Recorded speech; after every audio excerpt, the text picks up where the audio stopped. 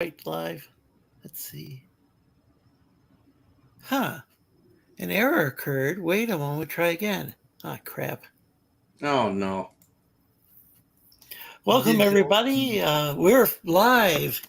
For some reason, I got an error message trying to go live, but we're live with. Yeah, I get that all the time, man. Yeah.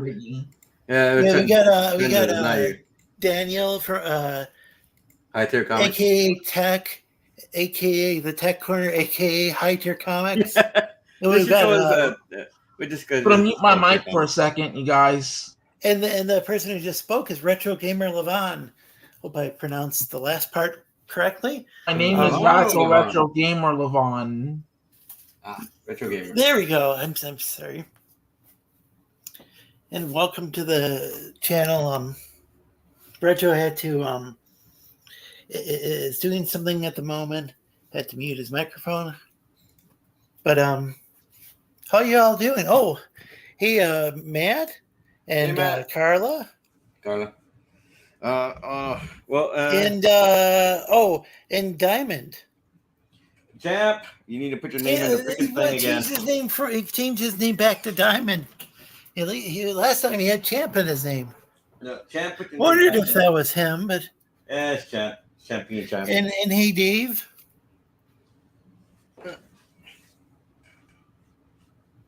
I think I said hi to Carla, but hello again, and Dave. Mr. Matt, and Dave. Of course, Diamond. Diamond says Mega Man NT Battle. That was a fun show. Yeah, the game was quite a bit of like me going, what am I supposed to do here? Wait, did you stream a game? Did you live stream a game? No, Champ. I don't think he has. Champ, have you live stream a game before? Or was there a show based on that game? It was a show. They made it both. They made it both a show and a game. And then it was in. I think it was like 2005. I never. I'm surprised I didn't hear about that. I mean, I'm not. Mega Man. I've only played a little bit of Warrior Show. I own a bunch of the Mega Man games. I've got. Yeah, I'm getting the Battle Network collection. I've got everyone that's available for the Switch. Hey. Great. I'm actually getting that for Nintendo Switch, the Mega Man Battle Network Legacy Collection. Is this I'm getting new? That. Or is this been around for a while? It's coming out tomorrow, actually. Oh, okay. Well, I don't have that one then, but I've got the rest.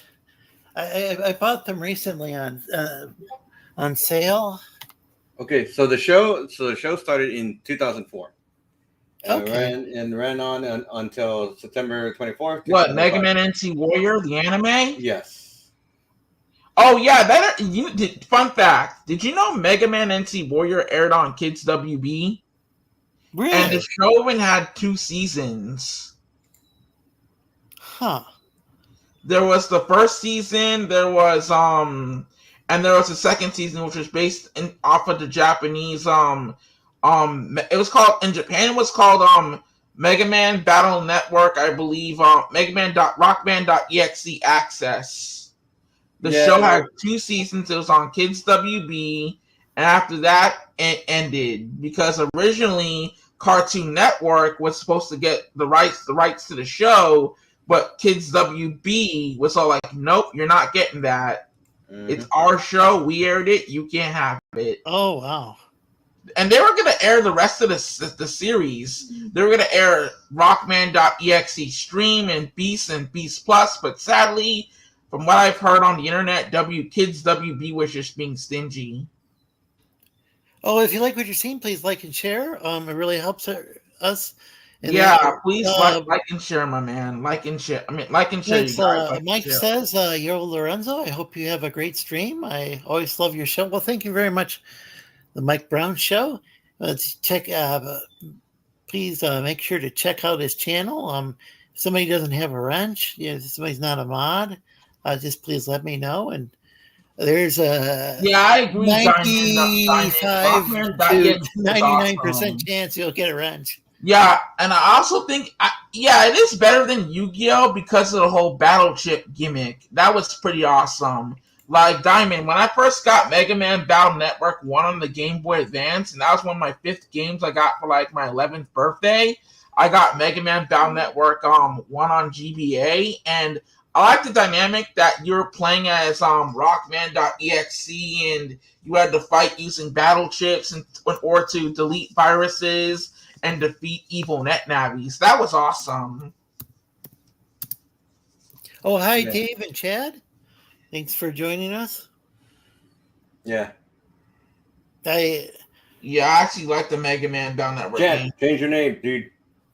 So, if you're happy and you know it, and you really want to show it, if you're happy... and he just pooped his pants. Well, that's a little too much info. I said hi to Chad. Good to see you. Anyway. And Carla's smiling. It's always good to see Carla and everybody who's in the chat. Oh, well, thanks, Hiawatha. And that is so cool that everyone's sharing each other. I like that. And Champ says that Rockman.exe was epic. It is better than Yu-Gi-Oh! Okay, I see. Modern Yu-Gi-Oh! Responding to the Yu-Gi-Oh! Comment. Oh yeah, I remember. Oh, Tony, I remember an episode. The episode where you talking about the episode where Roll.exe turns evil and she becomes Empress Roll. Yeah, that was awesome. You know, somebody did a parody, a funny parody of that episode. Huh. Yeah, true that. Someone did an actual parody episode of the episode with Evil Empress Roll. It was funny. Well, I'll have to check out that series. It sounds like a good series. Oh. Yeah, did you know Mega Man NC Warriors out on DVD and Blu-ray? Oh, Beyblade! Dang! You talking about Beyblade? Speaking of Beyblade, I have a lot of Beyblades. Like, I collect Beyblades. They're really cool. Beyblade is amazing. So, I am not gonna lie. Explain to the audience and to the host, because I'm. It's an anime about. It's a Japanese anime about these kids, and they would have like spinning tops called Beyblades, and they would go 3, 2, 1. Every time they put the Beyblade in the launcher, they go 3, 2, 1. Let it rip, and they would pull the winder or the ripcord. The base would go spinning, and they hit each other. And basically, the object of the game is to make your opponent sleep out or beat him with a special move. Basically, it was a spinning top on steroids type thing. So Diamond says Evil Empire. Beyblade aired on ABC Family, and then it aired on Jetix and Toon Disney, which now we know it as Disney XD. Oh, okay.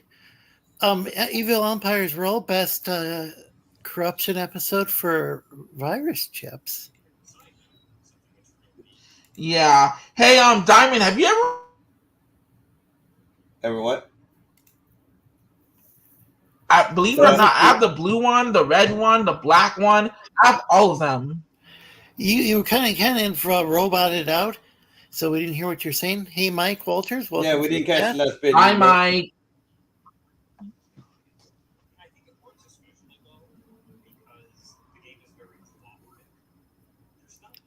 I don't know where the princess is, Chad. I don't know where that is either. Probably, I don't know. Okay. So Champ owns the whole series. I'm not sure which series. She's still in another castle. He's referring to the old Super Mario quote.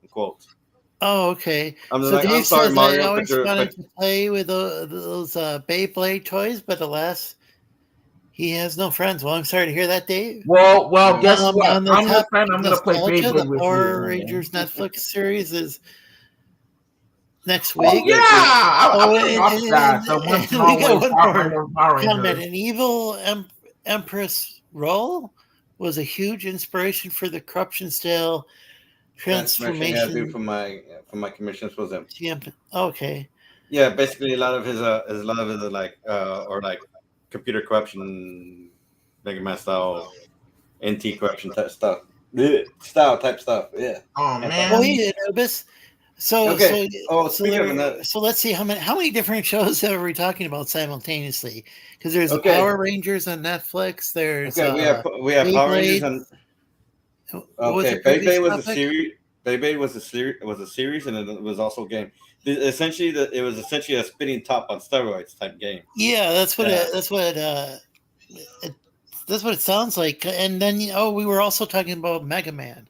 Yeah. So there's three different topics that. Well, because Mega Man, Oh my the lord. NT series spanned a couple of a series in the same set. The only difference is that we had CW and whoever else that were picking a fight with didn't release the rest of the series, so we had no idea what happened after a certain point.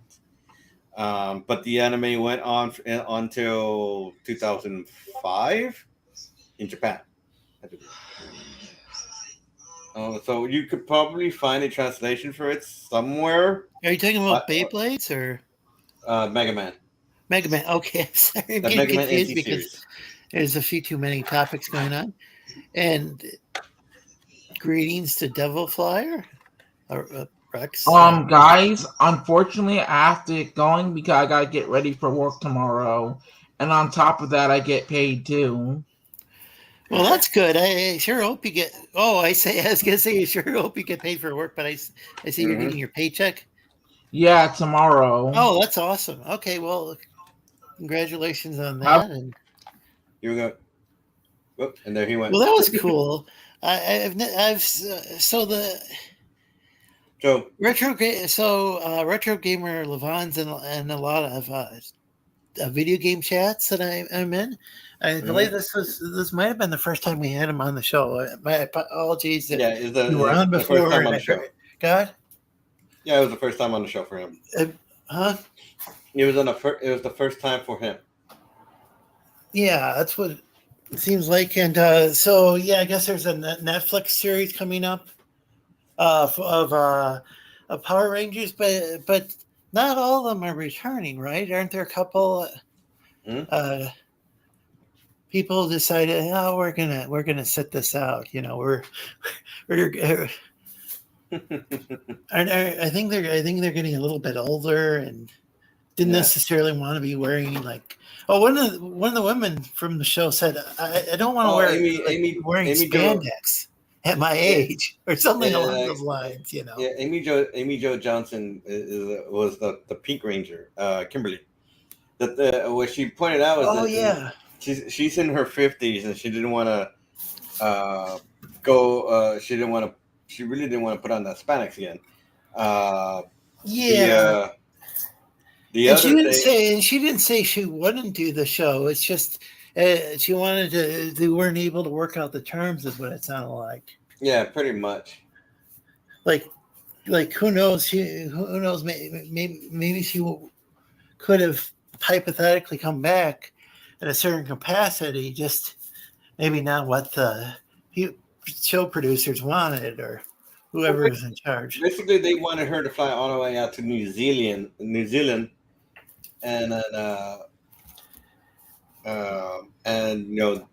be out there, I guess, for like a month, or a month or so. It would have been cool if she just had made if they figured out a way that she could make a cameo or something, and.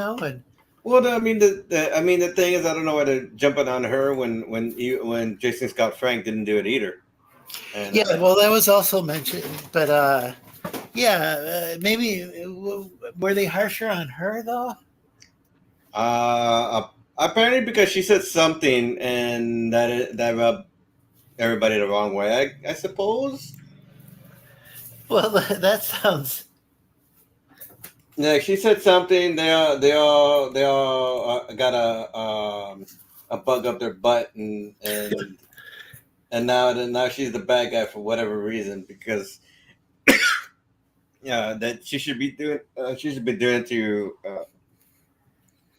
for whatever reason, to satisfy their nerd rage, I guess. And I was like, well, it's like I consider myself a nerd as well. I mean, we all do. I mean, everybody Yeah, here, but so people take it. Yeah, I guess people get outraged on social media, and I know. but I The didn't thing hear is, about her. I haven't heard of her. I could be wrong, but I wasn't aware of her saying anything like really like terrible. Like a lot of these celebrities will just like they'll go and denounce, like if their fans are of a different belief system than theirs. I'll phrase it vaguely like that. They'll go and, oh, people are this way or that. I don't think she said anything political or religious or anything like that. Like a lot of these people did. No, she basically she really didn't say anything wrong or anything right.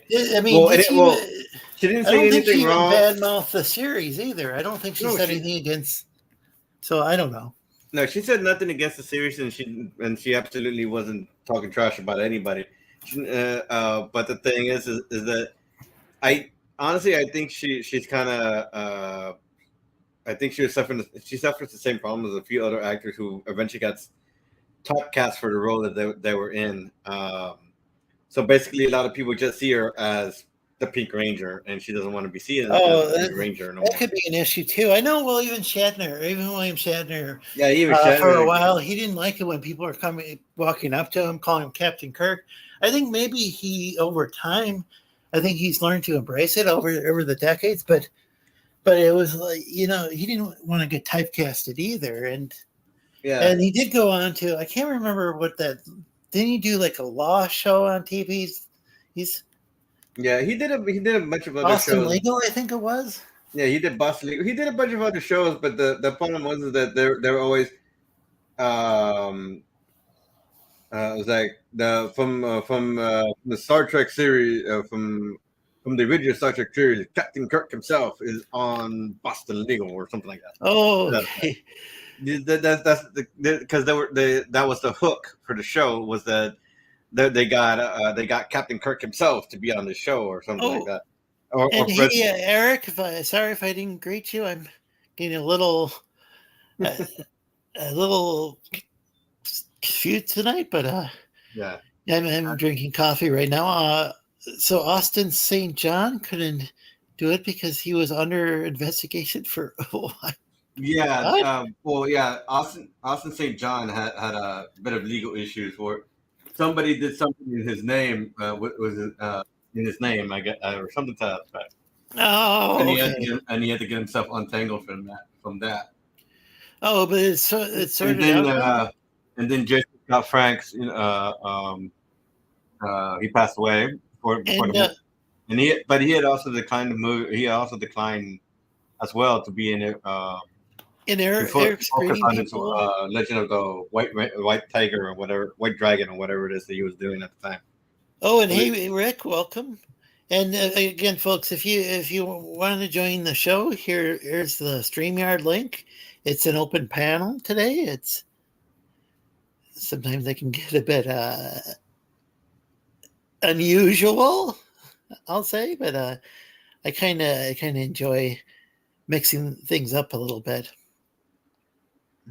If by mixing things up, I don't mean like I'm going to go and fight with someone or whatever, like, because I've heard people use that term that way, and maybe I'm misusing it. Yeah. I like. So, is there any art you've been working on lately? Anything that's safe for Wookiees? Oh yeah, hang on. It's just I was doing something for I'm getting something edited for the not safe for work stuff, but yeah, it's not like any of us are getting paid for the show. So I mean, no, I know. I was working on something different. I was working on something different, and I didn't want it sitting there doing nothing while I was messing with that first. I'm just But if you want to, can I highlight this now? Yeah, you can highlight that. Okay, because I'm going to pour some. I'm going to pour some creamer in my coffee. I know a lot of people prefer their coffee black, but I like to mix a little bit of creamer in there because I don't know. It kind of lowers the acidity. I don't drink coffee. People Yeah, like, yeah. you don't drink coffee? It helps give me a little. It gives me energy. If you don't join, Lorenzo will spill blood. That is a rumor. I can neither confirm nor for legal purposes, I probably should deny that part. I was going to say you can neither confirm nor deny. So what are we looking at? This is an idea for a fantasy character of the month for like every month. So it was some themes and ideas for that particular month. So this one is supposed to be January. I'm still working. Don't worry if I stop talking for a minute because I'm going to be pouring some creamer and putting stuff away. So the idea was to kind of make do something that I can put so I can make like a poster or something that for the month or a calendar for the month, and like my own thing is I need to figure out what else to put for the character, and I need to see if I can actually use the quote, "Not all who wander are lost." Because I really don't feel like getting the token estate attacking me to death. Because it's just taking stuff from the month. Because apparently there's also a no, not yet. Champ, because I had to put some money down for some other stuff. So right now, what I'm going to be paying for is Procreate. And then I'm gonna see about the reflector thing, so that I could I guess do an AirPlay onto my computer and then use that to stream. My own thing is I have no idea if that would actually work with a StreamYard, because StreamYard is weird. Oh, by the way, Rick Piper points out, Cross Comics points out that don't forget to check out, was it Mangai? Mangai? On Indiegogo by Chris, oh gosh, I can never pronounce his last name. It's Lithuanian. Chris T from Hero Shack. Awesome guy, friend of the channel. Actually, I consider him to be a Sleestakian. He's hardly there. He hasn't been on the panel for a while, but he never... I don't think he ever really stopped being a Sleestakian, even, as far as like he's part of, I consider him part of the show. Yeah. So basically, the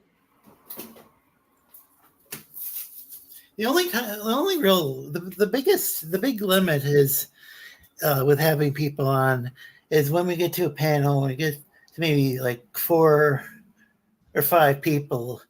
If I start adding people at that point, it can get real hectic. And go ahead. I'm sorry if I spoke over you. No, you're good, man. I'm just like I said. I'm getting some stuff done, and I'm getting. So have you? You don't use Procreate? That's an Apple product. Yes, because basically I bought I purchased an iPad off of. I'm sorry. I must have been like away for. Wow, it was. So you do use Procreate? No, I need to buy Procreate. Okay. Well, the good news is I think it's only isn't it only like $20 or something, which is a lot for like say an artist, because like most artists seem to just be kind of like scraping to get by. Yeah, so I can see that being kind of a. Well, I'm kind of there too. Because the other thing is that I'm going to try and stream more starting tomorrow, or hopefully tomorrow, and then so I'm gonna try to start it as early as I can, and go as late as I can, but like somewhere around 10 p.m. ish, I'm gonna go somewhat radio silent. Tonight? Yeah, tomorrow. Oh, okay. So by 10 p.m. So by 10 p.m. Like and share the stream. It really helps by 10 p.m. So by 10 p.m., it'll be kind of radio silent because I'll be kind of shutting up by then.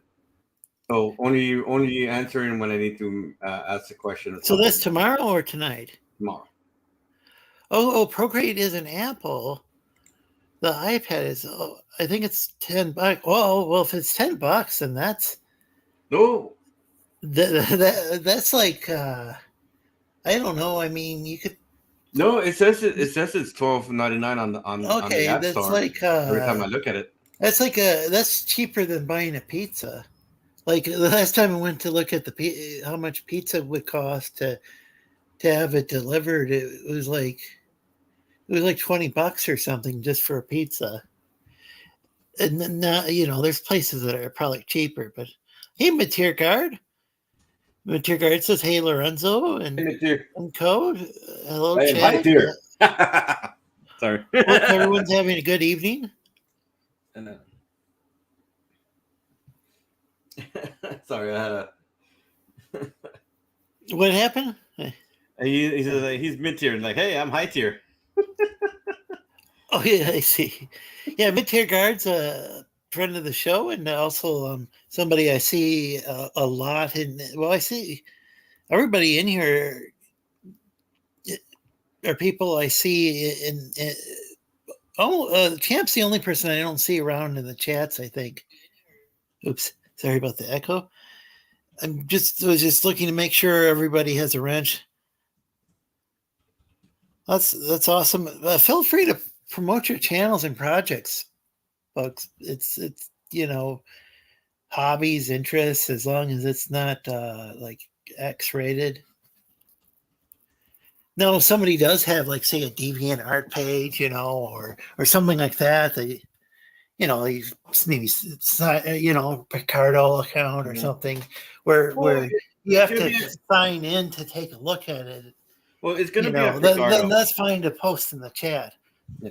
As far as I know. Yeah, well, Picardo. Well, I'm going to be streaming more on Picardo because the goal now is to try and build back. Because when I first started doing this, I started actually streaming and doing commissions. So the streaming. This is something. So that's why you're going by. Sorry to interrupt. That's why you're going by high tier comics. Mm-hmm. The Tech Corner is the not safe for work stuff. Yeah, the high tier comics is all the safe for work stuff. The Tech Corner, the Tech Corner is probably just going to be a regular name thing. So, because I just decided to go use the not safe for work stuff that I was using, the slightly modified name I was using for the not safe for work stuff, because I think people recognize that more than the Tech Corner when it comes to that not safe for work stuff. But again, okay. I'm not promoting that here because that's not really something that we should be promoting here.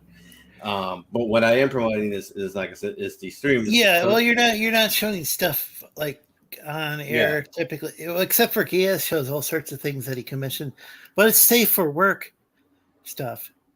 He's not showing anything. He's never shown anything on air that shouldn't have been shown. Yeah. Let's see here. So Mr. Matt's on his YouTube channel account that is music and social theory shorts. Well, feel free to promote your channel, and once again, I'm going to post the StreamYard link, and then I'm just going to pin it if I haven't already.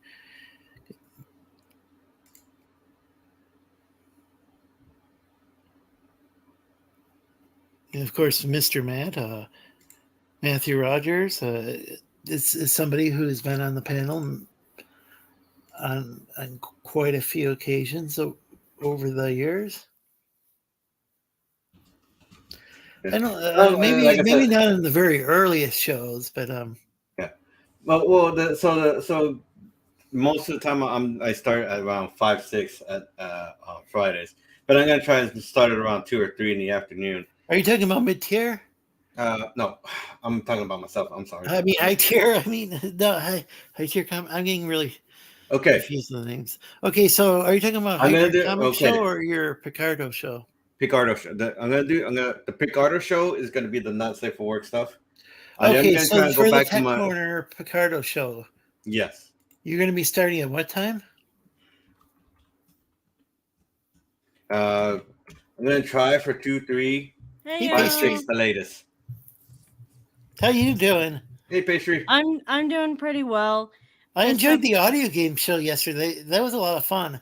Yeah, I kind of made a fool of myself, but in a good way with that. So I mean, I don't even remember that. I was just happy to hear about people talking about Buicks. I haven't heard people talk about that brand in a while. I mean, a neighbor kid, there was a neighbor kid, a teenager who had one of those. I think he was like in his late teens, and he had like a really nice, like maybe 1970s Buick, because all nice. It was a black looking Buick. It was black colored. Well, I don't know. Black's not a color. But anyway, that's what the black paint job and just for this really slick looking, what they would used to call muscle cars. I think. I thought that was a Buick. Man. All right. Just so you know, I did tongue twisters for that episode of Audio Games. Oh, Which apparently someone got a little too caught up in chat, but hey, I still get the watch hours either way. Yeah. I was just kind of wishing that the chat would come up with more tongue twisters for us to say. Oh, you're welcome on the show, LCX. Yeah. Sorry to interrupt. That's fine. So what happened? So we did you tongue were hoping twisters for the chat to give us tongue twisters. Oh, I'm sorry. I'm probably like I might have had to go the stream going in the background, but sometimes I get there's so many notifications that I get that sometimes I end up and then you ended up paying more attention to the chat, which it's all good because I still get the watch hours for it, that's what happened. Was I ended up I was still stuck on that whole Buick thing probably by the time that might drop in. You're still in going in an hour. Oh yeah, we almost always go for at least an hour or sometimes usually 2 or 3 hours. Start getting worn out around the third hour, though. Yeah, there's me. And then check out Rebellious Pastry's channel. That's the link from the most recent stream show that we're talking about. Mm-hmm. Awesome. Well, I appreciate you joining the panel. It's I never know what's going to happen on the show. I'll come up with ideas for the show. And I did tell you that Ubisoft is has joined the Game Pass along with EA for games that you can play. So it looks like I might be able to play. Oh, that's awesome. That means I don't actually have to buy Ubisoft's games. I can just play them on Game Pass. Yeah, it'll just give you the base game. I can go out and buy it on sale or whatever. Yeah, it'll just give you the base game. And then you can play the base game to your heart's content. Yeah. See what I think of it. All of these games are these open world games. They're big enough as it is. You know, I mean, as far as I'm concerned, the DLC can be really cool, but I mean, sometimes if it extends the hours to the game, that might be kind of a. Sometimes it gets a little overwhelming. Like maybe I should play the base game first and then get the DLC in the future. You know. And then, so because right now I think they added Ghostwire, so it's kind of a I guess like a supernatural thing. Oh, okay. I was thinking just the Assassin's Creed games, which like there's like a gazillion of them now. Yeah, no, it's hard to tell. But I think it's in response to their they're going to be bringing in new games pretty soon. So that's gonna be because I know they had Assassin's Creed Mirage, which I think is their their new game that's coming out pretty soon. I think. And then they have a few other ones. So I'm assuming what they're doing is that they're covering their bases and Wait, they're covering their faces? bases. Just messing with you. And then go ahead. and so they're adding themselves to the list, which kind of is kind of like a kicking dirt sand in the face of Sony, because they're trying to keep Microsoft from getting the Activision merger sell thingy going on, or whatever it is that they're trying to. Oh yeah. Sony doesn't like. I mean, I'm not even sure about all the. Exclusivity can be a great thing, but not always, especially when it comes to porn. I can understand flagship games like Final Fantasy, maybe even Metal Gear. But as far as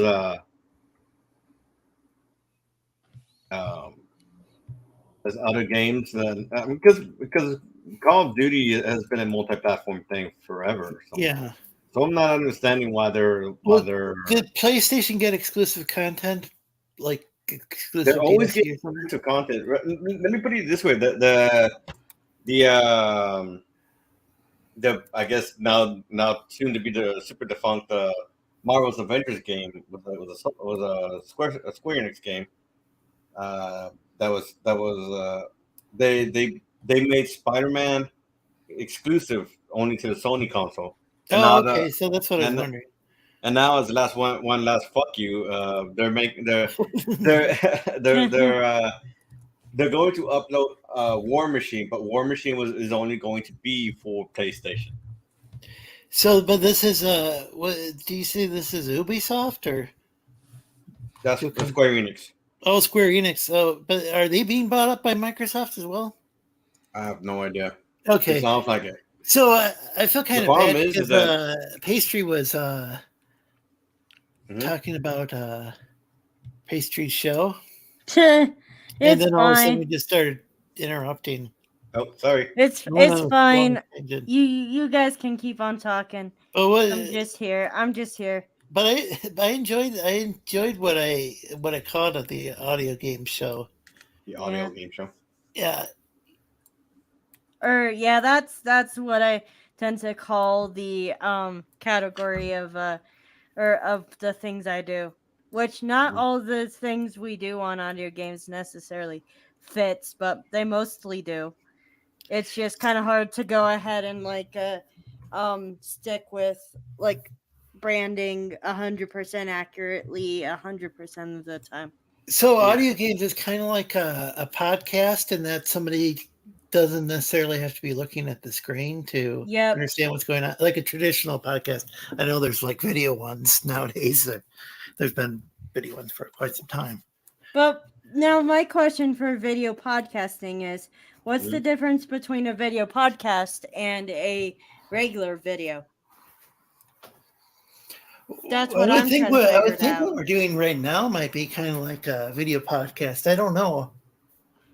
Yeah, I guess so. Like what Joe Rogan does or whatever. I think that's essentially what we do, is what we're podcasting, because we're not really hosting something specific every once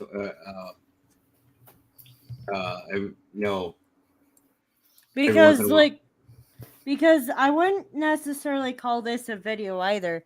I would call this a live stream, but this is a live stream. This is most definitely a live stream. I think the Joe Rogan experience was called a podcast, but I think that's because people can actually download it in audio format, even though he does sometimes show things on the screen. Or I don't know if you ever watch his show. He's a bit controversial, but I use him for example because he's just like the biggest podcaster out there as far as popularity, and got the most viewers. But definitely a controversial character, but yeah, he. I remember there was the Slate Explainer podcast, and I'm no longer a fan of Slate. Because I don't even know how relevant they are, as like, but I guess they're like an online magazine would be the best way of, or kind of online news commentary site. Yeah. And they did one of the earliest podcasts that I remember. Like it was the first time I remember like an actual, like say, some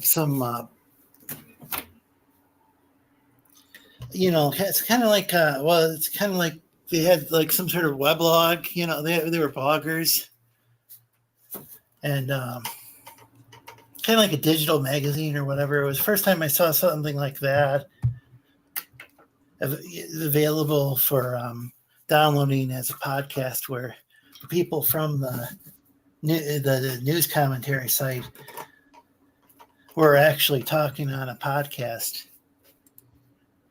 Now I'm sure that's pretty common. Yeah. So this is back when like podcasts were mainly for like hobbyists, I think. Yeah, anyway. Sorry for that long ass thing that wasn't at all useful as an explanation. Maybe the chat enjoyed it. I don't know. I have no idea. Oh, you guys went on about it, and like I'm just here. Yeah. I don't know. Was Rogan? Oh, it was Rogan conservative. He said it was gonna. I don't like talking about politics. Well, I don't mind talking about politics, but Daniel the Tech doesn't like talking about. I do remember him like supporting like Bernie Sanders, so I don't know. I mean, I'm talking about Joe Rogan. Oh well, he said that he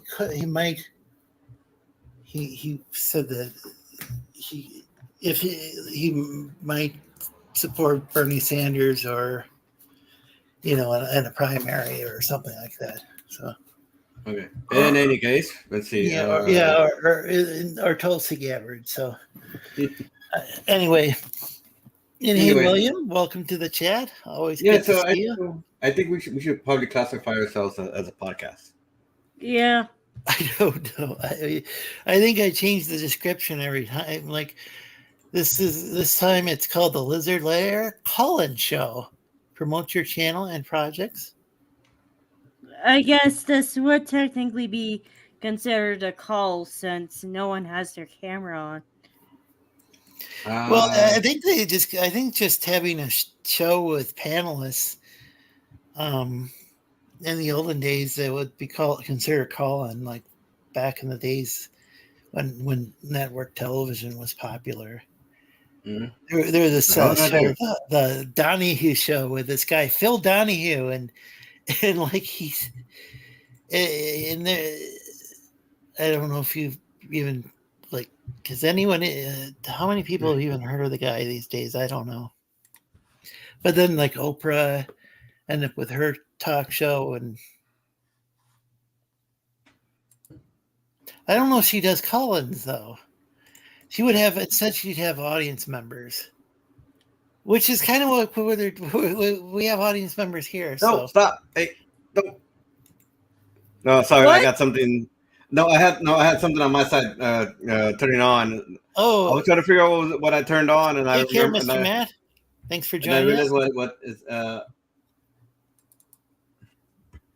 Yeah, it is more like a talk show of a tier guard. So yeah, there's Phil Donahue would always say, "Is the caller there?" Like he didn't.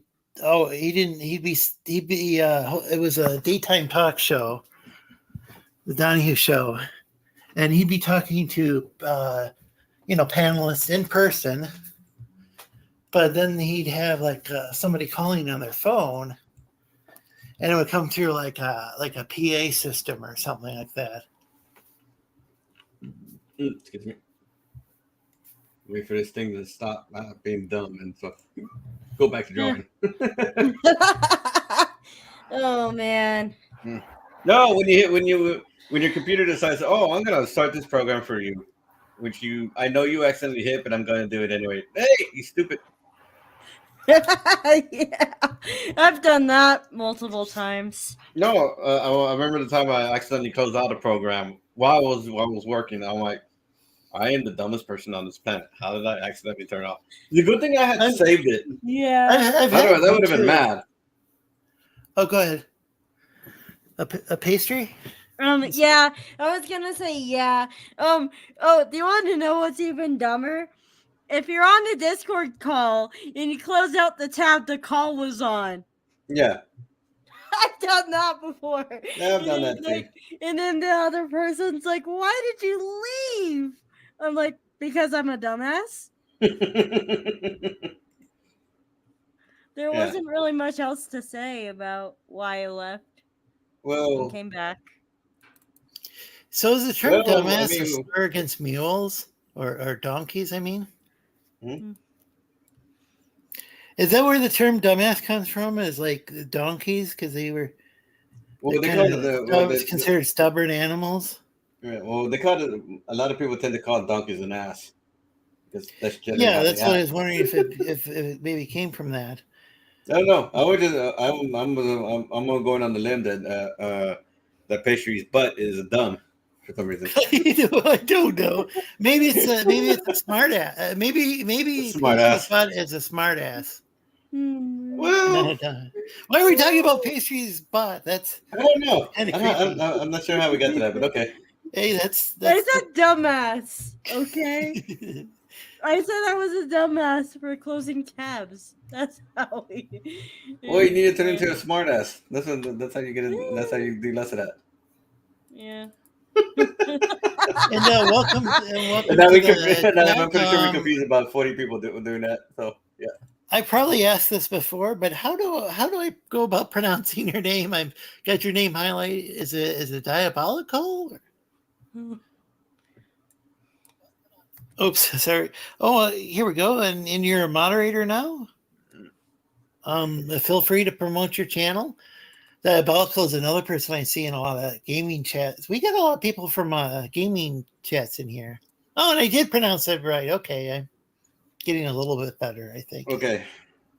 So for those who are wondering why it's taking me forever to get back to one thing, the program is called DAS Studio. So it's a 3D program, and because it's a 3D program, it likes to take forever to load the content that it's trying to. You're talking about another pro? Is it? It's not this program, right? No. This is DAS Studio.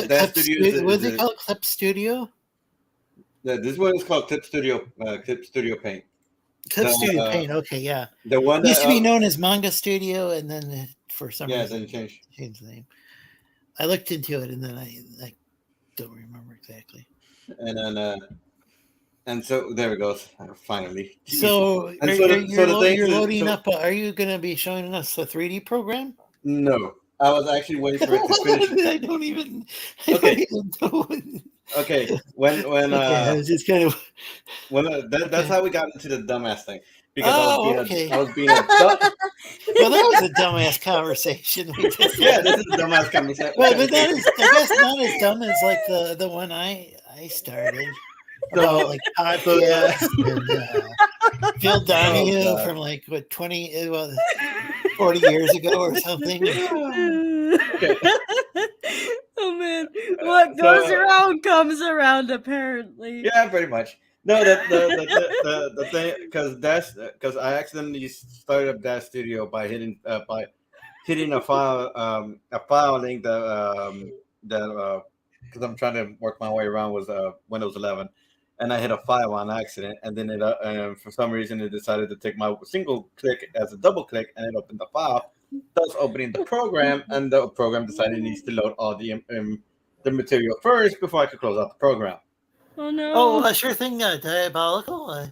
I like having, if somebody's a mod, it makes it so you can promote your channel and this is whatever projects you might be working on, or like there's some video game you're interested in, or any number of topics. So long as it's not X-rated. Yeah. Did you guys hear this is why I tell people when it comes to 3D stuff, it's going to take a while.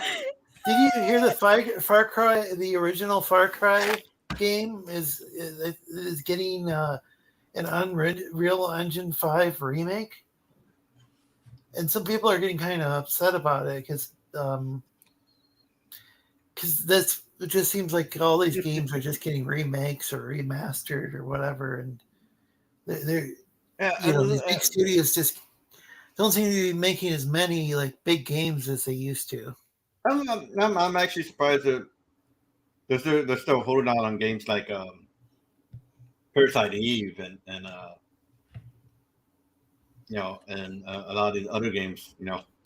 Yeah, Parasite Eve. I don't think is anyone even able to play that except for on like a PlayStation or PlayStation 2. You should be able to get it on the PlayStation Store. That's I checked, but I don't know anymore. But it's not a game that's been updated or anything. No, it's never been updated. I know there was a 2. There's a part 2, and that was it. They made a 3. Actually, I take that back. They made a 3, but no one talks about that game. Which is funny because the game did fine as far as sales is concerned, but people so much didn't like the game that they never made another game. Oh, and check out Mike Walter's channel. He covers a lot of what he refers to as niche news. As mainly what it is it essentially killed it killed Ada, I do believe, and you're essentially paying. Well, this is a big kid that you save from the original. The second you save a kid or a clone of yourself or a clone of Ada in the second game, I do believe. And so what you find out later in the third game is that you've been playing the You're giving away all these plot spoilers. I don't think anybody cares at this point. I do. I'd like to actually play it if I can actually find it. Well, Parasite 1 has always been the best game. Yeah. But like I mentioned the one time I talked about it, is that I would if they ever do a remake, or if I ever get a chance to sit down and remake something like that, what I would do is I would turn it into more of a horror game, like kind of more over the person third person shooter, but beat up with the body horror, which is what they were trying to do with the game, but they just couldn't. They didn't do it. They didn't take it that far. Well, actually I take it back. I think they kind of did, but I'm getting kind of confused here.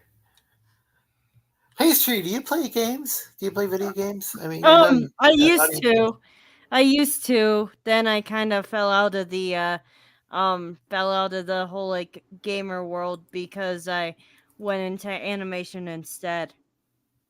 Well, that's weird because they're both they can both kind of go hand in hand. Like if you're focusing your time on animation, that's definitely which I know you are. That's definitely something cool because you're actually like because you're creating new content. So yeah, which I wish the mainstream people would actually do. Like they're just endlessly remaking stuff, and it just kind of yeah. And that was the deal with, and that's what somebody was complaining about with this article title said, "Oh, gee, Far Cry gets done in Unreal Engine 5 remake." Okay, well, that's kind of cool. I don't know if it'll be as good as the original. Like, what was the point? What would be the point of remaking something when you can just make new stuff? There's some games that like should get remakes because like you can't have the original one anymore. Yeah, I mean, yeah, because if it's something that only runs on like old hardware, and either you're going to need an emulated version that's available, or have a version that's remade. I mean, I can understand that on the Switch where you might be able to play the classic version, and then you can switch over, excuse the pun, to playing the one with a more modern look to it. It's weird because not just the Ninja Turtles game, Shredder's Revenge was basically an old game. It was basically a new game that worked like a lot of the old games. like the Yeah, old it looks like it arcade. could And be all. like an old 16-bit game or They, something like they, they that. You even they know, even did that with that was uh, shit, Streets of Rage. They made Streets of Rage 4, and it's basically the same game from all the others. The only difference is that they use more up to date animation techniques and stuff like that for all the yeah, I think 2D some of fighting those stuff. games are quite impressive from an artistic standpoint. You know, there's some beautiful graphics in the old fashion style video games that I like the open world games. It's good to the 3D open world games and stuff, but there is a certain charm to some of the older games, even if the graphics are technically you can make it more realistic nowadays. Realism isn't necessarily. I don't think realism is always necessarily better. Like I have that problem with Disney. Like with Disney keeps making live action or live action looking versions of their old stuff. Like I personally, from what I've seen of the when they remade the Lion King, but I saw that I didn't like compared to the Lion King that I saw back in the day. I'm trying to remember. I think I saw it in the theater when it came out. Yeah, stop trying to replace us with online or with a human version of us. Come on. Yeah. Cartoon characters matter too. Yeah. Yeah, they don't like us. They like cartoon characters. They want to make us look 3-dimensional. And that works with some stuff, but can't we 2D people exist as well? Yeah. Mm-hmm. It's just I don't know, it's just unfortunate. Yeah. And I don't I don't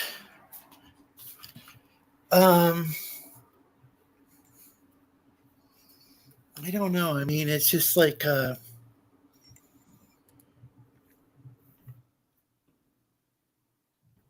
let's see.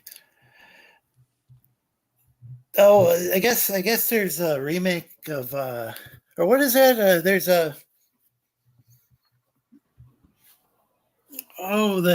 a new Evil Dead movie coming out. Really? I don't know if Yeah, the that's main right. character Ash is even in this one. No, probably not. I think the thing they're moving on from Ash to other people. So basically, it's now like a body horror movie franchise. So it's Yeah, basically moving on from one person to the next to the next. So right now, I think this one is the somehow it infected their mother. So it's a bunch of okay. teenagers. So the thing is, the actor Bruce Campbell, Mhm. he's got to be getting up there in age. He's probably He has to be at what, least like in his probably in 60s. his is he in his 60s now? He should be in his 60s by now.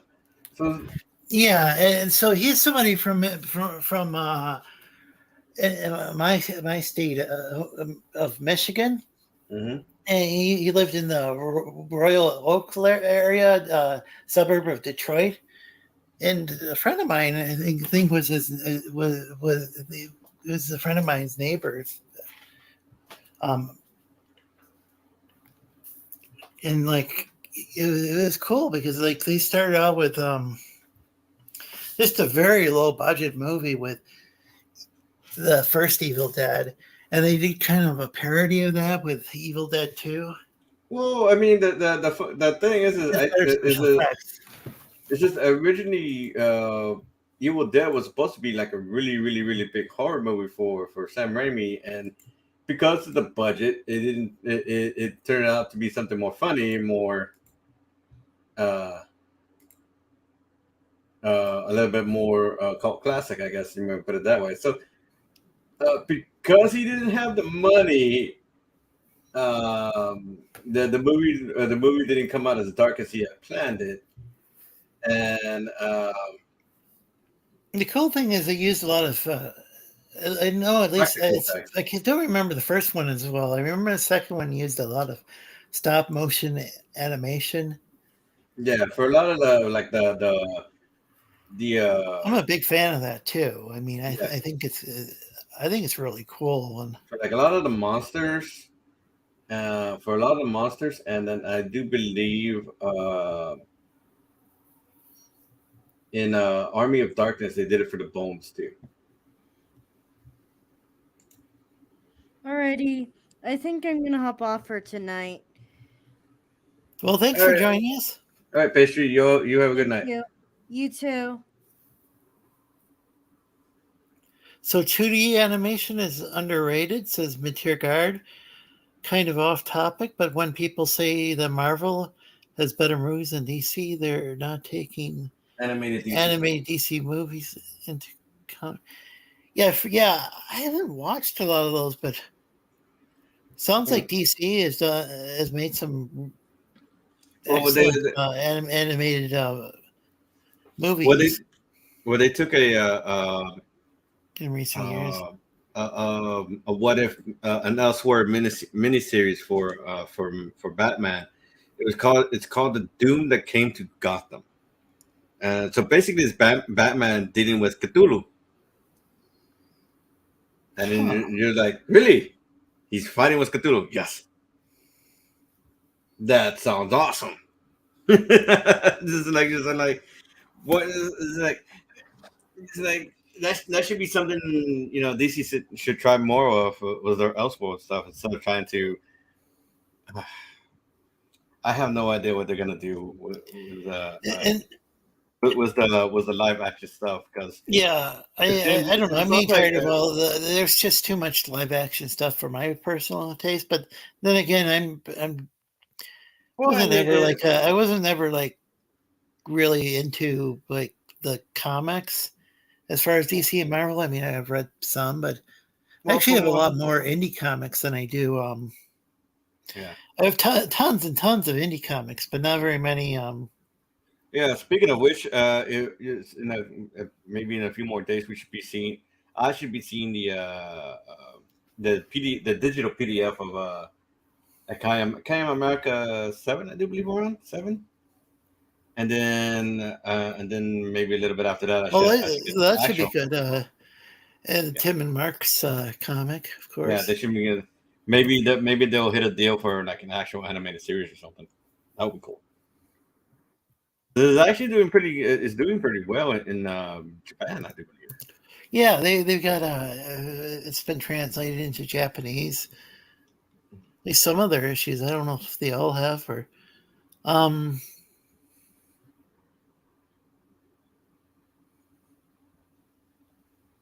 Yeah. So I don't know if anyone in the chat knows or is willing to look it up for me.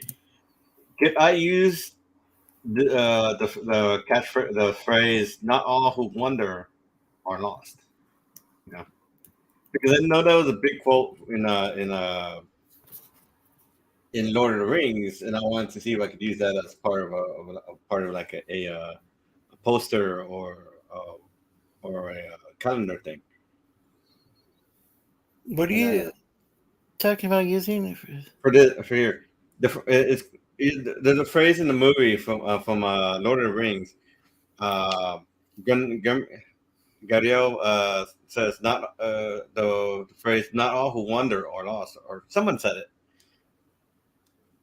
It was used for the movie. Not all who wander are lost. So I don't know if that's a thing that Token Estate can absolutely smack me down for or not. I don't know. Yeah, because there's a J.R. Tolkien Day that's celebrated in January. So like, okay, that's cool. And so that's why I wanted to put the phrase so that it goes with the theme for these holiday things. So Bitar Guard said I've only seen a couple of the animated DC movies, but one of them is Flashpoint Top Tier. Yeah, I think that's the one where you basically find out how much of a dick Zoom is. Reverse Flash is that he goes out of his way. He's willing to let the universe die just despite burying him. Like, damn, dude. It's like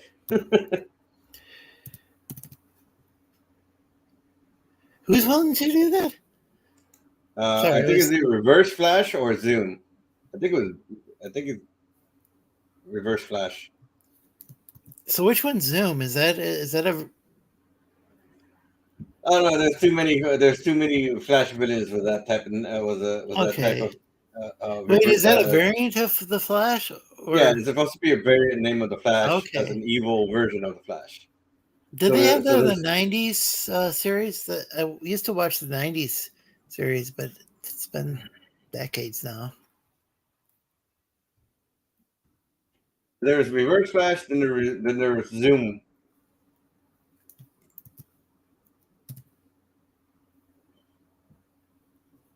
Huh. Okay. Yeah, but do you know if that was in the '90s version?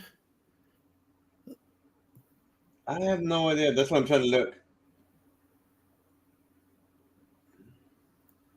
Oh, you reminded me. That's where Reverse Flash Reverse Flash meme came from.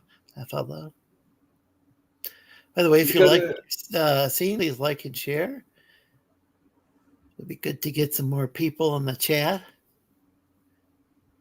I'm still sharing out the link. So I'm not. Yeah. I wanted to wait a little bit. I wanted to. Sometimes if I schedule things hours in advance, then maybe they just get the notification hours early and might not get it when we go live. So okay, so different things out. Okay, so Zoom and the Reverse Flash are two different characters. Well, that's what I thought you had said. Yeah, so Zoom is Hunter Zolomon, and the Reverse Flash is Edward Thane from. So the difference is that Zoom is not actually using the Speed Force. He's found a way to accelerate and decelerate time relative to the world around him. So that's what changed. Huh. Yeah. So that's Zoom, in a nutshell. And there's your flash fact for today. Okay. Let's see. There were some other interesting things I saw in the. I was going to say in the news, but what I was going to say about Evil Dead is somebody went and yelled. So at South was it South by Southwest. There was this Evil Dead panel, mm-hmm. and somebody yelled out something like the movie fucking sucked or the film fucking sucked or something like that.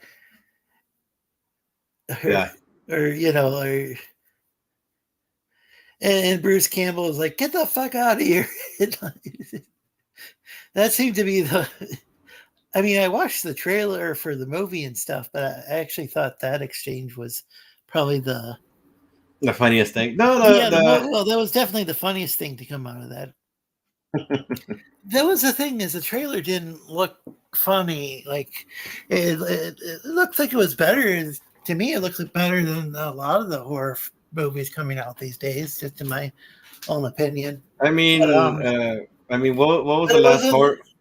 What was the last horror movie we had? I think it was Megan. Oh, that's supposed to be really good. Yeah, but people like it. It was basically Evil Small Wonders. That's what it was.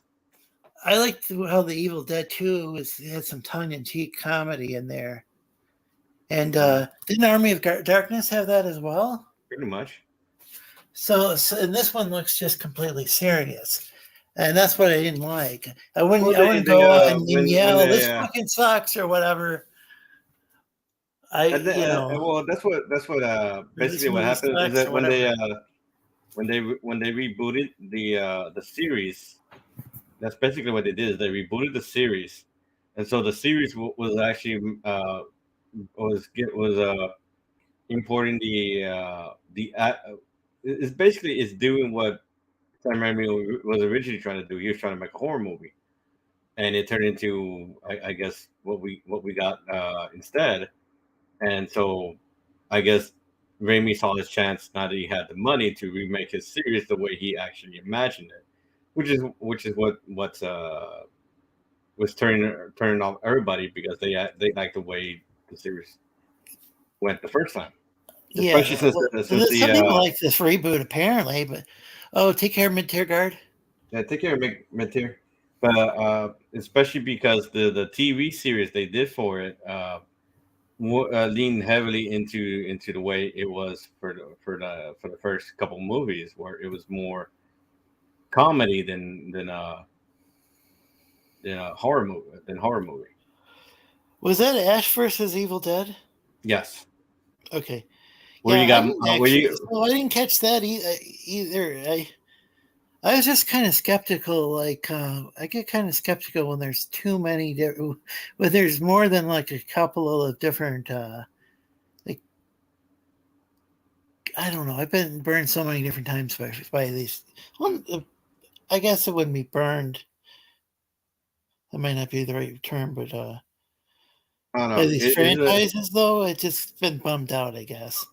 And so nowadays, if I hear about some sort of sequel, I get kind of, or some some sort of something being added to a series, I get kind of skeptical. But the clips I've seen from Ash versus Evil Dead look cool.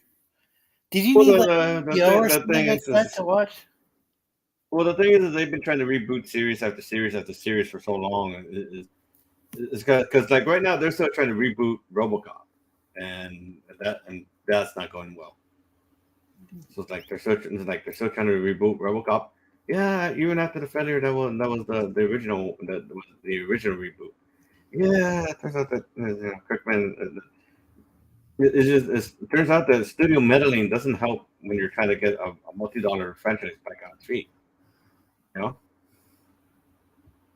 It's like quit fucking with the people you're trying to do your movie right, and they might actually bring you what you're asking for. And it's like, but movie studios don't seem to understand that stuff. It's like, and then then there's the stuff was like Star Wars where they're drastically changing everything. Yeah, well, we've talked about this pretty much every show. Yeah, the thing is, I'm just talking about remakes in general. But my point is that why I didn't. Where did Ash versus the Evil Dead air? Was that like on Dead Air? Was that on HBO? Well, the Ash versus the Evil Dead. Yeah, I believe so. No, actually, I think it was on HBO Max. Someone can correct me on that. Now you gotta make me look it up, aren't you? Shaggy Wallace. So I think that might have been the issue. Is that another issue is so I didn't have that, and in fact, I might not have even really known much about HBO Max at the time. Well, it's being called. I'm hearing about it a lot lately, but. Let's see. Ash versus Evil Dead.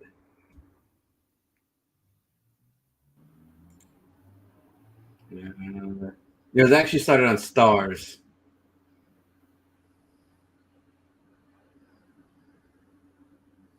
Yeah, it was on Stars. But you could probably find it on HBO Max. Okay. So I didn't know. So yeah, I don't have I never had Stars, so I didn't. Well, I'll take that back. I probably had that for a while, but I thought somebody had to have cable TV or something to. Yeah. But you could also find it. That explains why I didn't watch it. It was on Stars, so most of us really couldn't watch it unless we had a Stars account. Stars. Yeah, but now I would like to watch Ash versus Evil Dead. Well, they do have it on DVD, so you can watch the box set if you ever get the chance to. so you can own the series on DVD. And, yeah. Oh, that's cool. Yeah. It's always good when there's physical copies of stuff. Yeah, pretty much. Especially if it's the full thing and not like butchered like they did with like Beavis and Butthead. Like they didn't have the rights to all the videos. Oh, by the way, if you like what you're seeing, please like and share the stream, and feel free to promote your stuff in the chat, and the StreamYard link is pinned now. If anybody wants in the show, there's a very small, like a handful of people who are banned from the channel, but yeah, and they know who they are. But other than that. No. I mean, I'm grateful. I'm grateful enough to myself that I've only ever banned one person in the entire time I've been doing this. But that person earned their ban, so. Yeah. Well, there's not a bunch of people currently banned. Yeah. Sometimes there'll be somebody. Well, I won't go into too much detail, but Right. But I'm just sharing out sharing out the link. Still letting people know the show's on, because I didn't really get a chance to. I went and created the YouTube link, my YouTube StreamYard link, and hey, Herman P. Hunter, no, you're not banned. And no, Herman P. Hunter does an excellent job with his books. Feel free to post your website and YouTube channel, etc. Because so this guy, he's an author, and like you can buy his books from numerous places. Like, and whereas some people might only say use Indiegogo or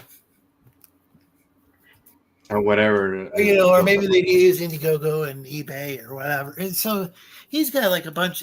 I think you can go get the book and just like, I think Walmart, Amazon, etc. I mean, you can even get an audio version of the book, which is what I plan on doing. You can get it from Audible and like several other places, and like that's how people, if they can distribute their books, that's what they should do, in my opinion.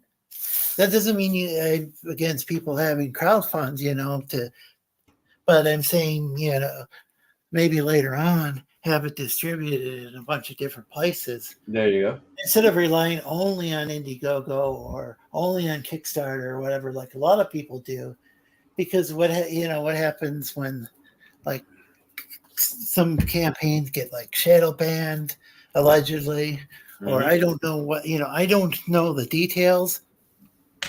Yeah. I've just had lots of, friends who are creators who say, well, my book was, you can't find it, if you do a search on Indiegogo, and it turns out, I try to do a search, I might not be able to find, Yeah. But so I think it's really cool when somebody actually has their book available in multiple places. Maybe I don't know, maybe it's a little different with like, I think he writes novels. So I think that might be a bit different. But I think even with comics, people could go and have it more places than just only have it at Walmart or only on Indiegogo or. Yeah. Oh, I mean, it's just one of those things. Yeah, I don't know.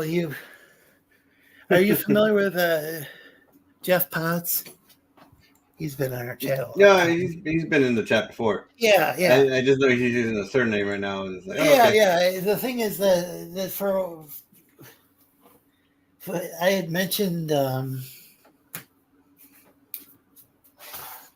his actual name before, and then like somebody didn't respond to the tweet. It's like, oh, maybe I shouldn't be using that because. But yeah, I don't want to dox him. On the other hand, he's used his actual name and said, "Hey, I'm Jeff Potts." The deal is that he's in chats before, so if anybody's doxing him, he's doxing himself. Funny you should mention audiobooks. My books are currently on sale at Chirp Audiobooks. I'm not familiar with that. Yeah. Herman P. Hunter's a pen name. Well, okay. Yeah, I mean, speaking of probably small business stuff and what have you, I've actually looked into that into printing stuff, to be a small press print, and I think it's doable to print other people's comics. I mean, I probably wouldn't be able to do like 5,000 or I could probably do like 50 to 100 at a time. But for like, I think you described this on the last stream. You went into a lot of detail, either that or the stream before. Yeah. So, but I didn't hear the part where you went into detail about how the printer would work and everything. And so thing, but I didn't hear that you might print some other people's stuff. That's cool. So that's the idea, was to also print other people's stuff. So, I think you're doing things like right now where aren't you doing like a digital version of a comic, and then you might put it later? Oh yeah, I was there. Right now, no one has signed. Currently, nobody has signed up for it. So, I see. So I'm kind of sad about it. I'm like, so I don't know if I should keep going or not. Oh, you're making the shift from you're using Subscribestar with that. I'm using Subscribestar with that, but I'm thinking of moving it over to like something like Substack. Maybe I might have more better luck there. Maybe because I guess not a lot of people know about Subscribestar or are a little up in arms about it. Because right now I'm in the middle of changing over the not safe work stuff on my Patreon to something else, to Subscribestar actually. So that's the change for that, and then so I was thinking of using the Patreon to put my safe work stuff on. So I just need to delete everything off of that first before I put anything on there. I mean everything. So I can't get any keys for stupid shit. And then hey, Simple Jack, welcome to the chat. So what are you drawing? Like we've been talking about all this other stuff, but we haven't even talked about what you're drawing. Well, like I said, this is an idea to make like a either a poster or a calendar type deal, so I can sit here and have something for the like something themed for the month. So a fantasy character or a female elf character for each of the months, and then so depending on the month is how the character looks, dressed, and acts. I guess I'm gonna put it that way. So for summer, I was gonna for August, I was gonna do something more summery. So we'll see how that one goes. And then, okay. So it may be a little. Oh, hey, the metal, welcome. Do you have a wrench on the channel? If not, I can give you one. Do you it know may the be metal from Rick's, Cross Comix channel? Okay. I believe he's been on here before. Oh, he's got a wrench. Yeah. So my other thing is that I'm debating how spicy I want to make this because right now she has a boob window. I don't know if anybody's noticed. So she has a boob window,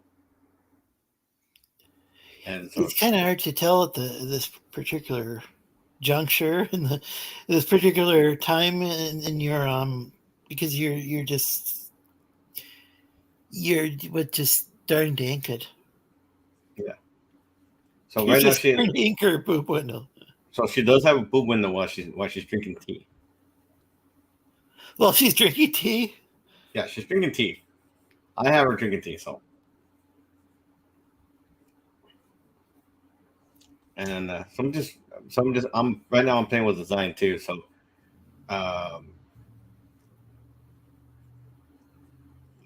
So I'm not sure if I want to keep it this way.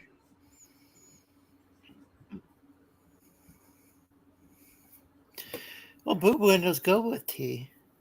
I don't know. I knew you'd say that. It sounds good. Sounds dirty too.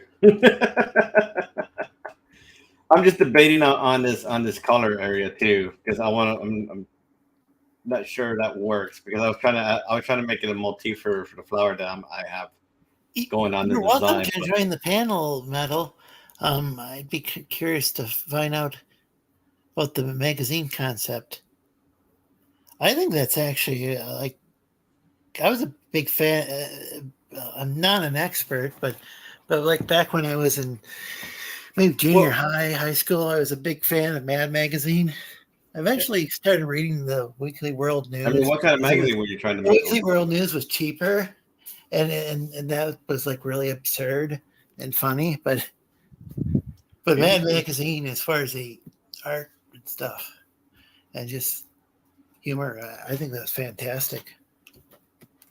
Sorry, Tech. Oh no, yeah, I'm still debating on this because I'm trying to because I was trying to make it look like like she's wearing a power suit, but at the same time try to keep it fantasy. But I think I'm having a bit of a fail with this piece right here. Huh. Well, like, do what you feel you need to.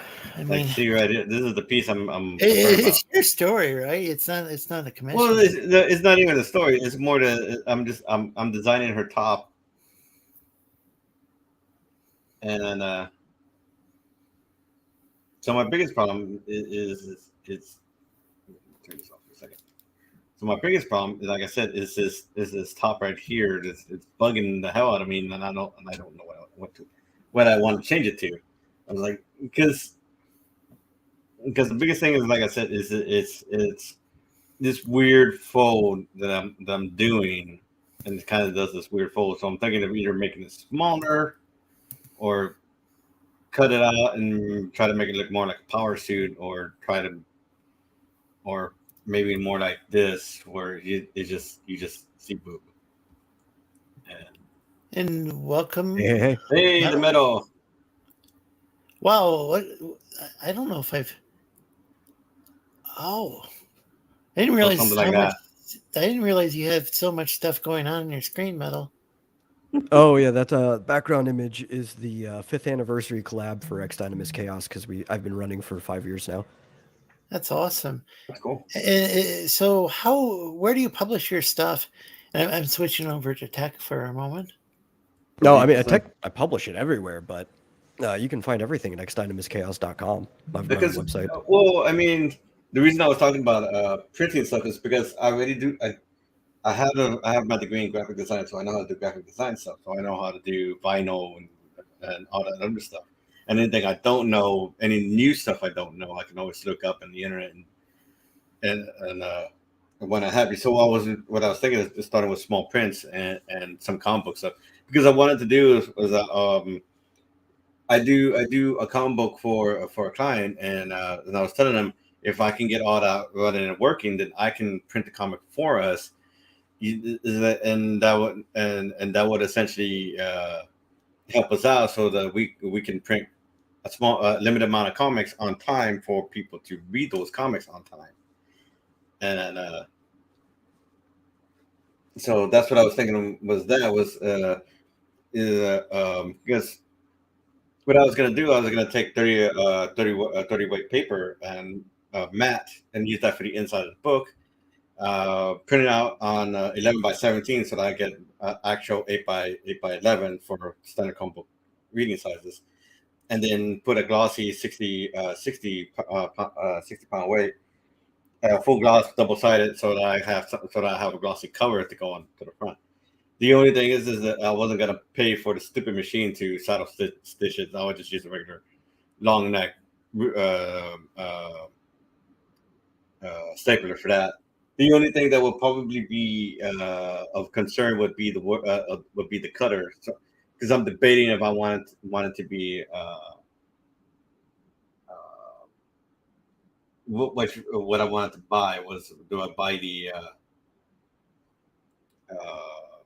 do I buy the $176 one or the $40 one? There's a $40 one lets me do 40 at a time.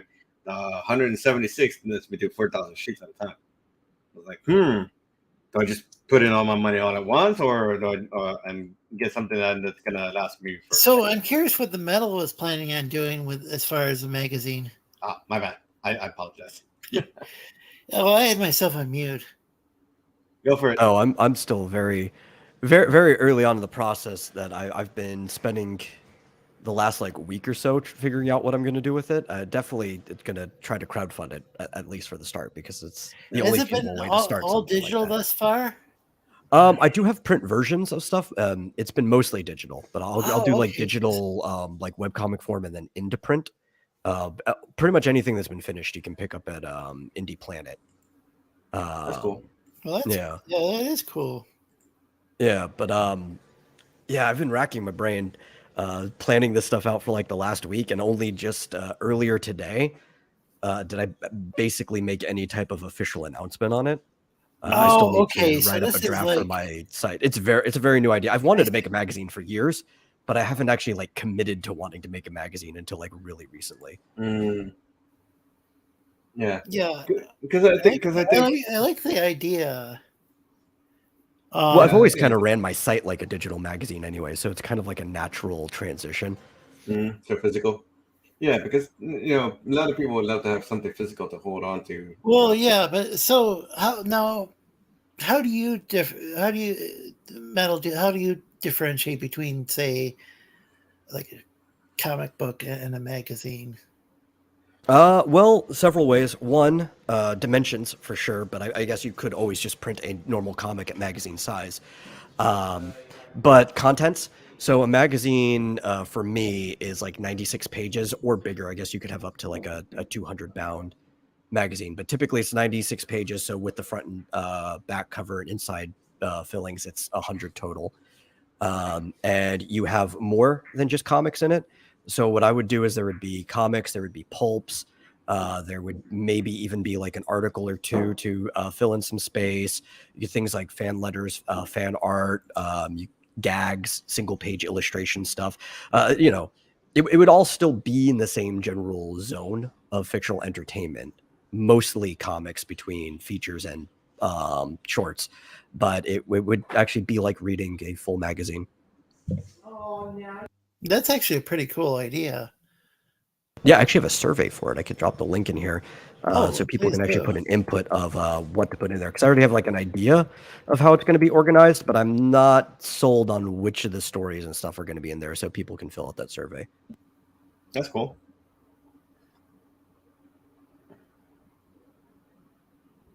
Yeah. No. Oh, that's no. Yeah. That's an interesting picture. What did I do? I'm just looking. Oh, okay. We just flip back over and we see breasts on the screen. So yeah, right. Yeah. The ladies in the land of the lost don't quite. Their anatomy is a little different. So. Well, I'm trying to think of something that looks fantasy. That looks like fantasy, like a fantasy outfit, but still something you would see something in a business Atari. Rick already filled out the survey. I saw he was the first one. For the survey, I'm collecting emails mostly to make sure that people aren't just like filling it out more than once or anything like that. But I could also make a mailing list out of it for people who check the very first box, like, yes, I am interested in backing it, so I can notify people when we do start doing this. So yeah, I saw the Rick Piper at crosscomics.com was the first person to fill it out. Nefarious says she thick. Well, like I said, the idea is that most of these covers most of these characters that I do are going to be spicy. I guess you might put it that way. So it's kind of sex sells, but and I can do this without getting myself in too much trouble, I think. Well, yeah, the thing that's really kind of surprised me is and I know as far as comic book readers are concerned, women are like by far the minority, but like it seems like the women who do enjoy comic books, a lot of women who do enjoy comic books say they want the women to look sexy, just like guys, well, like a lot of guys want, they don't necessarily want their like Superman to have like a big beer belly. They want him to, to look super. or the Hulk, they don't want the Hulk to be like like scrawny, or no. Well, on average, I think it's, guys want more variance out of their men than women want out of the women in the comics. But most you want like highly athletic men. Every so often, if you have like a hero that's kind of like built around that physique, like if somebody has like the biker bod and it works, people will like it. But you don't want everyone like that.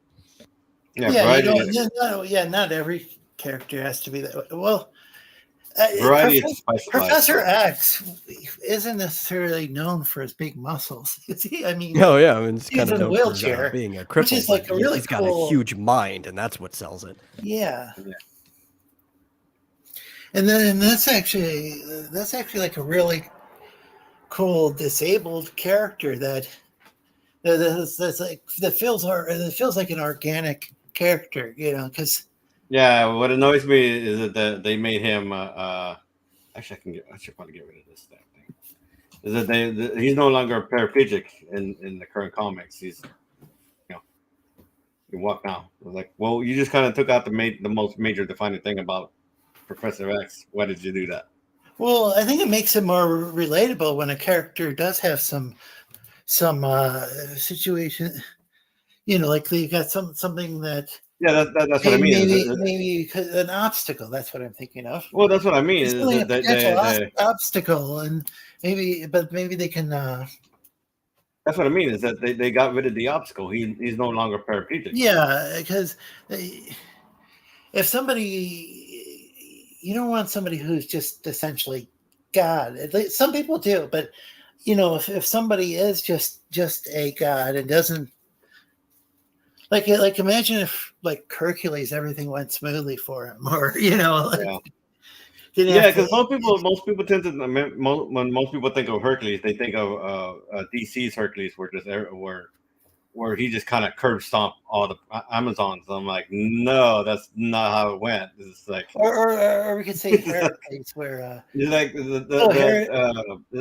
the Amazons didn't actually didn't get captured by Hercules or anything like that. Hercules was the way it goes is that he was trying to win the belt of Hippolyta from Hippolyta, and he does. And as he's leaving, Hera kind of just throws a big fucking F you and wait. So so we're kind of mixing. We're like doing what people commonly do with.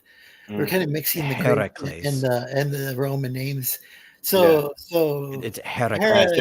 Hercules. I can't say it right, so I'm using Hercules because it's easier for me to pronounce. Who is there an equivalent to Hera in Roman mythology? Yes, that is Juno. Yeah, so basically, because all of Jupiter's moons were named after his wives. So basically, Hera got the Amazons killed. So what did you say was a Zuno? Well, it would be pronounced Juno back then, but we use a J now. It's Juno. Juno. Just like it would be Jupiter instead of Jupiter, but language changes. I don't really know as much about Greek mythology. Greek and Roman mythology. Did Juno have the same sort of like role and everything? Yeah. Yeah, as far as the adversarial attitude and stuff, like was sort of. Jupiter So a lot of the conflict between Ares and Heracles actually comes from Mars and Hercules. Had a little bit of a rivalry in more of the Roman stuff. So there's that there, but for the most part, it's like Juno just served the same purpose as Hera. Yeah.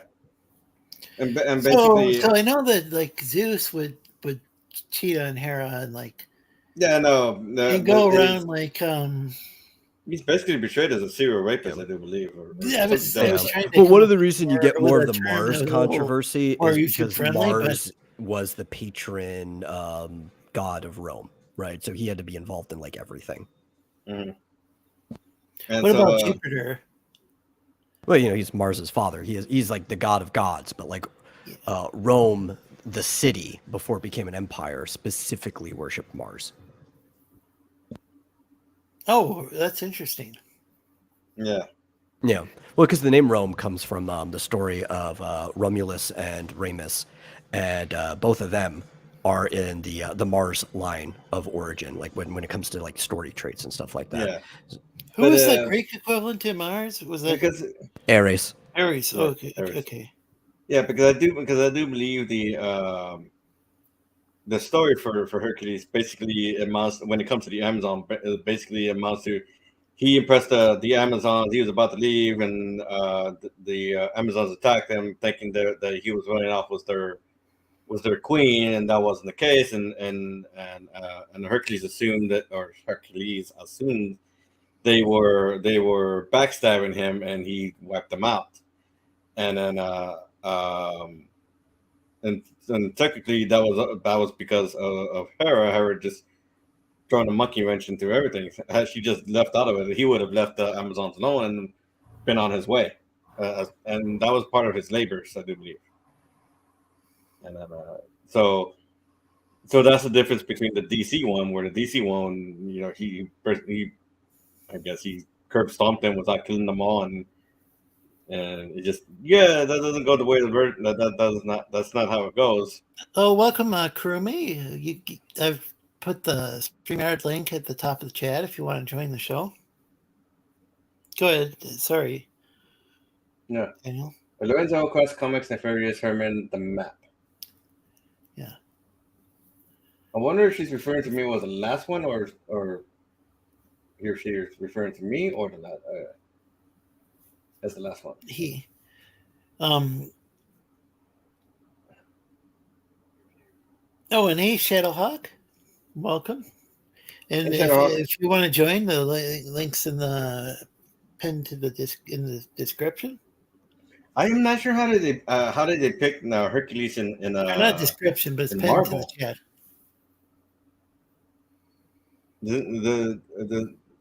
Does anyone know what how did they depict Hercules in Marvel universe? Yeah, it's actually really funny, and I guess he is slightly more like his Roman version, even though they still use the word Hercules for a Greek version because his father's Zeus. Yeah. But they basically switched mythological Thor and mythological Heracles personalities around because they kind of already gave Heracles' personality to Thor way back in the day. So you're like, okay, well, they'll just give him Thor's personality to even things out because he acts more like mythological Thor than he does like Heracles. Oh, that's okay, Shadow. You don't have to join if you don't want to. Hey, Stickyard, if you want to join, you don't have to, but I've got the link pinned. StreamYard link. They even kind of gave him a mace, right? Which I guess is kind of close because Heracles used a club primarily. He technically used bow and arrow, sword, shield, spear, but his main weapon, if he ever chose to do anything, was a club. And I'm like, okay, well, I guess you can give him a mace. That's just so we can have a hammer like Thor has a hammer. That's the real reason they chose a mace instead of giving him a club. Yeah, because I know that DC is stuck to the club. Or the club living bit. Join the club. But I don't know if his origin is that more closer to his mythological version or like what they did with DC, where they changed so much around, and it's not even the same myth or the same. I think it started out as just pure, like Heracles version of Hercules, right? Like, but now they've rechanged things so many times I can't even keep it straight, so I couldn't tell you. Yeah, that was one thing that always intimidated me about the comic books, was that there were all these different versions of all these different parallel universes, and I think what DC got attempted to get rid of that, right? And with was a Crisis on Infinite Earths, and then they kind of bring it back.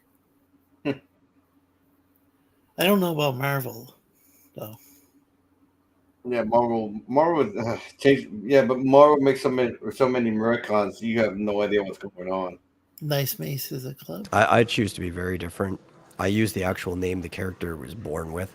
I call him Alcaeus because his actual name isn't Heracles. That's a title. It means Really? Hera's power, right? Because he got his power from suckling at the teat of Hera. His actual birth name, he was named after his father, was I think originally pronounced Alkaios, but it's also sometimes just Alcaeus. Okay. You can call him Al for short. Wow. I never knew that. I don't know. Everybody just assumed that was his name, Heracles. Or Hercules. Yeah. So most people don't know his actual name. So, didn't the Romans get like at least some of their? Didn't they kind of borrow some of their stuff? Their like Greek ideas. Like, well, it all comes from Crete, actually, Crete, right? So there was like a, I think it's Peloponnesian, right? It's not Peloponnesian. I think of the wrong word. Some P. Why am I spacing on it? But there was a Mediterranean people, right, that were there. They had first conquered Crete, and that's where their people spread from. And then they kind of split into different groups of people that had a similar mythology that all became different ones, right? So they did back and forth trade. The Etruscan were their own people too, who basically never got conquered because they had mountains around their small region of Italy. And they were able to basically proliferate separately for their ideas. Polynesian, I don't know. No, that's the islanders in the Pacific. Yeah, the Etruscan people basically got to grow separately from everyone else, and then eventually, as militaries got better, they were able to take them over, and Rome just took over everything. Yeah, I thought they definitely traded ideas as their myths grew true. Because they were like where modern day Tuscany is, right? Phoenician. That's the word I was thinking. Oh, thank you, Shadowhawk. Phoenician. It was some P word. Well, but they were Canaanite type people, right? They were. Yeah. But that's the earliest root of basically what you would call Deus Peter, which just means Sky Father, right? Yeah. And you can see both Zeus, which is Zeus, and Jupiter. That's Indo-European, right? Yeah. I thought the Phoenicians were Semites. But that's where the religion earliest comes from, is from the island when they took over. Take care, Jeff Potts, a.k.a. Kerman P. Hunter. What a lot of people think that happens is that because they were just so good at taking over that they kind of left the people they took over, the Indo-Europeans, with their kind of like religion, and they just like rebuilt it up themselves from there. The Phoenicians?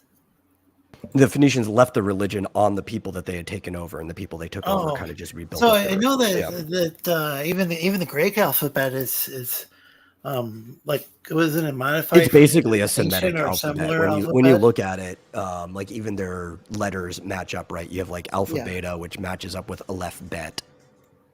And it's very similar to, like, say, Paleo Hebrew, like the old Hebrew alphabet, or it's very similar to Egyptian too. But even a lot of their primordial gods are the same as the Egyptian gods, right? Like both of them, the very first thing to exist is chaos.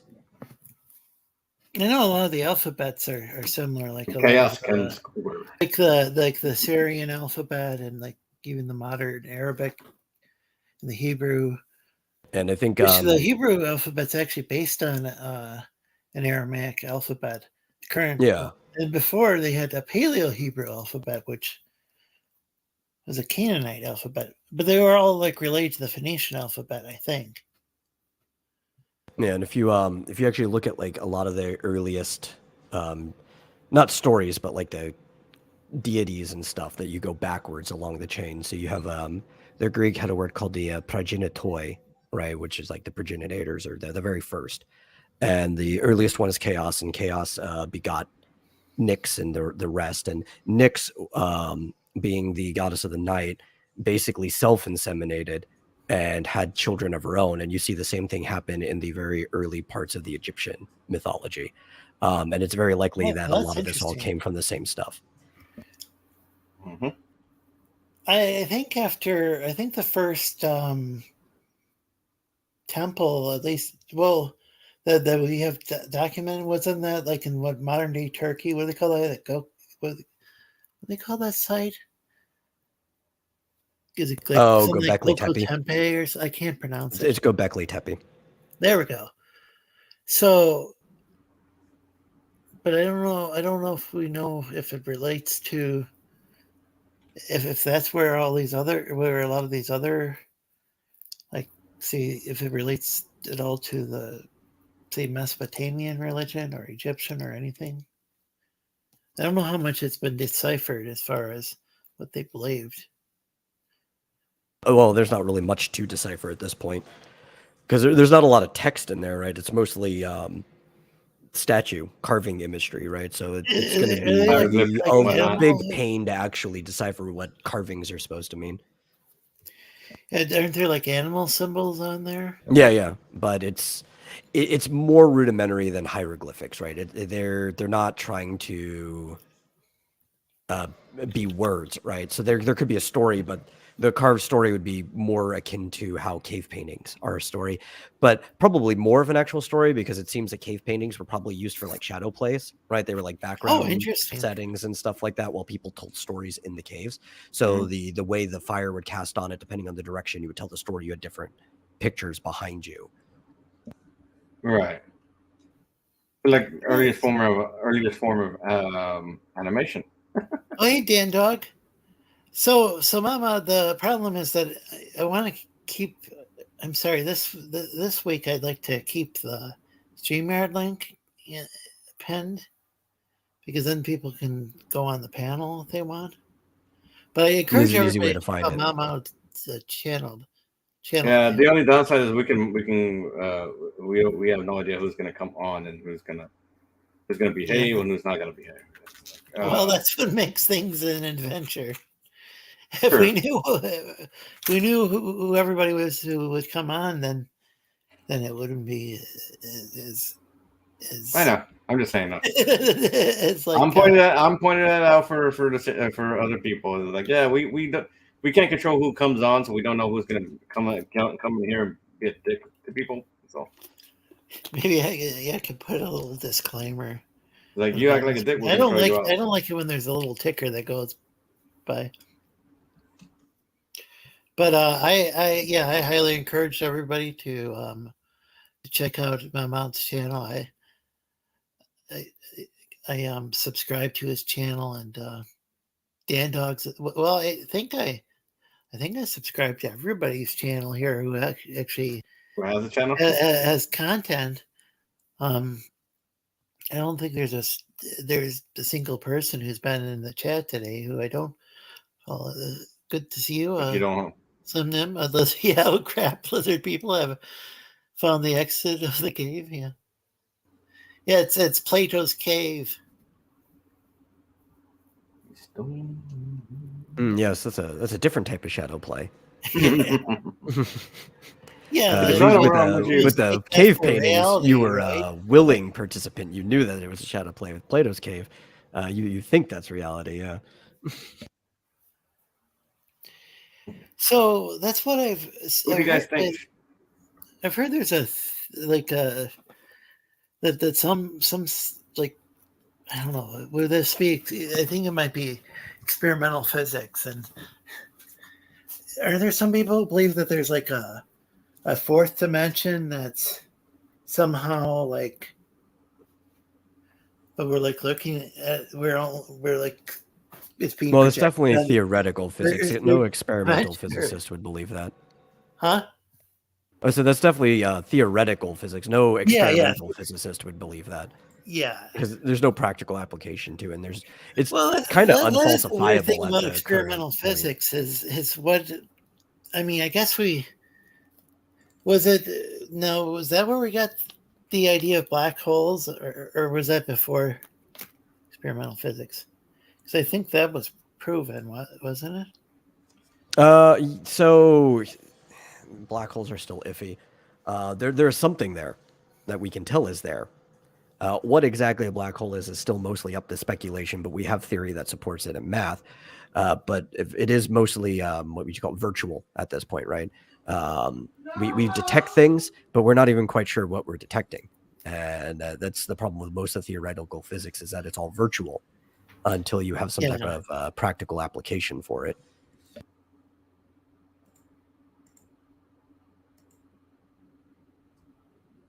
I've been actually having a really, really big beef recently with theoretical physics. Well, so yeah, I was just I know that was it I'm trying to think of his last name. Eric Weinstein? Weinstein, yeah. Yes, But I would think it's this Eric. I way knew you were talking beyond about. is what field is he in though? Is he like a biologist like his brother or No. He it was a theoretical mathematician. okay, so with advanced I would think that would geometry. be So it is kind outside of of his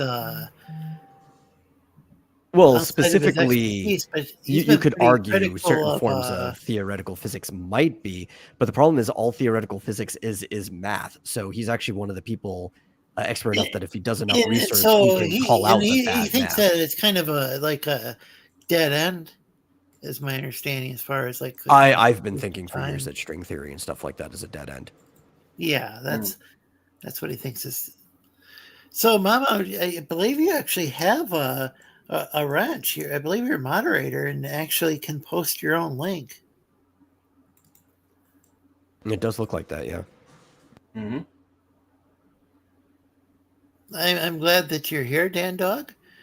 Slim says China is putting. Oh, well, But I don't believe it know. wasn't asking about dropping a link. It was drop a like on one of the Oh, videos. drop a like. Okay. Yeah. But because my mod posted a link earlier anyway, so I'm pretty sure they're aware of that. oh, okay. Sorry about that. Hmm? I don't know anything about. I don't know anything about Chinese super soldiers. Let's not get into that. We leave the real world. Good to see you. Actually, nobody said anything if they like the new top I did for her. Good to see you, Filippo, as always. And I think Filippo has a wrench. Let's see. Oh no, you don't. So here we go. Now you do.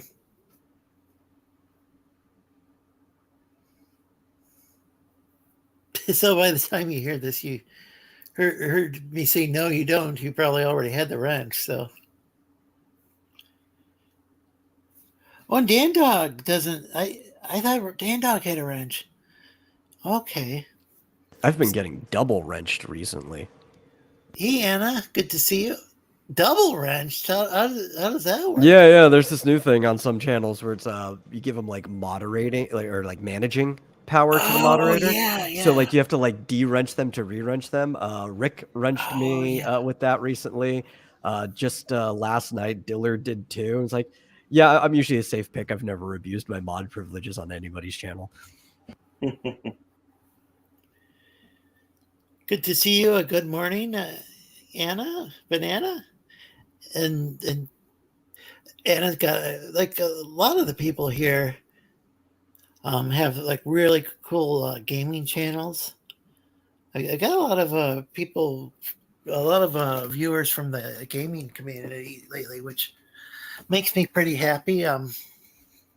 Not an expert on video games, but Definitely not an expert pretend on to be. comics. I'm decent with it to a certain degree. Depending So on what it is. oh, go ahead. No, I'm good. I'm good for a certain to a certain degree, depending on the game. Like, because I tried out like Evil Geniuses too. I don't know if you guys dig those kind of games. I don't really know. Basically, like it's a resource management game, I guess, if you want to put it that Oh way. yeah, some of those can be fun. I mean, they're like kind of good, like time wasters or whatever. Which I guess kind of what video games kind of are, or TV shows or any number of things are ways to pass the time. But yeah, I know about a lot of the like old school Mac games, which hardly anybody talks about anymore. But a lot of them were ported to different systems, like especially like the Atari ST and Amiga, which didn't really sell all that well in America compared to, I think, in Europe. Well, there's games like Crystal Quest that was popular on the Mac. Really good if you had a trackball, trackball instead of a mouse. And then got ported to the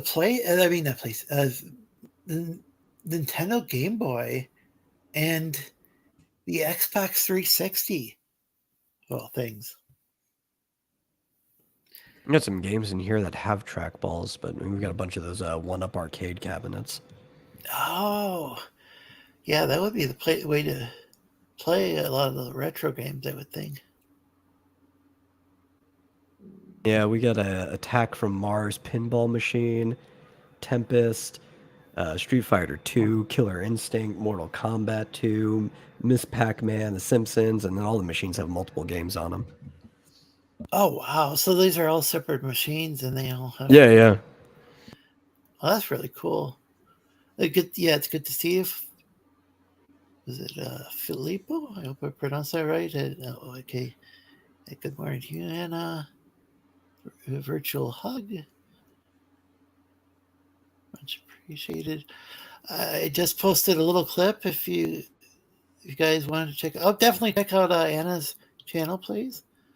And she feels really like I don't play a Battlefield 2042, but she and the different people she plays with hosts really like it's just the banter, the back and forth conversation. It's just really entertaining. It's hilarious. And she's a really good player too. It's like it's a game that I wouldn't be interested in playing myself, but what surprised me was the community. There's a really cool community surrounding that game. A game that I just kind of like initially dismissed. I like Battlefield 1. I was never any good at that. I only played a little bit of it, but I didn't think, wasn't happy with the direction that Battlefield was going in from what I had seen. But now I'm seeing this really cool community. There's like Simple Jack and a lot of folks in the chat. Dan Dog. I think some of them. Do you play Battlefield? I'm trying to remember. I've never played it. I tried playing Battlefield and I just kind of lost interest in it. And then I haven't played Battlefield since Battlefield 2. But Geass was mentioning he played the first Evil Genius. I'm playing the second one, but you can play it on the Game Pass, and it works on the Game Pass pretty well if you have it on Xbox. That was a cool game. With one-ups have gone way up, way overpriced for the quality. Yeah, I mean they do a lot of anniversary editions now, and they're adding like Wi-Fi so you can play with people over the internet through your arcade cabinet. Some of the fighting game ones, they now actually have like tournaments that you could play on your arcade cabinet, which I think is kind of cool. But trying to find them too, they get scalped easily, so the price goes up, and scalpers have ruined the market for literally everything. Yeah, I remember even getting it was almost impossible to get a Nintendo Switch that when I got it that wasn't like from a scalper, but I waited till had I waited a little bit longer, I would have been able to get the Animal Crossing. No, I know how it is. I got a Fortnite Nintendo Switch. I don't even play Fortnite. It was just the only version I could get at the time. Oh wow. I didn't even know they made a Fortnite version. I know the Animal Crossing one was really in demand for. Oh, I would have loved that one. I love Animal Crossing. Well, and I appreciate you too, Anna. Thanks for. I really appreciate you stopping by, and your support. Battlefield 1 is the best. I thought that was like really creative the way that they went and gosh, it was just that was. I like the original Battlefield and its sequel. I think it was Those are the only two I liked. Lair. Huh? Go ahead. I said I like the original Battlefield and the sequel. Those are the only two I liked. I never played those. And Geass says I don't own an Xbox. Yeah, I don't. Of course, people always call me weird because my favorite Call of Duty is World at War. So.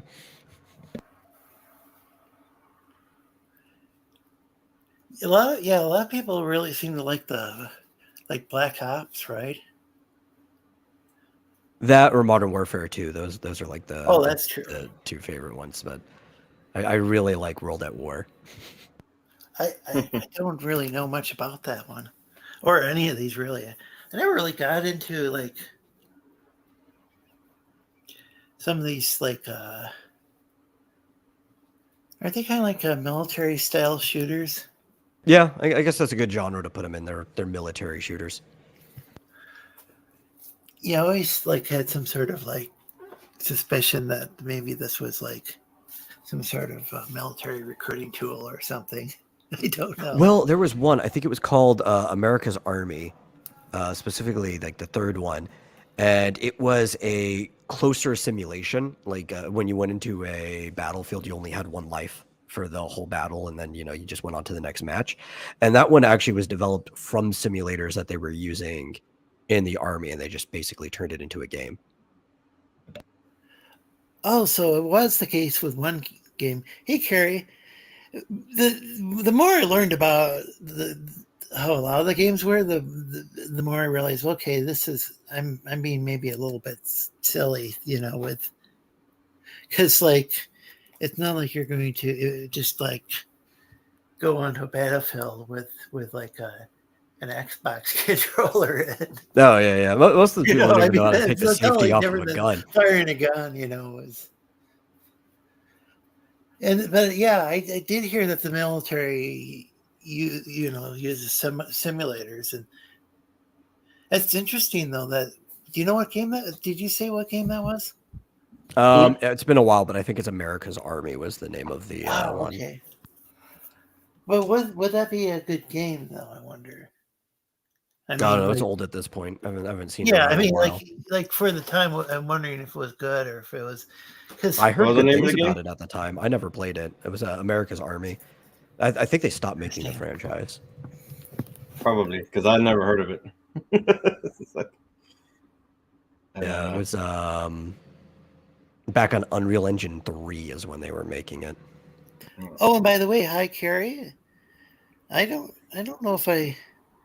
Sorry if I missed. Yeah, it was America's Army was a series of first-person shooter video games developed and published by the U.S. Army, intended to inform, educate, and recruit prospective soldiers. And that was used like as some sort of that was used by like critics of video games and violence of video games. Oh, the military uses video games. Well, the military does all sorts of things. The government does all sorts of stupid shit it should be doing. The military uses like vehicles. That doesn't mean we should ban cars, Yeah. Or try to like make it so that it's just people trying to hardly anybody can own a car or whatever. I don't want to get too political. I'm just saying I'm talking from the standpoint of video games, though. I get sick and tired of people trying to, ban games because of they've studied video games for decades, and I don't think that it causes people to. Yeah, there are a lot of things that people are like, oh, well, this causes this. No, it doesn't. You're making shit up in your head to justify whatever stupidity. It does increase aggression, but that does not equate to increasing violent behavior. Yeah. But any media can actually increase aggression, so it's not something that's like unique to video games. Yeah, I know. A book can increase aggression. Like music can do that. TV can do that. Movies can do that. Aggression doesn't necessarily have to be physical, right? No, hell no. Aggression can be just you being manipulative bastard to people, So it's like, yeah. So it's a lot of people aggression seem to isn't think even necessarily always a bad. If we didn't have any sort of aggressive instincts. Well, you can have positive aggression, right? Like that's competitive behavior. Yeah. So people I think that can be like a really good thing, and if you don't have competition, I think that can be a negative thing. I mean, there can be such a thing as too much, as like people being too competitive about shit. But on the other hand, I think there can be a healthy competition, like some friends playing basketball or whatever. Yeah. Or even that's like definitely good. Like the NBA. I'm not a big fan of the NBA or like professional sports. I don't know, but I'm just saying that for some people that can be like a good career. Well, as a martial artist, you don't have to sell me on aggression. You're into the what martial art are you into? Oh, it varies from point of my life. When I was really young, I did Taekwondo. Around high school, I was practicing judo. In the school, actually, we had a judo class in my high school. That was actually really cool. These days, I focus a little bit more on Shaolin Kung Fu and Tai Chi, but in the more practical sense. A lot of people practice Tai Chi and they think about all this mystical stuff. And it's like there's nothing mystic about it. It's wrestling. All Tai Chi is wrestling. And anybody who practices otherwise, they can get good exercise, but they don't actually know what they're practicing. What's the deal with the guy like there's an old guy and there's like 10 young guys trying to push him over. They can't. Is that real? It's a magic trick, an illusion, using body mechanics where you have people who have no idea what they're doing and they're just putting force badly in something, and then the guy uses better mechanics to flip them to the side, almost in the same way that like a magician does sleight of hand, so you don't realize what's going on. But I mean, the same mechanics do apply in the actual wrestling aspect of Tai Chi. So like if somebody does try to put too much force on you, you can use their weight against them. It's similar to judo. Is that like the principle of Wu Wei? Interesting. Yeah, I think that does technically qualify as Wu Wei, but a lot of people, they like to make this stuff seem more mystical than it is, and it really isn't. Like when you actually break down like what Qi is, it's flow, right? It's the flow of your breath, the flow of your body, the flow of the battle. There's nothing mystical about it, especially if you realize that it's like half of it is mental, like confidence. The other half is just like body mechanics. That's all. Yeah, I mean, I think that's the thing most people seem to not understand is that martial arts is mainly a discipline. It's a discipline like anything else. And the more you apply discipline to that particular technique or style, the more proficient you're going to be, and the more you learn body mechanics, the more you are to. It's like high school wrestling is a lot of the same stuff. They just don't have all of this like spiritual talk around it. So does that with high school wrestling? That's like traditional, like what do they call it? Scientific wrestling in the pro wrestling world. They call it scientific. Just traditional wrestling. They might. WWE wrestling is more dramatic wrestling. It's not. Yeah, I'm just saying, like, if somebody's a more traditional wrestler, I think they call it scientific. That's what I could even break down the ancestry of a lot of the moves they do in what I would call more of choreographed wrestling, right? That's what they're doing in WWE. You know, there's still athleticism and stuff, but a lot of it is choreographed. But a lot of the moves is a mix of Greco-Roman wrestling, like you see a lot of the stuff in there.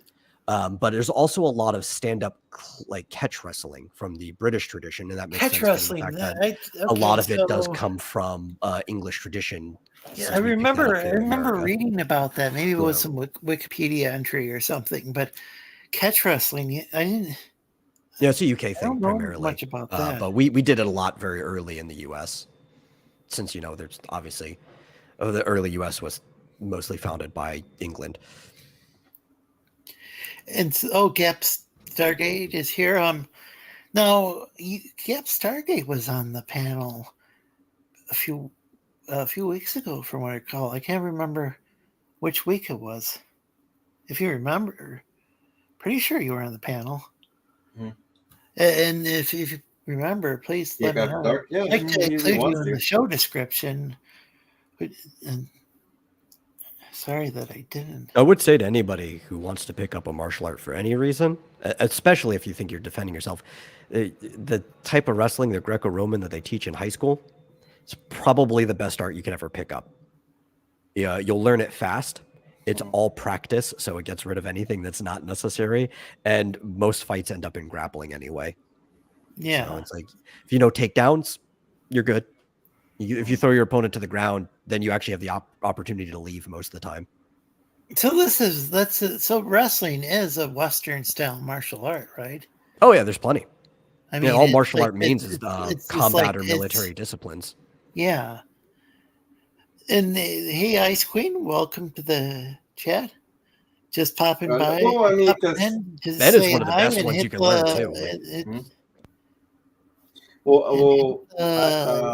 When I was in high school, I learned. Hold on a second. Just want to thank Ice Queen for stopping by. Cool. Well, because I learned karate, a little bit of karate from a friend. He was teaching me karate in high school, and I learned a little bit of taekwondo on my own, books and stuff like that.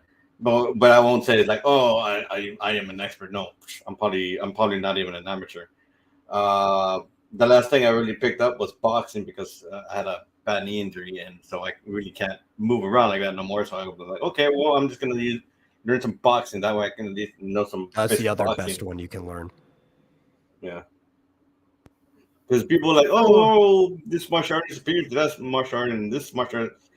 If you just learn how to throw a punch, even just moderately decent, you're going to knock out 99% of the people you are. Well, so here's the actual just knock them on their butt, basically. Right.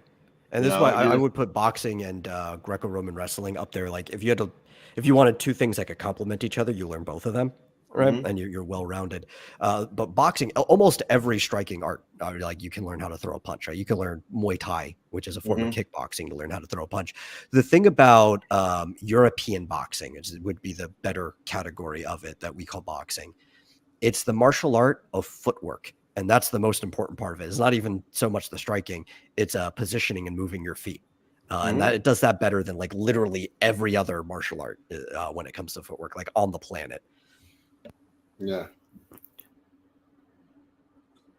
yeah. Basically, what I learned to do is I learned to have more my forearms and elbows up, so that I can sit here and defend my head, defend my neck, defend my upper torso, and defend your ass. Still have room to maneuver. You sit your ass that way too.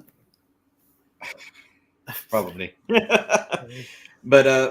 So it's defending because you're most of the time you should be defending your head and your torso. Your legs as the third main thing you should be defending. So because most people aren't gonna sit there and try to leg sweep you, they're gonna try and beat you in the chest. I mean, because getting into a ground. Yeah, but most people don't know how to fight. I mean, that's just the fact of the matter. Is like 90% of people don't know how to fight. Yeah. So the biggest focus should always be on your head, your between your head and your torso. your legs should be the while you should still be concerned about your legs. Your legs should be the least of your concerns. As far as because again, as he said, 90% of people don't know how to fight. So, oh, by the way, Ice Queen actually shared out the link. That I didn't nice. understand at first what she was talking about, but and Anna says, "Have a nice night, Lorenzo and friends. I need to start my chores. See you next time." Well, thanks for joining us, Anna. Thanks for stopping by, and have an excellent day. Anna lives overseas, so daytime over there, I believe. I live over land. There you go. So there's some people who do both. Like when I was, I remember, I think it was I might have been in elementary school the last time I went to Louisiana. But there were some houses on stilts. Houses on stilts. Flooded so much. And, yeah. It's very common in Louisiana, especially the closer you get to New Orleans. Yeah, there was one guy though. Well, I don't know if they're guy, girl, or what family had a houseboat, and I thought, damn, that's clever. That's like fucking Noah's Ark or something. It's also why they have so many above ground graves because of the flooding in the loose soil. Like, wow, that's how would you cool. how would even a houseboat work? I mean, how would you deal with your residents? I don't know. Maybe you could just float away. To go where? Typically for mail, you need some type of like PO box or whatever. Sometimes, so there are kind of lots that are similar to trailer parks for houseboats, right?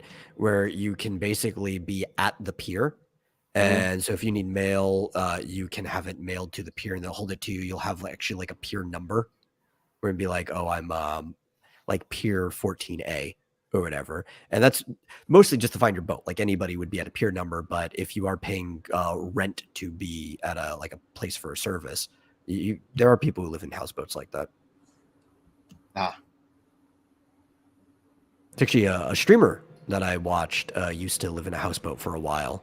I think like before he got married and stuff like that. Like once you get a kid, you can't live in a houseboat too long. One thing that surprised me was at the marina.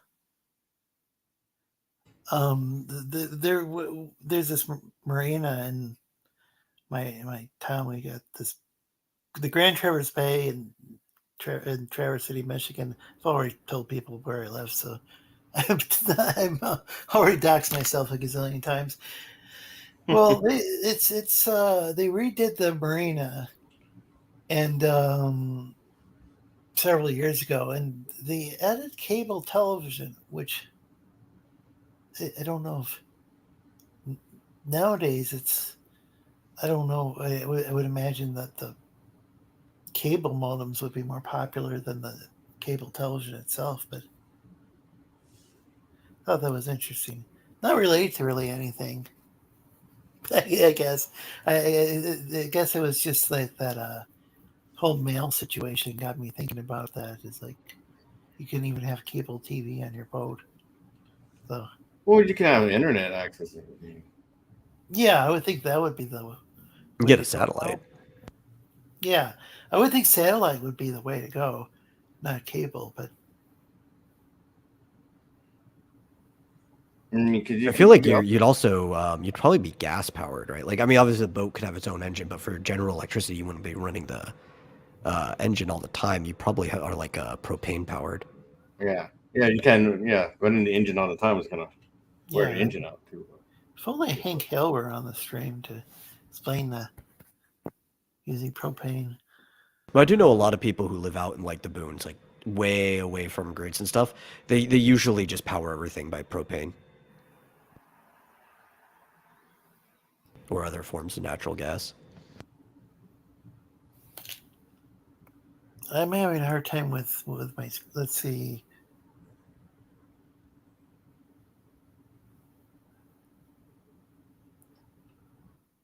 Homer, ooh, a houseboat. If you can't like the neighbors you can just pull up the anchor and sail away. I think it's supposed to be like a Homer Simpson quote. Yeah. Yeah. I can't do the Homer Simpson voice, but yeah. You can't really do that, though. That's actually that's a good point. It's like somebody's got a Winnebago. I know that's a brand name, but I'm just using that generically. A motorhome. Yeah. See? I've heard that some of the Irish travelers have like Winnebagos or got motorhomes that they use, that some use like instead of caravans. Well, I can tell you somebody who comes from a very Irish family several generations down the line of being in the States, and I still have members that are living out of like Winnebagos and stuff. My Uncle Timmy, for the longest time, lived out of a like a travel van type trailer, and he would play fill-in for musicians. He knew like a lot of famous musicians. He just never became like a permanent member of their bands, and if somebody got sick, he'd come in and play guitar for them. Do you have traveler ancestry? Yeah. Wow. So the thing is that like the thing I don't get is like seems like people like treat the travelers as if they're like foreigners or something, but it seems like everything they do. I don't mean they, but it seems like a lot of the traveling traditions are just like really, really. It seems like traditional Irish stuff. Like, but maybe taking a word from like Irish Gaelic and then like pronouncing it backwards or something. But it seems like more traditionally Irish than a lot of modern Irish people. Yeah. There was also a problem. One of the reasons why they treat a lot of them like foreigners is there was a kind of like invasion of Romani people at one point in time too, who ended up mixing in with the traveler group, because the Romani are also okay. So a lot of travelers are mixed, because I know Peckerdon. Yeah. He played banjo, and I think he played fiddle. He's a singer. Played with Dubliners, but he was both traveler and was it Romani? Yeah. That's the proper name they call themselves. Which I have some of that in my ancestry. My cousin Haley, before she settled down, lived as like a gypsy for like 3 years of her life. Seems like it seems like there's a lot of there's just like a really rich musical tradition. From the, I know there's like also some stuff that like nowadays is typically frowned upon by society. Like I know that some travelers will settle disputes like via like a boxing match instead of like say suing someone, which well, that's the way to actually settle a dispute. I don't know what their problem is. That seems like the more that seems the more like appropriate way of dealing with things. I want to be very careful with how I phrase things. Especially like the Irish have a very long history of settling things with their fists. I mean, there's that stereotype of the fighting Irish that even became a team name. The whole thing with like the fighting Irish seems like I don't know if that doesn't seem like a really like even like a very working class thing until I was gonna say until lately, but even nowadays it doesn't like. Seems like people with maybe more money would go and sue somebody else traditionally. I don't know. I think that's somebody's a more modern expensive, thing. man. No matter what you do. It used to be less expensive, right? It's more expensive now because of changing the system. Okay. In the early U.S., people were very sue happy, right? I think there was some statistics somebody dropped down that even though there are more people alive now in the United States, there were more like lawsuits prior to the Civil War than there are after. Really, that's interesting. Yeah. People were sue happy at the beginning of the states, and I think it's because we actually had a functioning judicial system Oh, that yeah. like other countries really didn't have. That people are like, oh, what? Oh, you upset me, so I'm gonna go sue you because our system works. And then it turns out that they didn't actually get anything out of the suit and just wasted money. Pretty much. And then so just people just eventually figured out, yeah, it's just it costs too much money to. I like those class action lawsuits where you're like, you got $10 from this. It's like, What was the point of the is suit this if we even? were I going to know get $10 out of $10 it? is $10, but is it really worth my time and effort to try to collect that $10? Well, I think that's the bigger thing too. Even though there are less suits, the suits are bigger than they used to be, right? Yeah, I mean, the reason there used to be a stipulation that for civil suits, and it's the same one that's still in coding, that is like you can civil suit somebody over $20, right? As long as the thing is over $20. Well, when that statute was put out, $20 was like your entire month's paycheck for some people. Yeah. Oh yeah. Because people would like they didn't even necessarily. Things like the Great Depression, like the Great Depression and what have you, and the way the money changes like, value back then. like those, or like even those like back when people back then $20 was a lot of money. Like in the remember like the people working like in the mines, even like yeah, people make there's the Woody Guthrie song where it's like they'll tell you they make less than $1 a day. That's I think it's a song the Calumet about the Calumet massacre up in Upper Peninsula, the UP here in Michigan. There was a it's still debated exactly what happened, but where the boss like. So, this was decades and decades ago, and I'm sure the company still exists. But anyway, the boss supposedly hired some thugs and somebody yelled a fire in a crowded building, and a bunch of their big stampede, and 63 children died, and I think 10 adults. Yeah, but back to the point before, I think there's nothing to do with funding or money, right? Because people were very sue happy early on. Boxing as a solving it was more like an honor thing, right? Mm-hmm. Oh like, yeah, you offended me, so we're gonna solve this with our fists.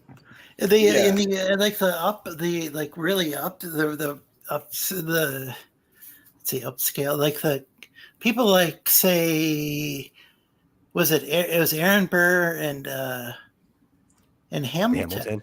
Yeah. Like that's how they Hamilton died. They had the dueling. Back then dueling was the gentleman's code. They go and they duel, and Hamilton didn't like Burr. I don't want to get too political, but too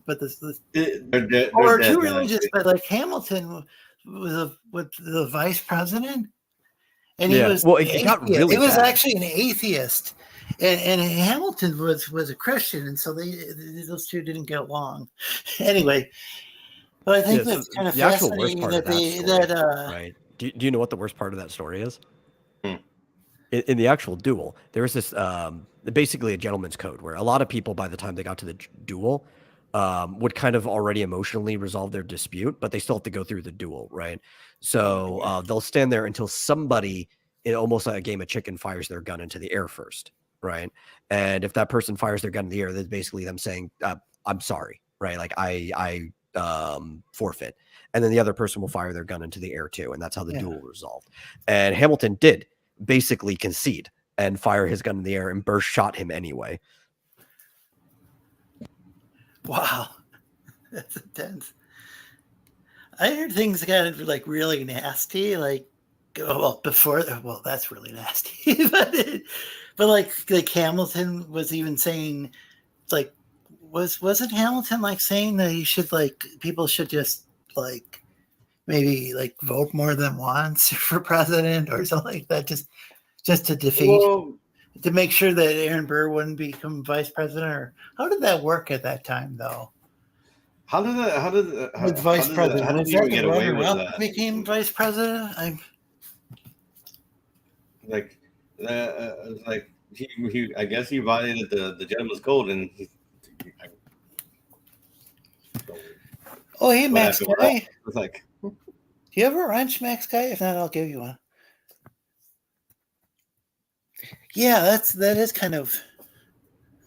I violated the gentleman's code and somehow still became vice president. The hell? Well, I think he was vice president before then. Oh, it was a Before he mess. started. There was a whole bunch of disputes and stuff on it, and it's they- actually the reason why pistol dueling got banned in the United States. Actually, was from this specific case that led to a whole bunch of like court cases and stuff like that after that, and then legislation. Yeah, because dueling was a big part of like French and European culture, I believe.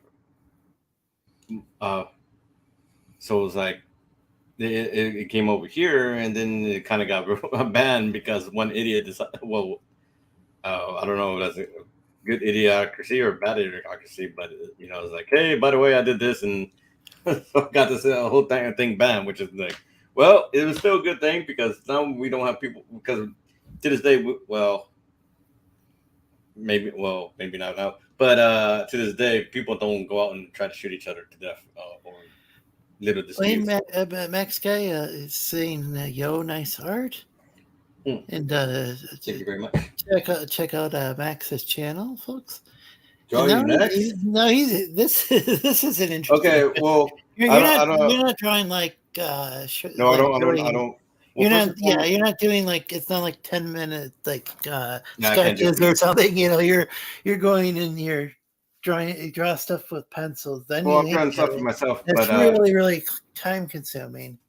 Well, first I was going to mention is that I don't do. I try not to do art of real people because I suck at it. I do not draw for free, so this is work work for stuff I'm supposed to be doing.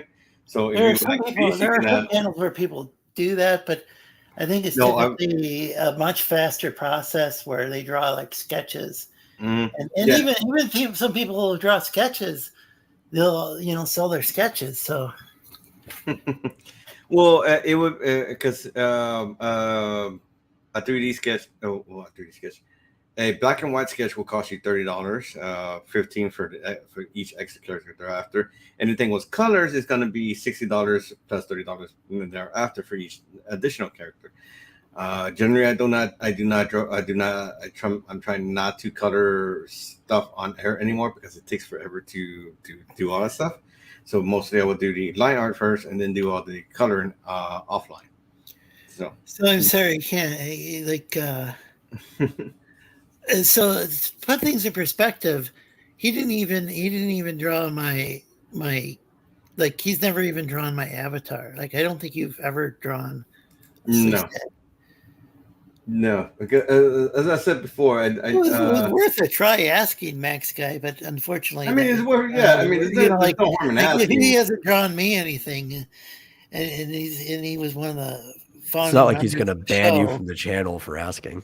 Yeah, no, I mean it's no problem to ask, but yeah, but I'm going to. There are some shows like that.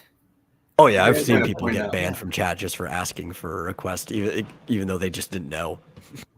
No. Yeah, there's channels that get really strict in that direction, and there's other channels where, like, I think Sticky Art will sometimes draw people in members of the chat or ask for requests and stuff like that. But he was in here earlier. But then again, he's like drawing things that I think he's drawing. I think it's more like a sketch style or something. It's a faster style. I don't think he's doing the pencils and the inking and all this stuff. Like this kid, like some of your characters, how long can it take for you to draw character? Well, this is taking me a long while, but usually it can take me 30 minutes if I'm concentrating on it and only it, and not talking to you like the whole world. Stuff like this can take me an hour, depending on what I'm doing. I'm talking to. So usually I'm including inking. So usually I'm slower here on the Renzo channel, but in my own channel I'm actually faster. But okay, so does that include inking though? That's just inking. Inking takes about 30 minutes to an hour, depending on what it is. So between the pencils and the inks, mm-hmm. How long would that take? About 30 to an hour. For Like, both? yeah, like There, but then if you were to color it, that could take yeah, coloring quite a usually bit takes longer. and usually does about 8 to 12 hours of work. Because So that's like not this, so like the thing that you're the fastest at yeah, for so sure. like Is the coloring. so like this here took me Max guy says n- that he understands. Well, that's cool. not Yeah, counting I don't blame you for asking. not counting the pencils. This took me 15 hours to color. So pencil and ink took me about 32 an hour. 32 an I hour. think. This to color rejoice. Hmm? I have a milkshake. This took me about 15 hours to color. So you tell me so about 18 hours total time. So this is where we're supposed to praise Starfire, but also I contractually cannot do that. Yeah, we're still going. I'm coming in. Yeah, well, I cannot do that contractually as a member of the Cult of Raven. Do it. Well, that's the interesting thing is that the Starfire fans are pretty. They're actually the ones who are tolerant. They're not the supremacists like the. Oh no, we're tolerant of literally everyone except for Starfire. It was even the thing for joining. It's like, yeah, you could be a fan of any member of like the Teen Titans or whatever, just not Starfire. And whereas Church of Starfire never. Well, that took really. They really didn't exist till later on, I think. That for Raven too. I mean, it started out the Church of Starfire was mainly just Raven. artists, I think, and didn't have a group for the longest time. Yeah, well, LCX, you're welcome on the stream. I'm wondering. I'll be right back. Oh, that episode with Sideshow Bob. They were parodying Cape Fear, because that was essentially the plot for Cape Fear was that some dude, some cycle was chasing after some dude's family or him and his family, and they relocated his family to a boat, to a houseboat out in the I forgot what river or area, and then that's where the final battle was at. I guess you want to put it that way, if I remember some of that movie correctly. Yeah. But yeah, like I said, my colors have gotten better in many places and so on and so forth.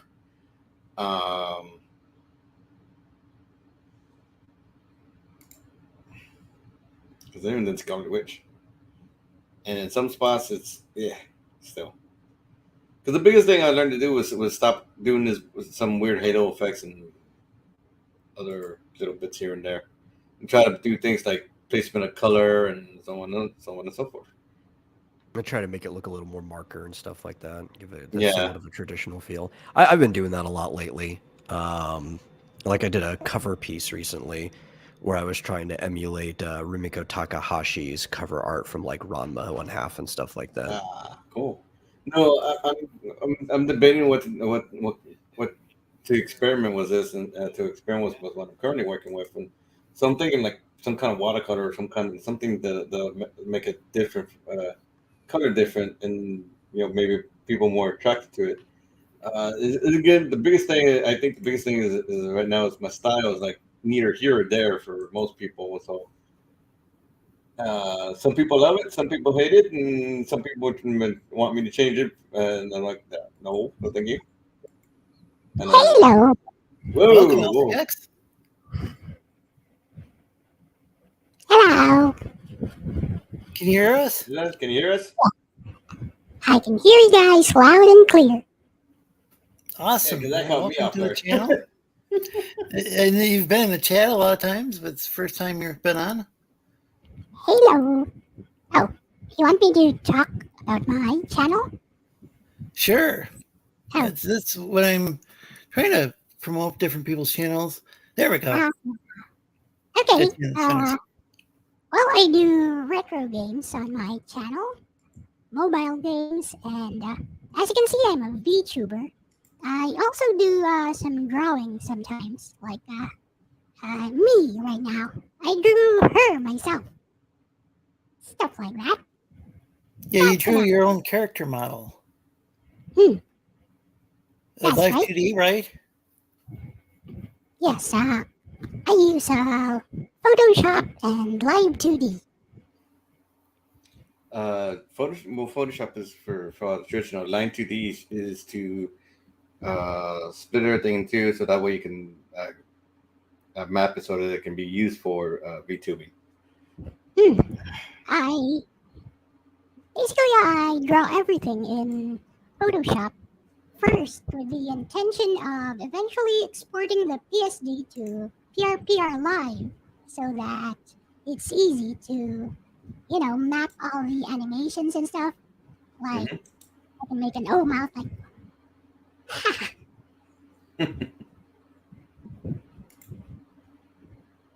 Yeah. And then that's about because Oh, I just said that's about it. yeah, no worries. I mean, this eventually at some point we gotta make a VTuber thing for Lorenzo. Oh, it's super easy. It's not hard at all. All you need are the assets, and even if you have just a 2D drawing, you can just cut out all the parts using a Photoshop or your choice of a photo editing software or drawing software. Just make sure you separate all the eyes, eyeballs, whites of the eyes, the iris, the mouth, and like for example, my hair, it has 3 to 4 different parts. The twin tails are different, the front fringes are different, and the back of the hair is different. And it's separate from the head part. Like I'm totally bald without the hair parts. Aren't most people bald without hair? Pretty much. Like That's I am. I don't have any hair because I'm You a don't lizard. have any hair. Yeah, I'm a lizard. I have short hair, so. But that's interesting though. So do you say you use Photoshop for the rigging? No, I use Photoshop for the I know. Photoshop for the art and 2D live for the Like rigging. me, is it Live 2D. Wait, for the rigging? yeah. Okay, that I makes can sense. pull up one of my Photoshop. Let's see. Yeah, because I have Adobe Photoshop because it comes with Lightroom, and that's like a $10 deal. But apparently, there's supposed to be some kind of $10 deal for that you get Photoshop and an Illustrator if you get it on your iPad, which is like, why don't you have that deal on desktop? That would actually be more useful than Lightroom. I'll show you guys my Photoshop. The parts that I use for Photoshop, how I cut out everything so that it's ready for Live 2D. All right. Here we go.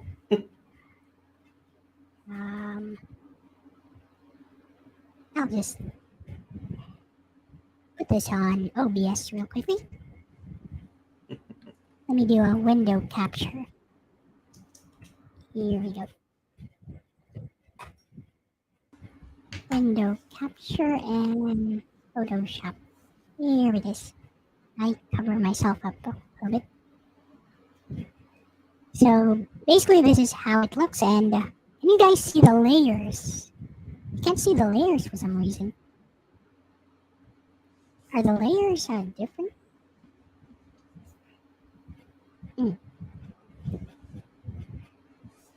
Window capture does not show the layers, so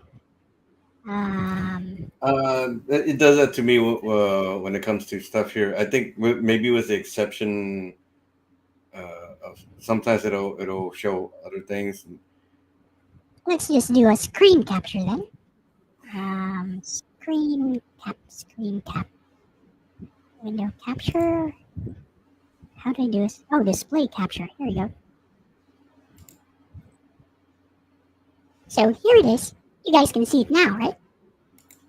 Yeah. So basically, I look at all these folder groups here. So we have hair, twin tails, and then we have eyebrows. Oh, So sorry. you have I to got separate that's the wrong way of zooming in. left Let's, and right. here we go. Zoom in. So, yeah, Oh, you sorry go. about that. Yeah. I forgot that you were left and sharing. eyebrows. So this is the up close layer, left and right. And you have the eyeballs here, left and right. And here's the mouth. Open mouth, closed mouth. So the open mouth is different from the closed mouth. And for the hair, as you can see here, the twin tails, different layer. This hair, different layer. Oh no. Anyways. And the body is just one no, layer. Indeed. So you were right when you it looked like you didn't have a scalp even.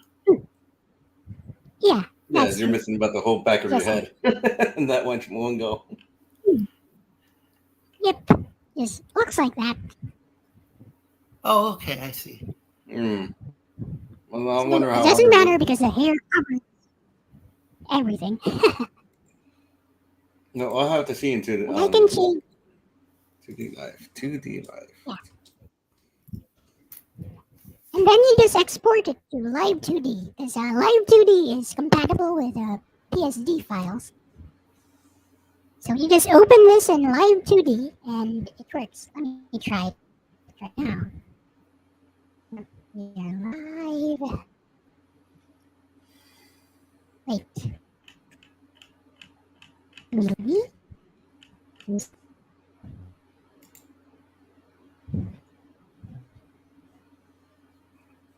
Let's try exporting a new model so you guys can see.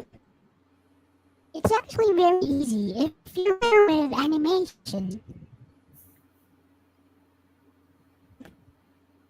Looks like the metal dropped out. Yeah. And thanks for joining us, Metal. Check out his channel, folks. He's got a fun channel. Bigger. And how much is this program? Sorry, this one, Live 2D, it's free. Well, so because I went to the site, it You says there's a can, trial. It's a trial and it No, expires. it's free. You can. Oh, okay, I see. You can Yeah, go for the premium version. You can go for the premium never mind. version, basically. Oh, Yeah, I was looking at it wrong. Okay, that's on me. so Here we go. So if you open, what is it? do you need me to zoom off what you're doing, or is it okay to? Nagimiku cat. Here you go. Nagimiku cat. Miku cat. Nagimiku for Live 2D. Where is it? I have too many of these things. Nagimiku cat. Well, thanks for stopping by, Metal. I open it Promote here. your channel in the chat if you want. No worries, You open Metal. the PSD file, and here it is in Live 2D. And you have all these parameters down here. So you add parameters, for example. Like, let's do breathing. It's the easiest one. So, first of all, we need to select all these layers. Over here, or we could create a deformer for everything here, actually. So, yeah, create a warp deformer here and call it body breathing. Like that. So we'll just use this one deformer, and it already encapsulates all the layers we have. And then we go to breathing here, parameters, And then, see, this is default breathing. We move it here. And then just expand the image on it like this. So we're breathing animation already. Watch. Goes like that.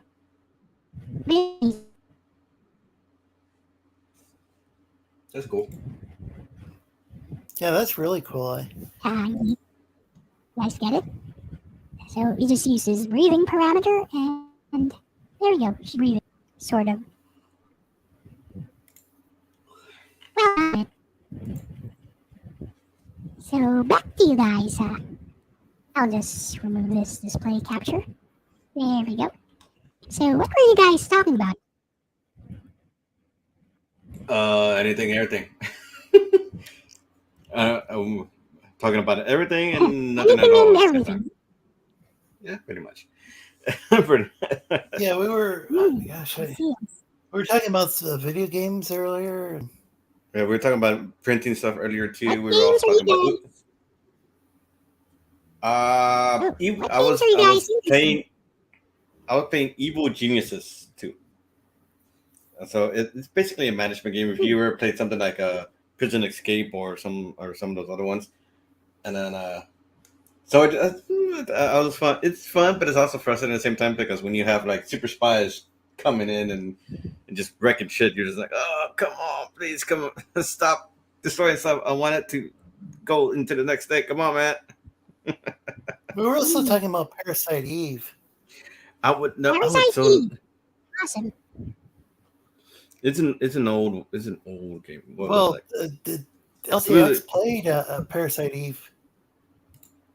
I That's streamed it great. on my channel a few months ago, give or take. Yeah, it's just people love one. People were okay with two, and three was what three. Most people don't want to acknowledge it existed. I think 'Cause- it's okay, actually. As a standalone game on its own, it's more of a cover shooter than anything Yeah. else. Yeah, what I was explaining was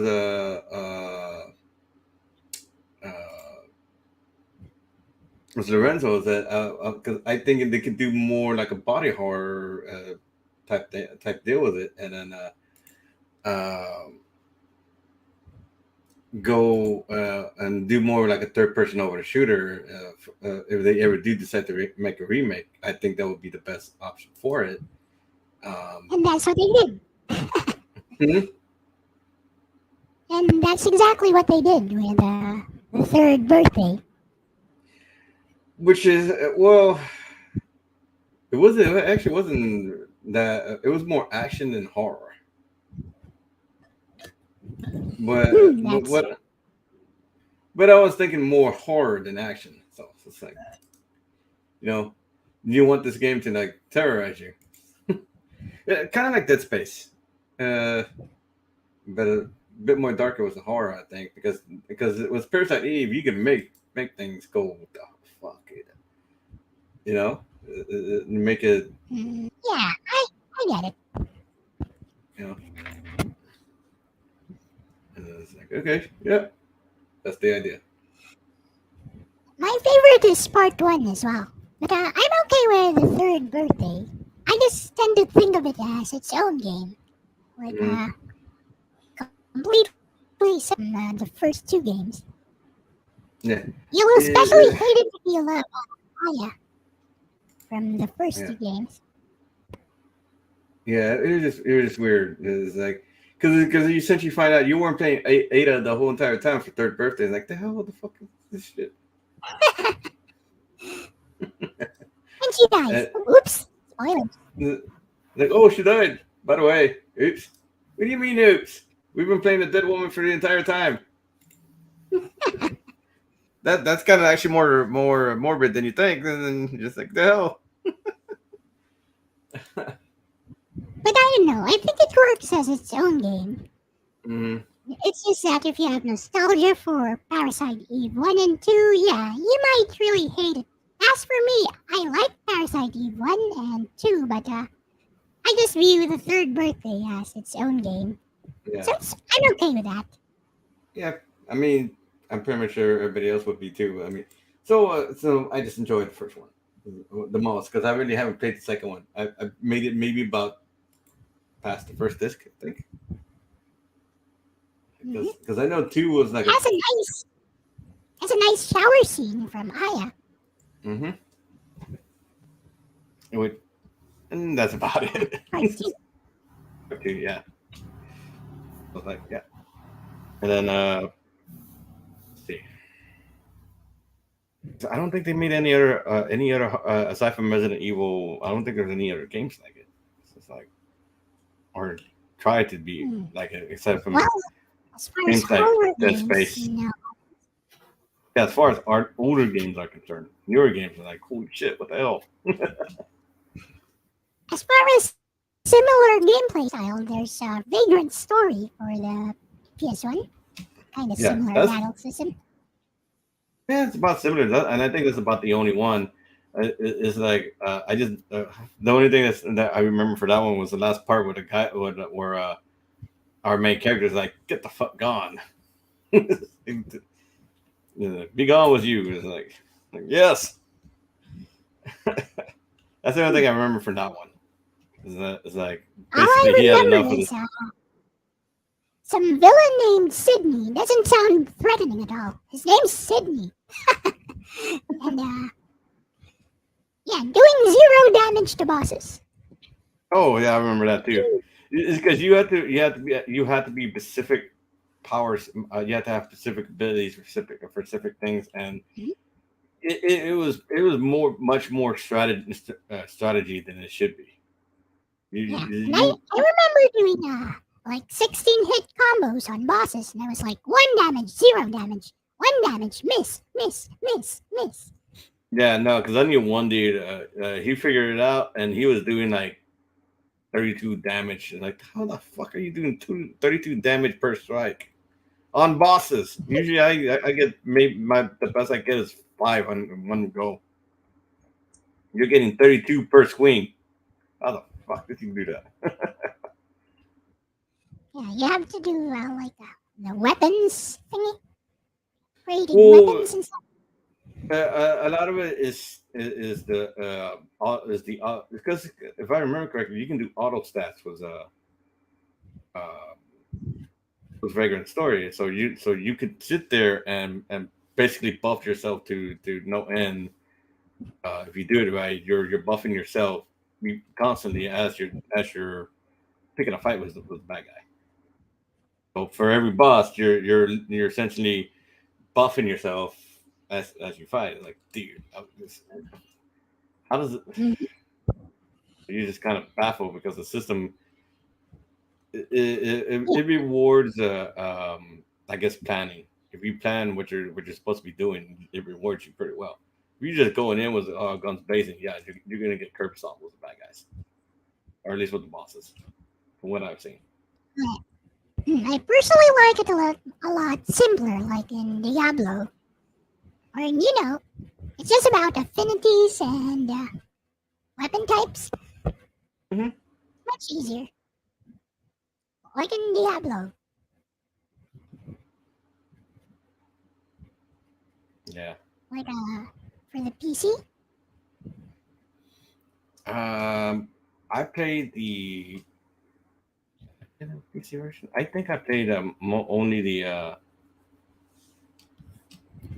console version because I didn't have back then. I didn't have a computer. So was it Diablo 3 you played, or Diablo 2? Which one? I know 3 is on the console. I played that. Finished that in a few days. Well, the only time I ever had a chance to really play Diablo 2 was much later. So by the time it came out, so I think it was Diablo 3 that made it to console. And everything else. Actually, Diablo 1. Diablo 1 is on PS1. The problem is this one. You needed 10 blocks of memory card space in order to save a game. Because it saves absolutely everything. Yeah, absolutely everything. And you need one more block. One more block to save your character. So basically you needed 11 blocks. So A memory card, a PlayStation 1 memory card is 15 blocks. So that leaves you with, 4 blocks left. So basically you sacrifice one entire memory card just for one game. Wow. Yeah. Well, back then optimization wasn't as big a thing, and memory wasn't huge back then either. Nowadays, you can probably find cards that'll hold that entire thing at one slot. Or you could emulate it. Too. Like I Yeah. did. Well, I have the PC version for Diablo 2, I do believe, somewhere in the closet. I just never got it out. Well, it's much easier than Vagrant Story, at least.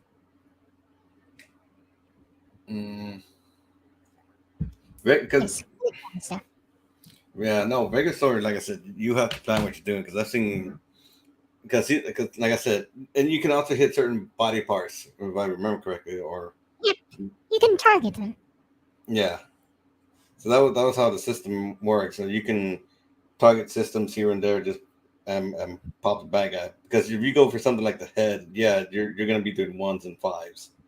So you That's gotta exactly hit some. what I did. I'm like, go for the head. Headshot. Yeah. So usually it's body shots that'll do the most damage. Or if you want to hamstring the bad guy, you can actually try and pop them in the legs or in the arm, and that'll make it harder for them to attack you. I mean, attack you at full strength, but they're still gonna attack you, I think. Interesting. It's been forever since I played it. I just remember the one person that played it and just basically was beating the crap out of it after. But that's because that person, you know, once he plays something, he's gonna play it until he's mastered that game, and he can beat that game with his eyes closed. Like, dude, you waste too much time on that, man. Well, it's a good thing that nowadays you can just watch a video walkthrough and just copy everything. Mm-hmm. No, Yeah, pretty much. no. Is there this girl with this anime girl? Is there actually some? Hello. Is that a VTuber? Is that what I'm looking at? Yeah. Yes. I'm Jesus a Christ. VTuber. Yes. Jesus Christ, man. Hello. The world is going to shit. Like, no, hello. Go fuck yourself. Oh, okay. This is awful. No, this isn't. If it was, if the internet, listen to me. If the internet wasn't I don't know. already, All right, if the internet wasn't already real, if it wasn't already real, now I got this. I can kick DJ if you want me to, LCX. That's quite rude. If the internet wasn't already real, now I got this. Alrighty. I think you're exaggerating, dude, but okay. Am I hurting anyone here? No. No way. Not that I'm aware of. No way, man. I think Well, that is quite rude, I would say. I'm not used to that sort of language, sorry. I think TJ's having an existential crisis or something. I think so. I actually think so. I think you are. Well, no offense taken then. And this is probably a dude doing this. It's not even a girl. It's probably, there's no way. You know what? cares? I'm bouncing. For real, Okay. this That's shit fine. is beyond me. This is. So you A just big show up suit. at like Tek'l? I'm not. I just can't believe. I can't believe that. Really? Now this? I got to deal with this? Okay. And I can and have a nice time, TJ. Sorry about that. No, well, and then, but also to point out, we've reached the end of the 3-hour mark. Well, I don't. Yeah, I don't appreciate TJ doing that. TJ's not allowed on the show anymore. Yeah. Sorry about that, LCX. Didn't know he was going to go. Going a rant like that. You're roboting.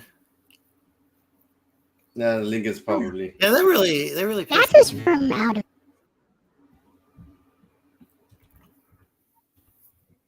Are you there? Oh well. I You can't there? hear you. Yeah, I'm still here. I'm really sorry about that. Yeah, I kicked him. He's. In fact, I should just ban him from the channel. I don't appreciate when people like go and start interrogating, my panelists like he did. No. Hey, man. At least they didn't start accusing other people that people that I brought on to the show and start accusing them. But I don't like what he did. I'm really sorry. Pisses me off. It's okay. I don't take it again. Take it again. I am a bit No, but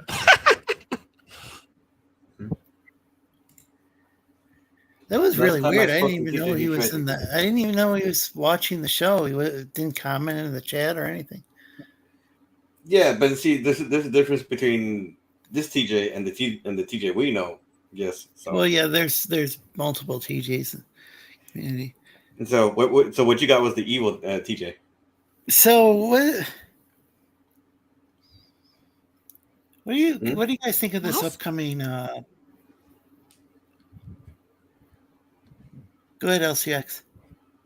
You were gonna say something? Yes, I just said yes.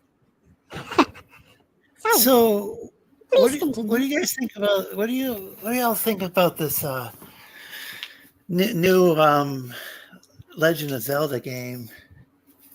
Some sort of sequel to Breath of the Wild. Oh, People seem to either love it or just like hate it based upon the trailer. well, that came out. the biggest problem was the freaking weapons were that broke or that were super fragile, and I guess they don't care to fix the fragileness in this iteration of the game, but they added something called fusion, so you could just take broken shit and fuse it into something more, which is either going to be a good thing or a bad thing, and it may potentially break the game. If we're thinking about speedrunners. Like, yeah, they're gonna being able to take a couple objects and fuse that together. That does seem like it could be kind of cool. Yeah, I but didn't get hopefully very far in Breath of the Wild. But hopefully they figured out how to keep people from abusing the fucker. The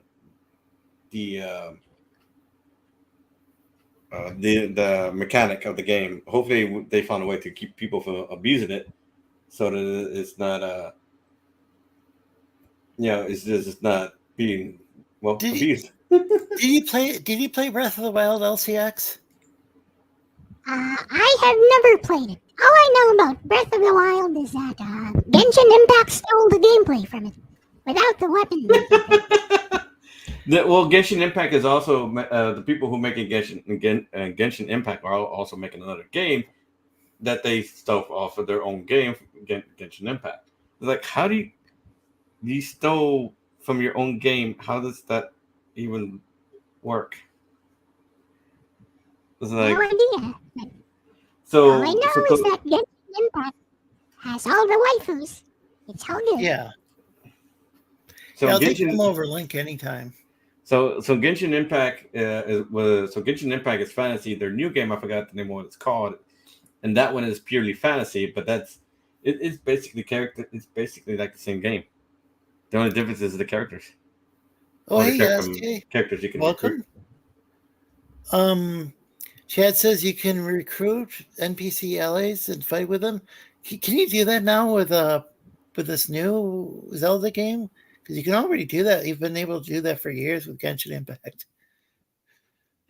And Geass said he played Breath of the Wild. Yasuke says, yo, it's good to see you. Hey, Yasuke.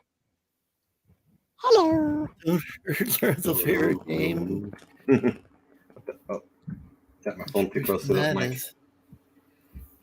Oh, yeah, I do. I mean, Genshin Impact is a game that I've been playing the most lately. Genshin Impact? Yeah. Like I said, I've been to a part where I don't know, I'm not able to raise my, what does it call it, adventure rank? For some reason, I think I have to complete some sort of. I tried it a bit, but I really haven't played it. I can help you with the adventure. All you have to do is keep opening treasure boxes, keep exploring the map. You'll raise your adventure rank, and also do the dailies. Yeah, but I run into something. Yeah, I do that too. But the problem is I run into this thing where I have to. I think there's some sort of quest required, and I can't take on the bosses with the characters I have. That's true. Huh. All you have to do is keep grinding, basically. And then I run into a problem that I can't ever fly through those little poop things. I'm not very good at flying. I really suck at flying. That's one of the basics of the game. Gliding. You have to pass that. Unfortunately, you need to pass it. There's a few quests involving flying. Just keep trying. Yeah, it's one of those things that was practice comes experience. With experience comes the ability to fly through those things. I keep trying. There's sometimes I can, but like there's certain quests that are like I'm still trying to figure out the license to fly quest. I don't know about that. Like I got through it after 10 minutes or so. So should be easy. I've tried it probably. I think I made it by 30 times at least. Like I made it by dumb luck on that. That was on me. I made that entire trade by dumb luck. It's like, oh hey, I passed this. Wait, you've played Genshin Impact before? Tech, Daniel? Yes. Okay, it's either Tech or it's Daniel. It's one of the two. Wait. Just keep trying. Just keep trying. It's not that hard. Because I played it because people were talking about, so I wanted to try it out. But I heard that they're making a new one for it as well, or a new game that's basically Genshin Impact 2.0, but instead of fantasy, it's science fiction. Well, Genshin Impact's constantly being updated. Yeah, they're constantly adding new characters and new things to go with it. So I don't think it's a game that's going to be going out anytime soon. But they're spreading themselves out so that they have other ways. So they're doing other genres that they can do their type of thing, their gacha system with as well. So they're doing a sci-fi setting. Like, okay, well that works too. Exactly, gotcha. I haven't spent any money on any character. Where the thing is, they talk about it's supposed to be some sort of people make it sound like, okay, so it's kind of like a freemium game or whatever, but it is a premium game. It's actually Zelda with Breath of the Wild, and now you got the sequel. You gotta now it's like, was it $90 or whatever for the upcoming Zelda game? $90? Why the fuck would it be $90? I don't know.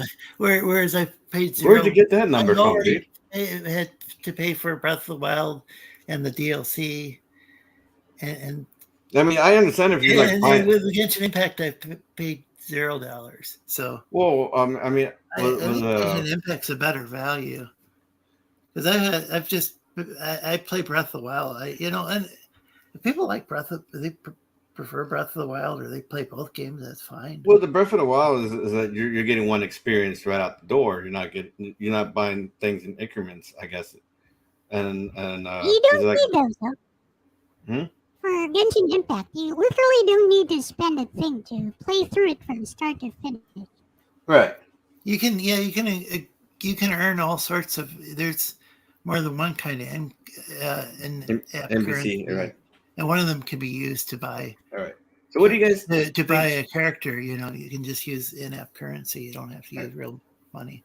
So what do you guys think so far? You can roll for it, and maybe you'll get a cool weapon, or maybe you'll get a cool character. Well, technically, what I'm doing is making.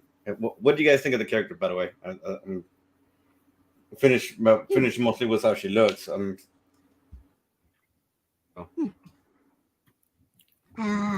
Why does she have synthol muscles?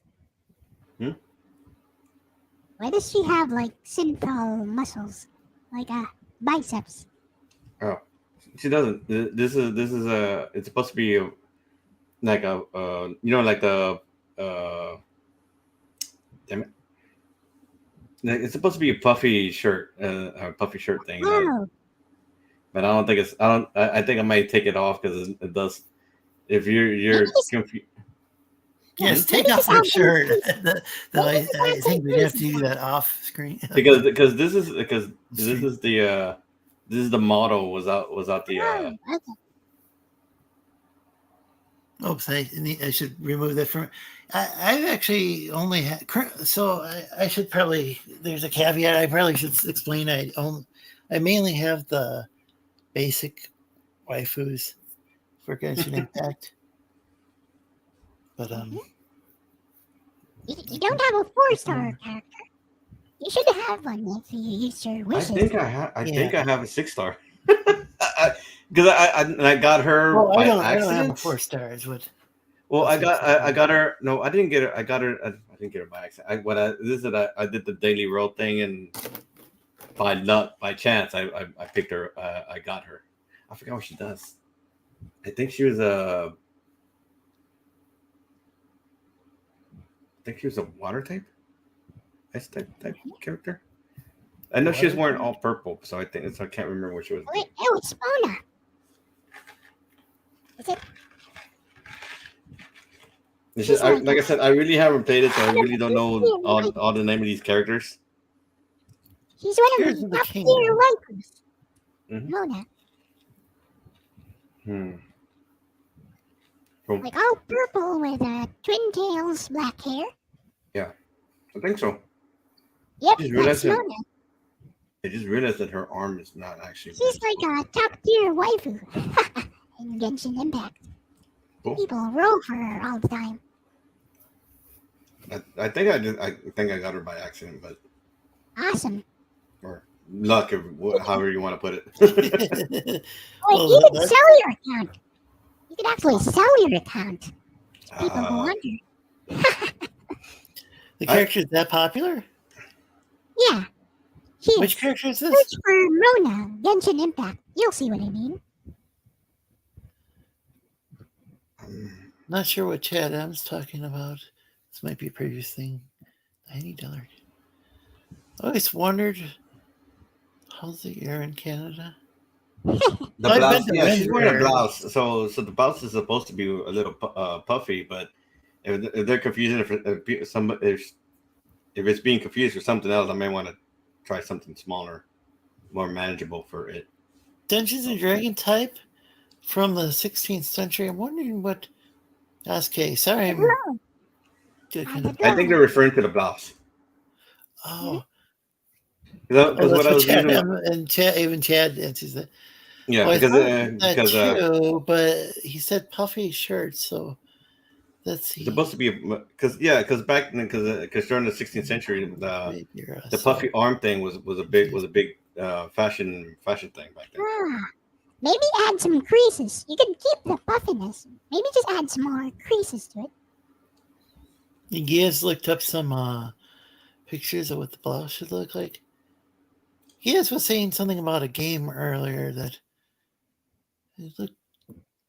So what like I'm doing is like a balloon. Yeah, that was. Yeah, so that's why I'm getting rid of it now. It's like, okay, it may be a little too puffy, and well, it looked kind of like she had kind of a Popeye look to her arms, and yeah, that might not be what you're going for. Yeah, that's not what I'm going for. Spinach or something. Because it's supposed to be more. Actually, I should probably redo this whole thing now that I think about it, because it's supposed to be more of a Lord of the Rings type idea, but a little more, I guess, sexified. And I guess I'm failing at that idea. Because if you look at her legs are more muscle than the rest of her body. So it's like, yeah. Just a question. Is her posterior supposed to be that big?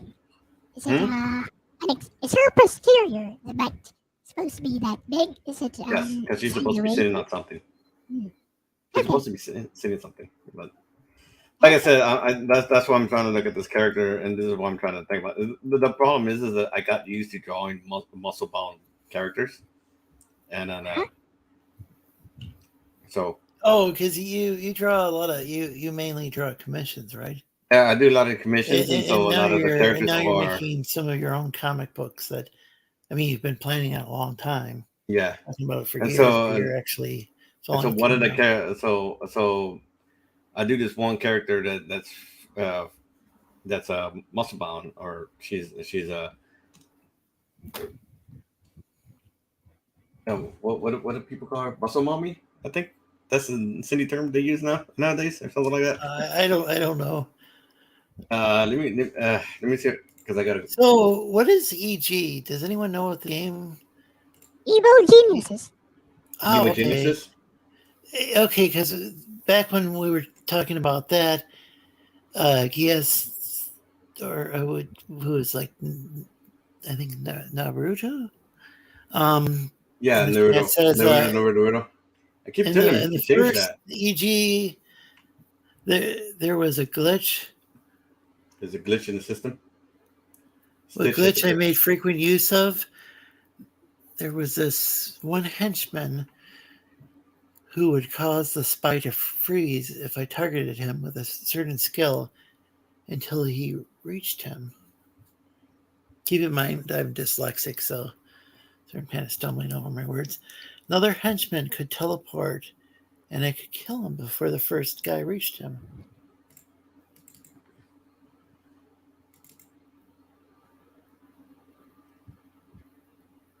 Oh, yeah, I forgot that conversation. The definition of mythology, yeah, that was.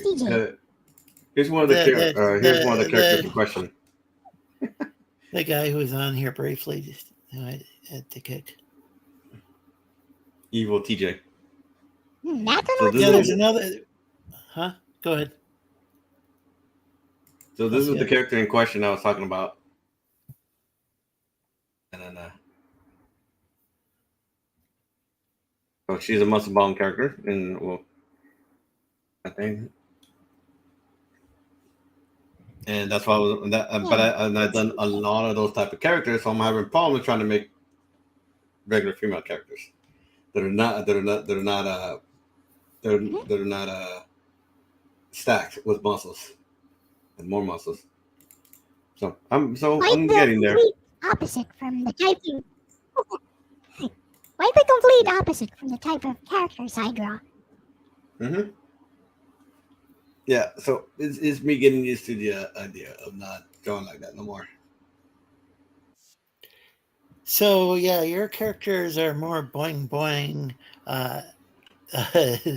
whereas LCX draws more. What's the word? Is it baton? What is the word?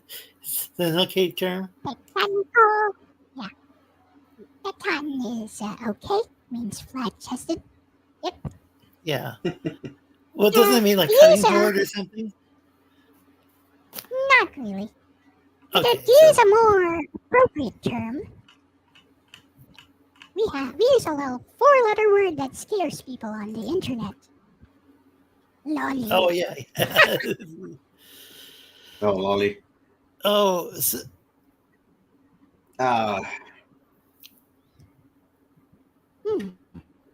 What? What? Where? Why? How? Maybe someday. Yeah, I've heard that Brittany Venti tried. I remember this. But Brittany Venti tried to cancel Gura, and of course, like now Gura's very low. Huh? Now Gura's bigger than her. Yeah, Gura's like now Gura just is like bigger than Venti. Yeah, and the Venti's not really all that important. I mean, like comparison wise, it's just it was just kind of weird. Like,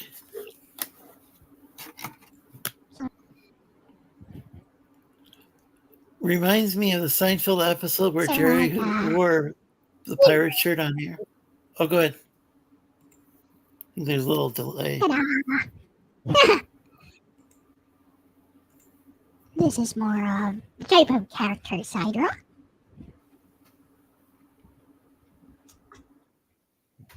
So quite the opposite. Yeah. I'd rather be.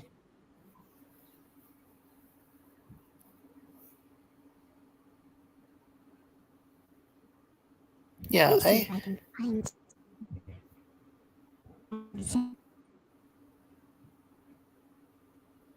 Well, because So Chad Yeah, was talking about Daniel Tech. Yeah. He's talking about but I think the shirt reminds.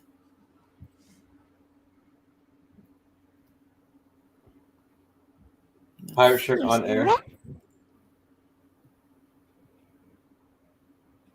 Dun, dun, dun, dun. The new Zelda was there. You Oh want yeah, to- Tears of the Kingdom is the new Zelda game. Yeah, somebody went in. Let's see what the Tears of the Kingdom or something like that. I think that was the name of it. yeah. So as one YouTuber described it as they're doing a good job. Show the trailer for the new Zelda game is they're doing a good job at showing us nothing and showing us things in the background of the nothing. And you will know nothing. Oh, No, no. the biggest thing, not I remember. DJ The Mario movie is actually doing really well. I think it actually beat Frozen 2. Yeah, the critics hate it, but most of the fans seem to like it. It seems. Yeah, I think the thing is that they were expecting it to be some kind of like super deep movie or some craziness like that. It's like it's not. It's so that's Mario, and Ame, right? the Super Mario Brothers Yep. plot. The Super Mario Brothers plot for the video game is simple, so it's kind of hard to make something deep and reflective when the game itself is not that. Is this your character? Is this your character or your OC, No, or it's is this the inspiration? No, it's One not. of the Yeah, inspirations. this is Nagi. This one is Nagi from Hayate the Combat Butler. She's an anime and manga character. Is that your waifu? Yeah, she's my waifu. Okay. So as of right now, the movie has grossed 251 million in the United States and Canada, 194.3 million in other territories, for a total of 445.3 million dollars. So is this Kiara or is this an? Yes, Yes, yes it is. anime. Okay. It's Loli Kiara. Yeah, because I know Kiara wears a hat like that sometimes. It's Loli Kiara. Also Loli Gura.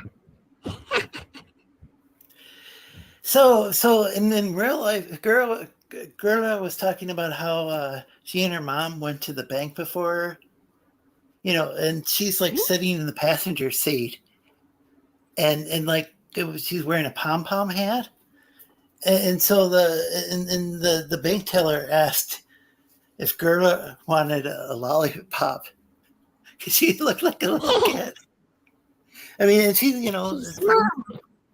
yeah, she's a small grown in adult, real life. but like she really is small in real life, which is probably how she can do that voice. Because that voice is I think that's her natural voice with a little bit of filtering. Like me, this is actually my natural voice with some filtering. I have like a 1 octave up filter. yeah. I think you posted a video before where like one of your older videos and where you're not using a filter and It raises my voice by 1 octave, so I just have to do a little bit. And your voice is actually like really clear without the filter. Like I would have thought you were from like the US or Canada, just hearing how you speak. It would like I love my filter. It also fits my VTuber self more. I draw the booty. Yeah, how did you decide to how and when did you decide to become a VTuber? Because your channel isn't always like that. About a year and a half ago, I just decided on a whim. And there we go. I decided if I was going to do live streams, they told me I could be anything I want. So I became an anime girl. The end. Well, there you go. There you go. Anyways, I'll end this display capture. All I have here are more. Let me see. Yeah. Oh, this one is a commission. Wait, where'd it go? It disappeared. It was right there, but disappeared. Oh well, this one actually is a commission. This one. Somebody on Pixave asked me to draw Nagi. Well, the problem with making a Smash Bros. Movies is that a lot of the extra stuff that shows up in a lot of the extra stuff that shows up in Super Smash Bros. Are characters that you'll probably never see interact with those with Smash Bros. Like you won't see Sephiroth, you won't see Cloud, you won't see and then hell you won't even see Belmont's in those games. I've never played any of the Smash Brothers games, but Smash Bros. Or. Mm-hmm. I played the N64 one. That's it. Was that fun? It was fun, yes. I also played a little bit of the 3DS one, I forgot. Like, I tried the demo. It was okay. Oh, please let me know if you don't want me to show your screen while you're zooming in. Oh, while you're looking up stuff. I do it mainly because I need to learn to separate freaking files from everything else I'm doing. Oh, there's wow. No porn in there. That hair is so detailed. Holy Toledo. Body still needs work. Yeah. The anatomy. Like the hand is kind of weird. That's just me being an artist for so many years, and okay, you're doing great so far, but you need to work on these things. That hair though, how? Yeah, the hair is the best thing. Oh yeah, that's the best detail. Very, very realistic with it. Wow. The Nintendo version of the MCU. And I'm not sure which message you're responding to, Tech. No, I was responding to nude Geass' joke of making fun of the MCU. Oh. Huh. Which character is this? It's Nagi. But with a tail. It's just skin glue. Okay.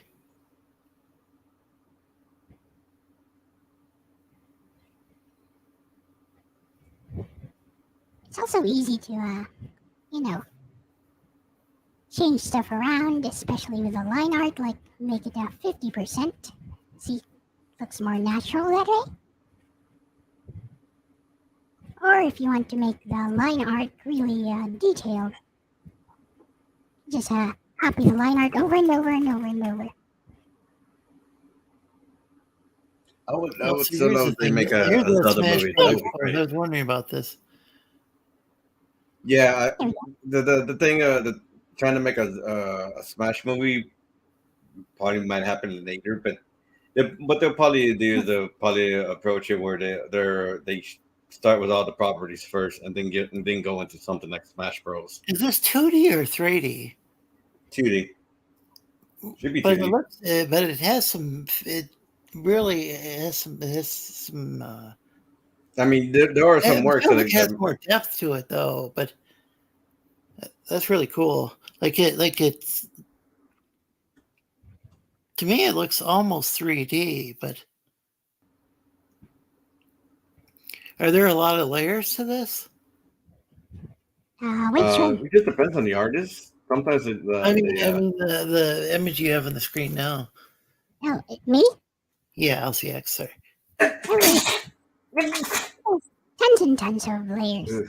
If you look closely, you can see it's 2D. 17 layers. I actually like. I've seen people with like 67 layers. Like 67 layers. When there's like Hololive models, I typically prefer the 2D models over the 3D. Like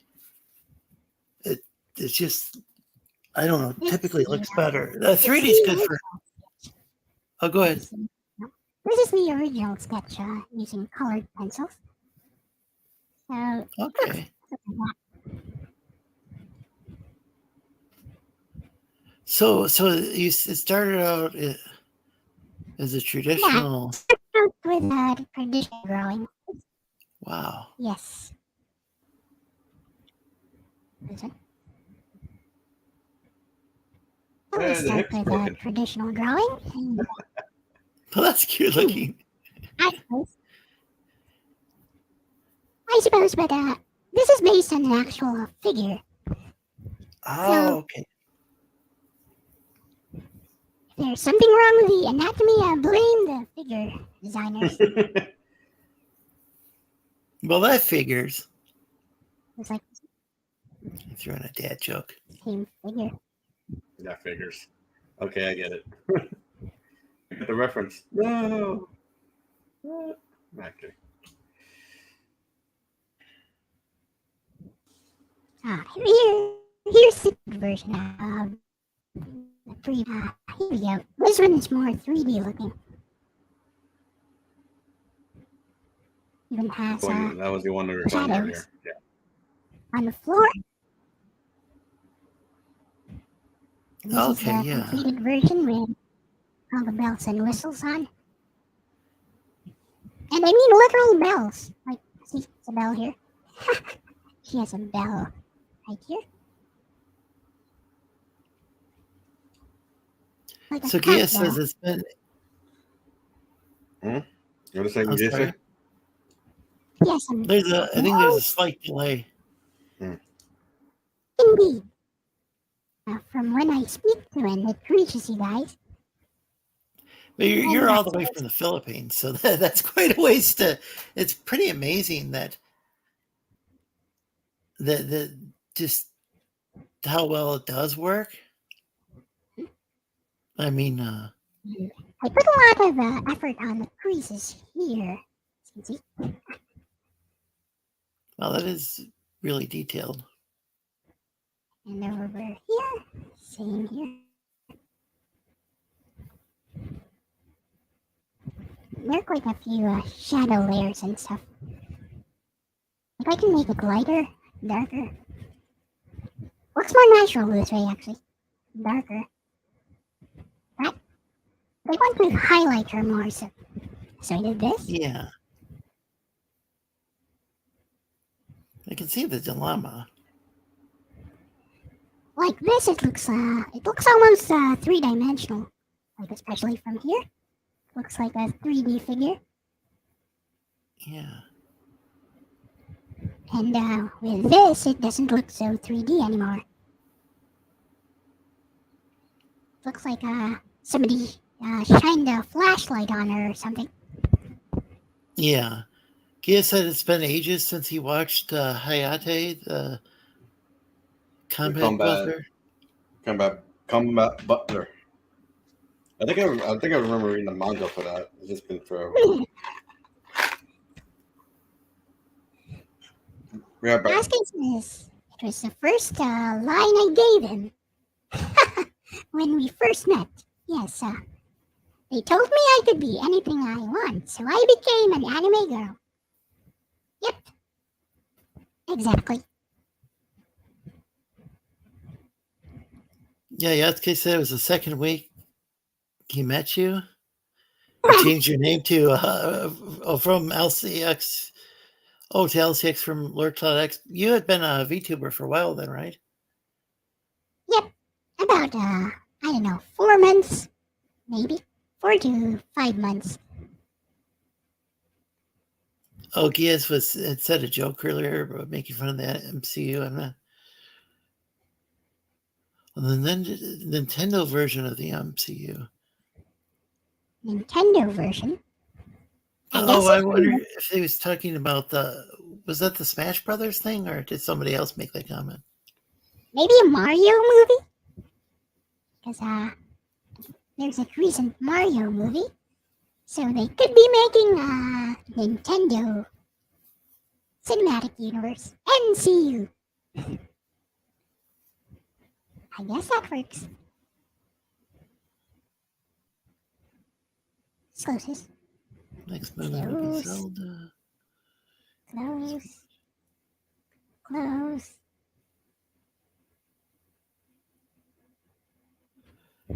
After live action. Oh, after the live action Metroid. A friend I have says I draw too many of these swimsuit thingies. I should try something else. I'm like, nah. There we go. I like the girl's facial expression. And of course, the classic, I can't even do that. Yeah.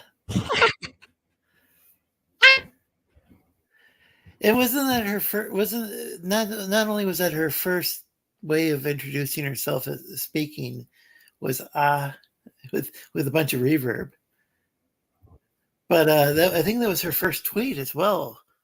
I think she started out by tweeting and then that was like her first thing she said on stream.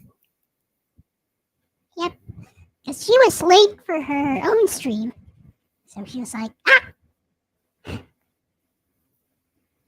Yeah, that was funny. Just like the build up, as she was just like, we were just staring at her character model, and then like it seemed like it took like 30 seconds, and then she says,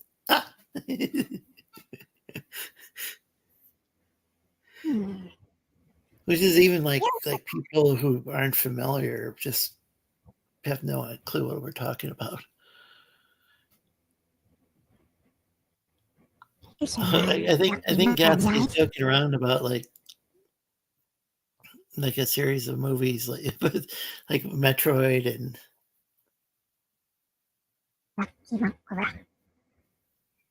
these are Makura designs. I think maybe it was Geass and Yasuke. Oh, go ahead, They're like these are Makura designs. They're like the perfect size for Makura. What is not? I can't pronounce that. Makura hugging pillow. Full size body. Isn't there another word for body pillow? Hugging pillow. Like, are there a couple of words in Japanese for it? Makura. That's it. Okay. Yeah. All right, guys. I do actually have to jump off, so I'm gonna leave you all. Nice meeting you. Nice meeting you too. And so I'll see you guys next time. And then so you can find me at Tier Comix on Twitter. On Twitter, YouTube, and subscribe to Star. In the chat. And then subscribe right away. And so I'll see you guys next time. Hey Lorenzo, drop a link in the chat or something. Yeah, let's see. So which link should I? I just do a Tier Comix here. I'll put it in the private chat. Hang on a second. Okay. Well, now zoom in on. I was trying to show both of you on the screen, but I know you're good, man. I can't remember with streamer features.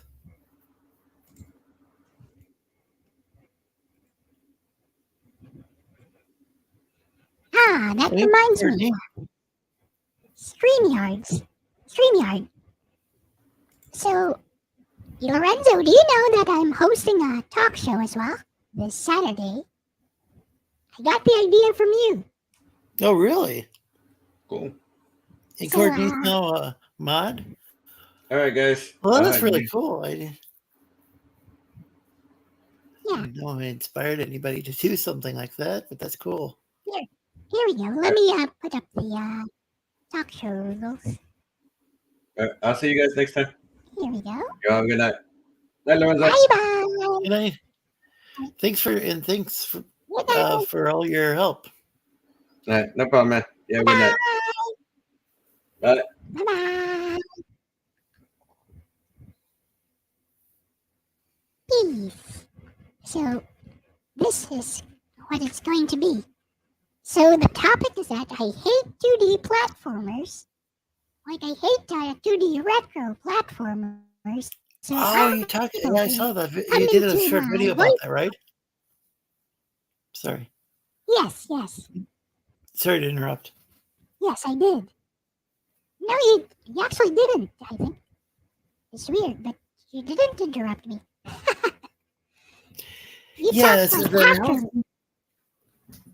That whole delay is so confusing with people get upset about. Some people get really upset. Somebody stormed off and won't come back on the show because. Oh. Well, I'm pretty chill. You know me. We're friends. I only get upset when people attack me. Personally. Like that guy. Just told me to F off. Whoa, what is that? Yeah, that doesn't go over too well. No. So anyways, the thing is I hate 2D retro platformers, so I invite people to come into my voice chat and try to convince me otherwise by having me play a game of their choice and basically talking to me about why this game is good. Stuff like that. Yeah, that's actually a good topic. How do you feel, Lorenzo, about 2D platformers? Some of those were some of the most challenging. I don't know. I take that back. Some of the 3D games, I'm not 3D platformers came out like a little. I mean, kind of late into when I was playing video games. Mm-hmm. Well, I think I was an adult when, like, say, Spyro the Dragon came out. So I never got too good at the 3D ones. How about 2D? There were some of them that I got pretty good at. I mean, where I could finish a few levels, like Miner 2049er it was on a bunch of different platforms. I played the 8-bit Atari, not the 2600 version, but I had an Atari 400. Bye-bye. Good night, Courtney. Yeah, thanks for stopping by, Courtney. So, how about the 2D platformers? Like one of the most beloved 2D franchises, as far as classic 2D platformers go, is Castlevania. And let me tell you, I hate that game.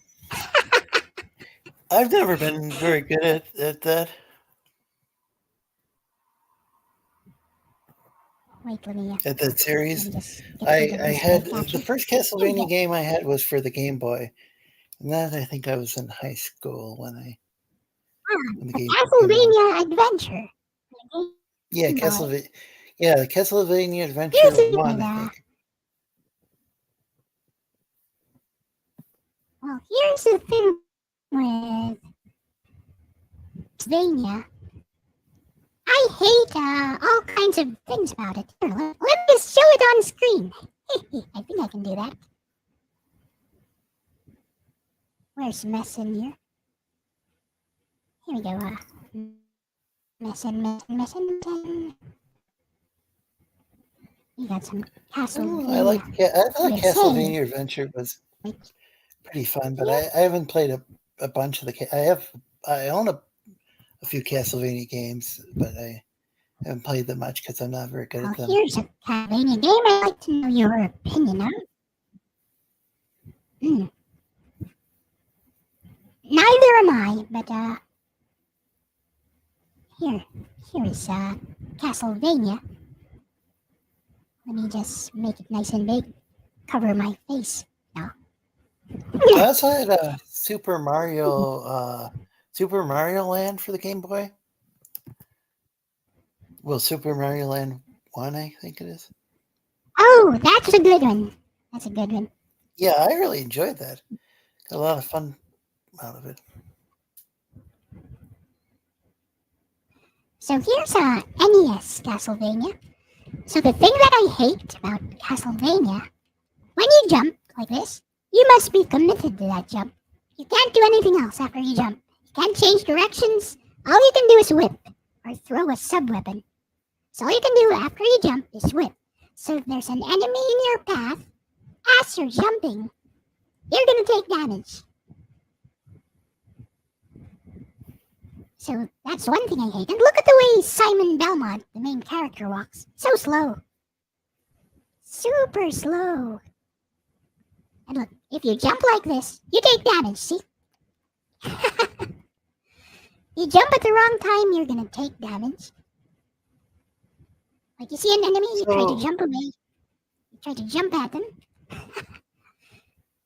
Well, so Yasuke says NES Castlevania is troublesome, but Game Boy Castlevania ones are ruthlessly savage. I suppose. So, like, look at this. You see that enemy up there? See that enemy up there? If you didn't know that you had to, like, do that, you would take damage. You have to stop here at this specific part of the stairs so that he doesn't hit you. So and I think that's a lot of... go ahead. Yeah, I think that's a lot of BS, don't you think? He said that he was saying it's how normal jumps work. Yes, that's how jumps work here. Like most other platformers, you can control your character after the jump. You can change directions a little bit. But here, nope. You jump like this, that's all you can do. You can't even turn the other way. Like an older game, Ghouls and Ghosts, Ghosts and Goblins, you could actually turn while jumping, but not here. Nope, all you can do is go forward. That's it. And check out this enemy here. See that enemy there? You would take damage if you go forward. If you didn't know that you should throw the holy water here and then let him run into it. Ghosts and Goblins is a classic in its own right. Yeah, that's true. It's a lot of BS.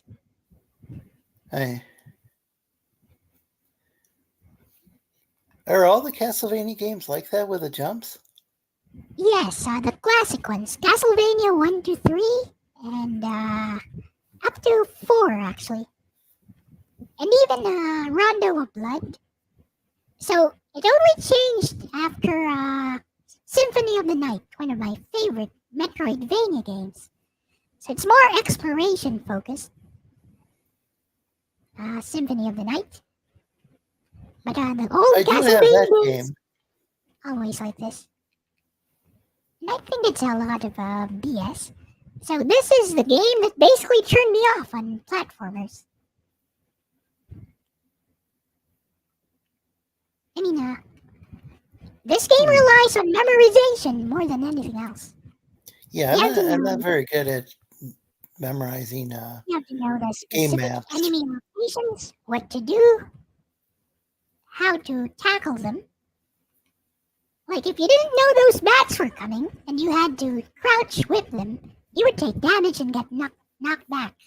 Actually, let me show you the BS about the knockback. See, when you take damage here, you don't just take damage, you get knocked back. And let's say over here. You said the Mario. So Yasuke says Mario came out Here, watch. before this game, and you can control the jumps. Yes, exactly, Yasuke. See that? So, See that? so did you? But did that turn you off to games like Mario or anything, or just? No, just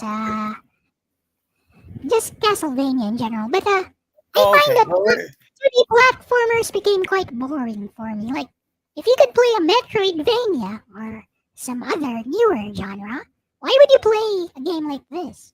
Or even a game like Mario? Like, even the new Mario games, they added stuff so that you could make progress, new power-ups and stuff. Because the older Mario games, it's kind of hard to go back to them. In fact, they have the complete opposite problem. Hey, let's switch to Mario. It wasn't in Mario 2 that they perfected the controls at Mario. Bling! Bling, bling. Oh, It sounds like Yasuke recently played NES Castlevania on his channel.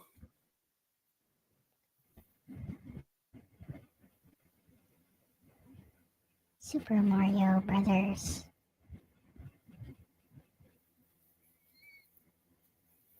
There are way too many versions of this. Translation, Super Mario Brothers.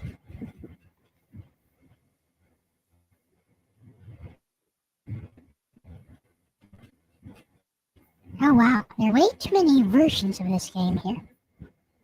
Was it Super Let me Mario just Brothers? try one of these. Was it Super Mario Brothers 2 that came out in Japan? And it was a different game than in America? Yes, because in Japan it was Doki Doki Panic. It wasn't even Mario. It was Doki Doki Panic. So here is That's pretty wild. you know what? Let's try it. Should be okay. Donkey Kong started out as a Popeye game, I think. Here we go. It's translated into some weird language, probably Italian.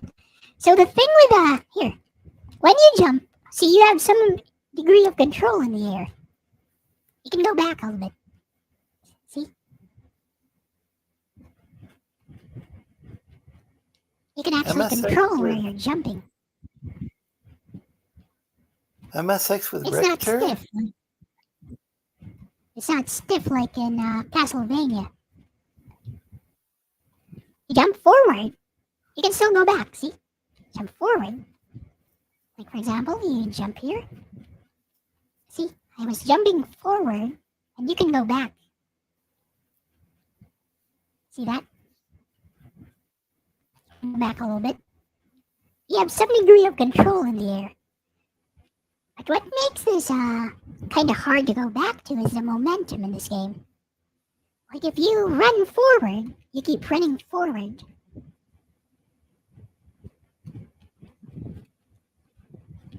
No. No.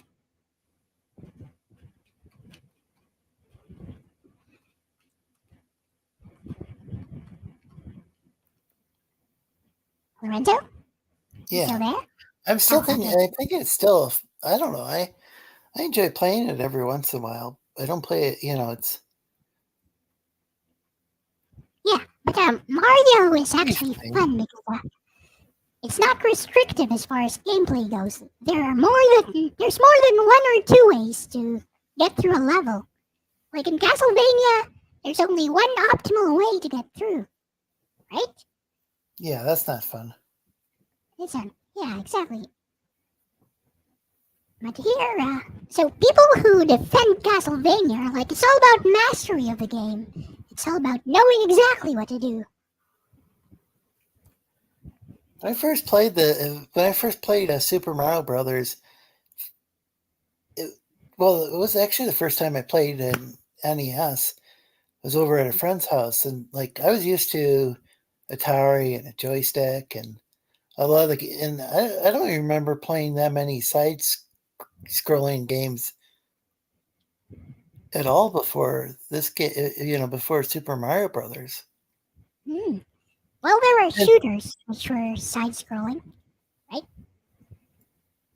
Yeah, I probably played those, but it all seemed pretty fresh. Like first, I think I played Duck Hunt with Hey, Ethereal Dragon, welcome to. Hello. Huh? Oh, someone's playing original classic Super Mario. I see. Mm-hmm. So Yeah, here's the thing with classic Super Mario compared to Castlevania. You can do this. Like if you That's true. discover it by yourself, you'll find that I don't have to beat this level. Like Some you people know, also use the edit of the screen to get themselves trapped and then jump. see, you're supposed to go inside this pipe here, but if you go here, whee, warp zone. What kind of language is this? I think it's Italian. Kind of fits. Mario is supposed to be an Italian plumber after all.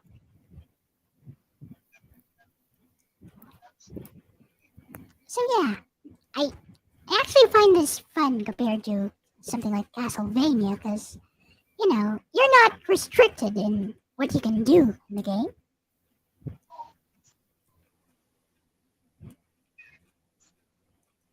See, if that were Castlevania, that would have been instant damage right there, but not here. I'm not sure what Yasuke is talking about with Richter or Richter. Richter. Yes, Richter is from Rondo of Blood and Dracula X from Castlevania.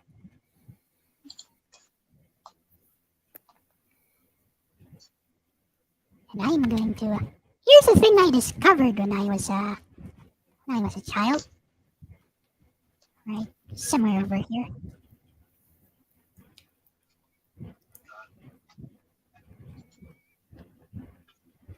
Yes, somewhere over here. So I'm gonna save state right here. Power of save states. So right here. Well, sounds Yasuke is That's why I critical of. That's why save state. Yasuke seems critical of platformers as well. Okay. Yes, that's right. It's a dude pretending to be a cartoon girl. Exactly. That's me. What of it, son of Jor-El? Yeah, he tried joining I banned him from the chat. He's come on before, like Here, you can do this and get infinite one-ups. different times. And sometimes it's nice, but usually he's just an abrasive individual. I get it. You get all kinds. You get people who just want to mess with you. Like, I'm here doing my own thing, minding my own business, and you have that guy there trying to stir trouble. Well, let me tell you something, son of Jor-El. I don't even hide it. Yes, I am a dude pretending to be a cartoon girl, and I'm cute, and you're not. And you're sad. Sad life. Aw, too bad. Are you gonna cry? Ooh. I think he is. Why, are you crying? Aw. Are you so You sound like a sad? demented house elf or something. What? That's okay. I'll take the demented part. As for house elf, I have no idea about Western culture, so yeah. It's all good. So I take it you never read or watched Harry Potter then? I've read Harry Potter, I've read The Lord of the Rings, I just don't care about them.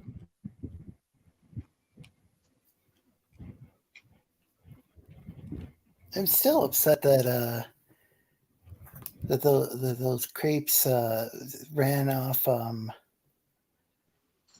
Pikame over just because she expressed interest in playing the Harry Potter game. She didn't even play Hogwarts, yeah. And there would have been nothing wrong with her playing the game. Just Well, they're saying it promotes transphobia just because they're using the Harry Potter IP. Yeah, they even have a trans character in the game. No, it's because and JK didn't even write for it. They say that J.K. Rowling is transphobic, etc. That's what they say. Basically, what she said is that there used to be a word for women. That's it. Apparently, that's transphobic. There used to be a word. She also said that there's biological differences between men and women.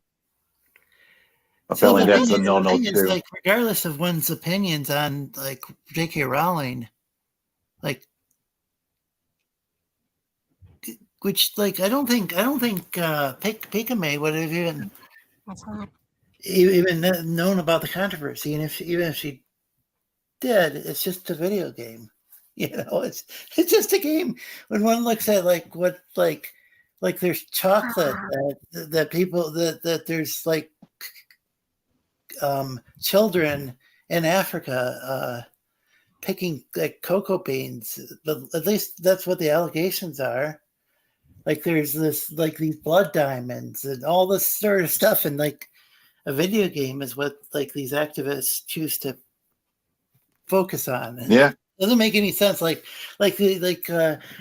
So many of our products are made in these sweatshops, and some of these sweatshops have nets for when people jump out of the building to try to end themselves. And still people are bitching about some fucking video game and harassing people off the. So this is one thing I like about this level. You can get infinite lives here. Yeah, not like that. You have to time it right. Well, it's like the son of Jarrell or TJ. It's like he's stuck in a loop. This is a dude though. Like he's freaking out. Oh no! Yes, I'm a dude. So what? What's the problem? Get over it. I think he's got a problem with himself. I think he's just like I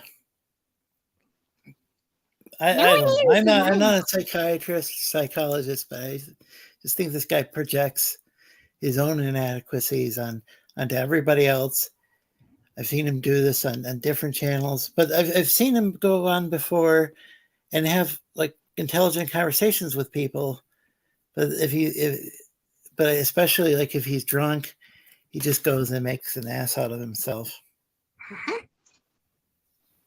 Look, who cares if I'm a dude? According to the instruction book, the blocks used to be people. Why make such a big deal out of it? I don't know. I like to play when I play a video game. I like to play female characters. I'm not going to be staring at some dude's ass when I'm, I mean, occasionally I'll play a male character, but I'd rather look at a female character than a male character on the screen. Here we go. Getting the one-ups. You monster! Yeah, was it Lowbrow or Joker? I can't remember which one because they're practically the same thing. Actually, had a video of them doing this forever and ever, just to gain up. It's like do that to Kingdom Come. If you do it too much, it resets the counter to like 0, and you get like 1 life next. So TJ, you're like one of those fucking like one of those little dolls where you pull the string and it just like says the same phrase over and over again. He's like, are you just copying and pasting your own words? Well, I'm a girl when I'm online. What's wrong with that? Like, It's not like you're going to come over here and have an actual meaningful relationship with me romantically. maybe, So what's maybe your that's what he problem? wants, and he's like in the closet about it or something. So what's your problem? Yeah, TJ, I'm not even. you should seek help, not because you might be gay, but because you can't deal with it. Like, apparently, if that's your Here's the situation. I'm not thing. saying it's definitely your situation. I'm just saying you need help because you don't Yeah, seem to here's be the able to thing. handle life. Here's the thing. The person behind this avatar, I'm heterosexual. I'm not even gay. But when I'm online, I'm a girl. Get over it. That's just how it works. Yeah, and like it's like TJ's not like he acts like he's never like played like an online game before, or it seemed like half, at least half the people pretending to be, playing a game. Well, not I won't say pretending, but just playing a female character online or in a single player game. A lot of those people are guys. It's like, so what? You're playing a character. Well, at least me coming into your show, provided for some nice conversation pieces. Courtesy Oh, of Jessica. Like he's a girl. I'm not even using pronouns. No, this is just blowing his mind, Hey, you can call me he or she. Just don't call me multiple persons at once. If you get what I mean. Oh, we did have a panelist on earlier who goes by they. Oh, that's okay. I respect that. I just don't like it. But I respect it, unlike some people. These days, like online, I often just, sometimes just use people's names because with people in chat and stuff, I don't always know what a person who's in my chat identifies as. They like call themselves like any sort of name, any sort of screen name. Respect begets respect. That's all. Yeah, so Geass or Naruto says I played as girls in MMOs before. It's no big deal. Yeah, it's no big deal. It's like it's the internet. So, I don't know. It's like you can't be serious. So yeah, what? I put a lot of effort into this. I put a lot of effort into this VTuber model and into my online persona. Why do you have to cramp my style? Actually, you're not. But why do you have to try?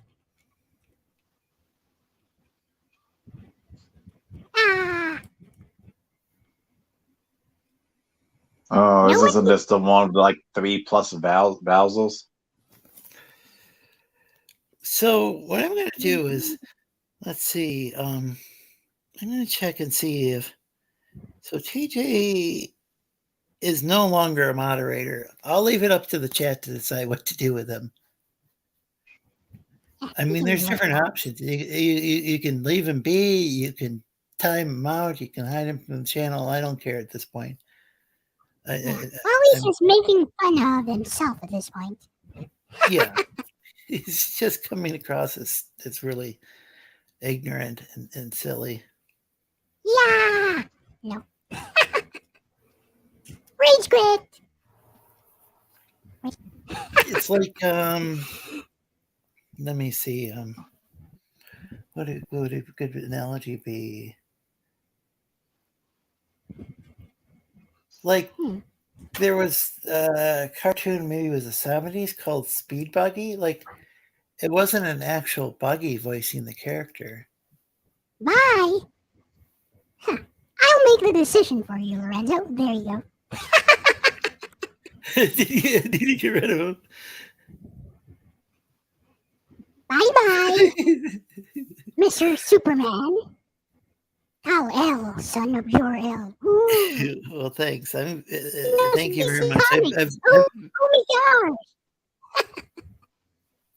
I tried being nice to him, but it's yeah, it's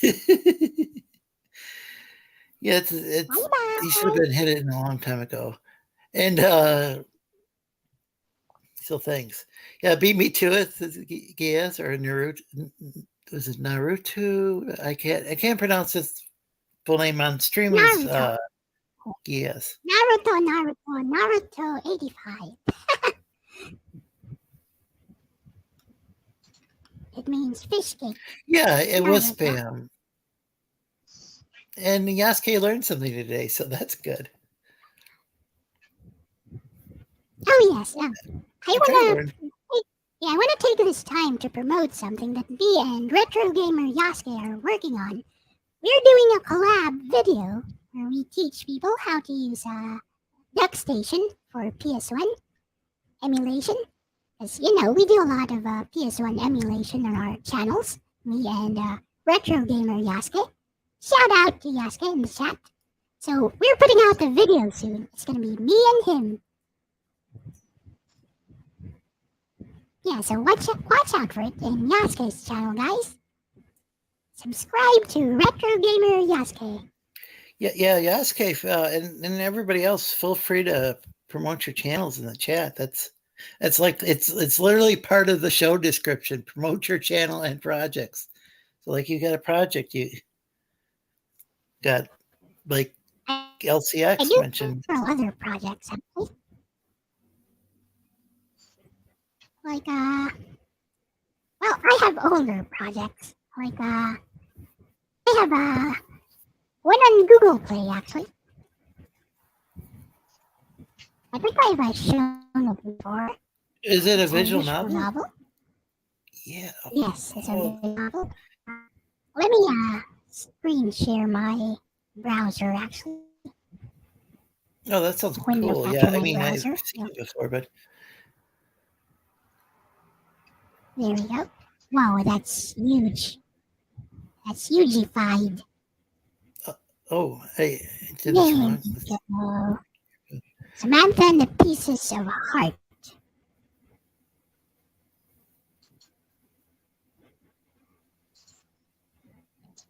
So the premise of the story is that Samantha is a little girl who doesn't have a heart. So the other children would not play with her because she's a heartless child. So she's on a journey to find the 7 pieces of a heart so that she may have her own. It's a visual novel told in 7 chapters, and it's on Google Play. It's also available for free on my channel. It's somewhere over there in my channel. It's a video playthrough. And you can also read the text version over on my blog at Jaded Perspectives. JadedPerspectives.com. So before I am an artist, I am actually a writer as well. In fact, I've been writing far longer than I've been drawing. So this is all my art, and this is Samantha and the Pieces of a Heart. Available I was on wanting the link to the game.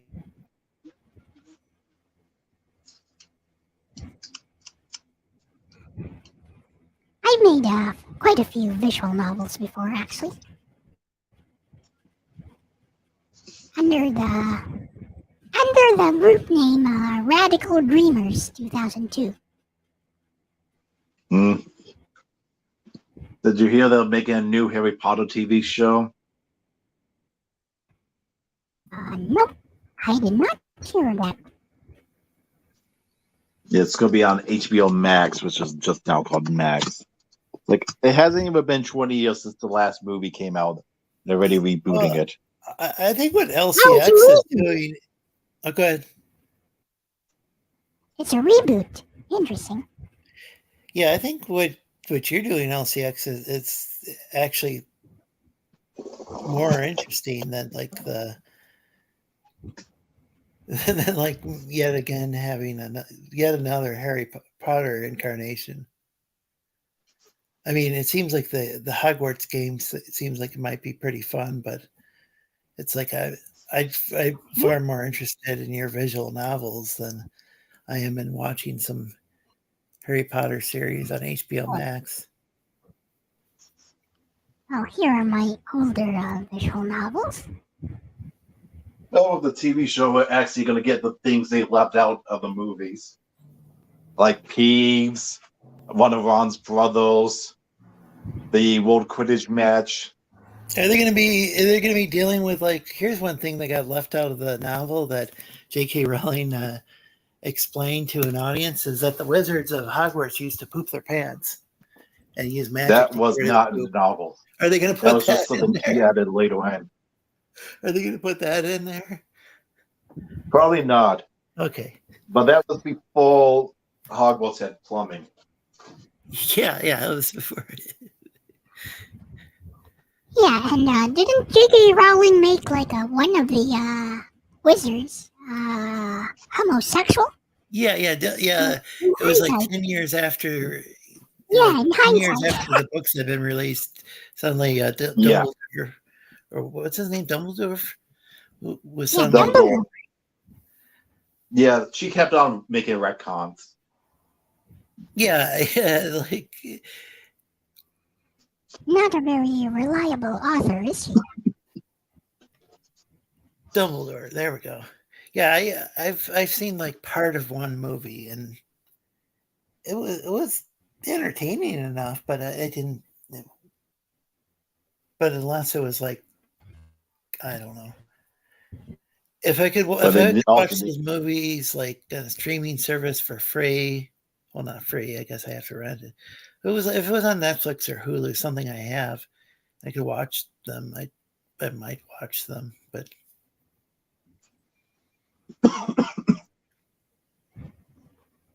So he used to be a visual novel creator, so here's some of my stuff, dating back to 2006, I believe.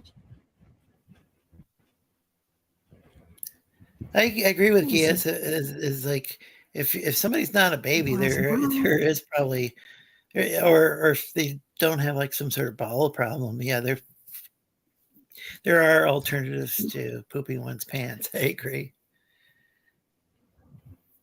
That's true. Yeah, it does. Like, back in the Middle Ages, medieval times, they had solutions for plumbing. And if you look at the technological level of Harry Potter, especially the wizards, it should be at least Middle Ages, I think. They have trains and all.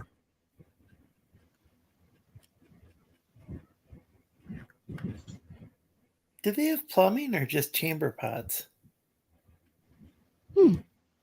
That I don't know. Hogwarts has plumbing, but before then they just shot themselves and then magic away it. That also works. Magical plumbing, basically. They likely would have more medieval style bathrooms that would be cleaned with magic. Well, that would make more sense. Yeah, that would be like elementary level stuff. It's just like she came up with all sorts of different super unpopular hot takes that pissed off everyone. But if somebody wants to play the video games, I don't know. I might get it when it's on sale. Like I don't know how they're going to do a Switch port of that game though. Looking at the game gameplay footage, I see there are some sick combos you can do. With a combat system, you can do like combos and stuff. Yeah, it looks like a lot of fun. So I'm You planning. can do like attack, cancel, teleport. So it looks fun. The irony is that Hogwarts Legacy has less spells than Elden Ring. But Elden Ring is based more on boss, like big bosses, right? Beating the big bosses like Dark Souls. Yeah, a bit like a lot like Dark Souls, basically. Cat asks, wasn't Voldemort a giant snake in the plumbing?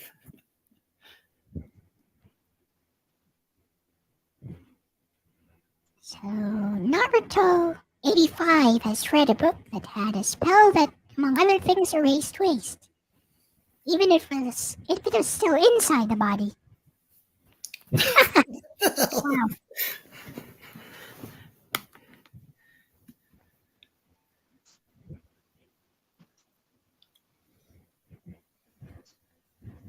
Well, that's interesting. I didn't know I'd get. Wow, it did stir up a conversation though. But The basilisk thing. I think it's from ancient culture or something because I see it often used in JRPGs. Usually, the basilisk is a creature that can turn you into stone.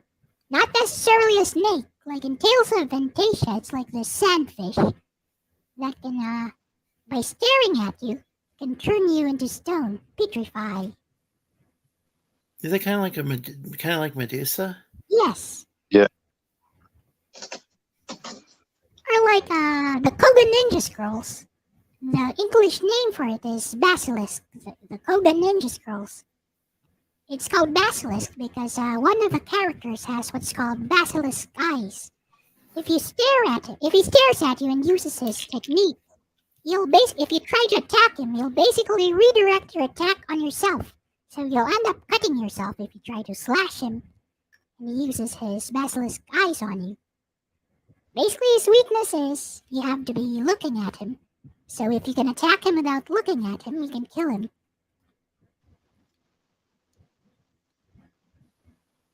One had to.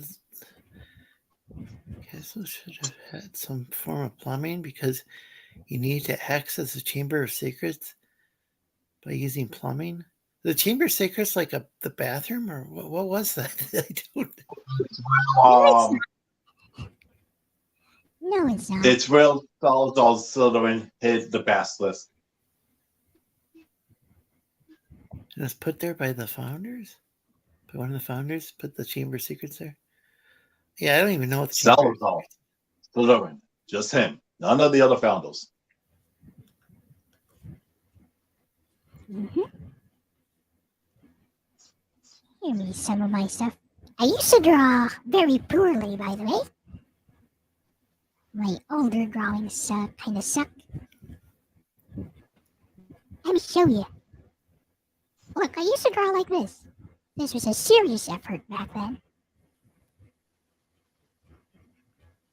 The irony is, despite the fact that Slytherins are the pureblood supremacists, lots of them are even purebloods. I mean, Voldemort wasn't a pureblood. Snape was a half-blood. Umbridge was a half-blood. So, what game was that? It's called Wings. This one. It's from 2004? No, 2005. This is how I used to draw. Look at that. It's awful. Way better than anything I could draw. Yeah, but compare it to how you I draw draw. all the chairs and all that stuff too, or is that? No, it's a Okay, filtered photograph from my university. Filtered Really? photograph. Oh, wow. I just took a picture and filtered it to make it look hand-drawn. Kind of works, right? Yeah, oh yeah. I like that effect. And I made a remake of this in 2010, and this is how I drew in 2010. Quite a difference.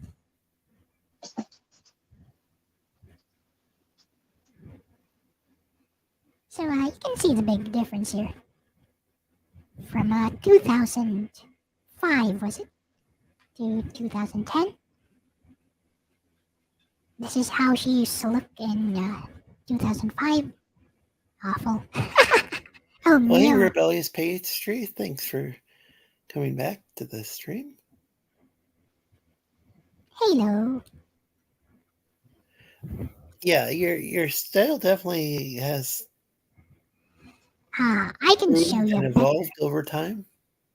I can show you an even better example. Like, here's one. Look, like this. Look at that.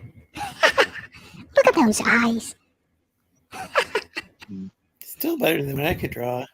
I can barely draw a stick figure. You sure? I mean, look at that. Yeah, it's still better than what I could draw. But it really is impressive, just like how much better you've gotten over the years. Yeah. Also, the American Stew, Evo Moni, was actually co-founded by a descendant of Slytherin.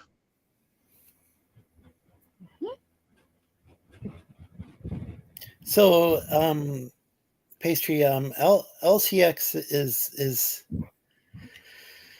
the Hello, Rebellious Pastry. is the anime character. It is I, LCX. Hello.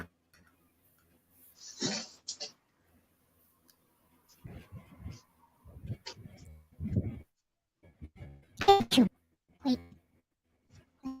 Let me get rid of window capture here. There we go.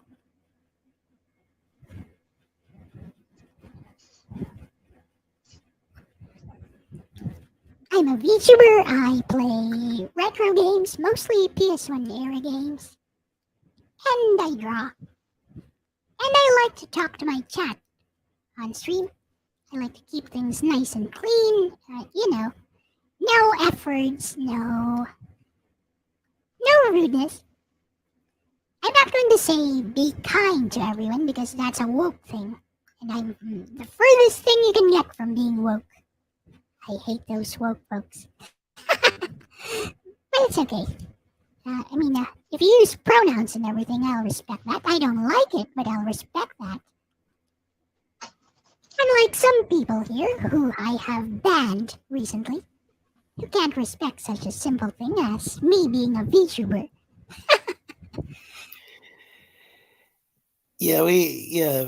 Pastry missed it. We had a troublemaker in here who just got dismissed. Class dismissed.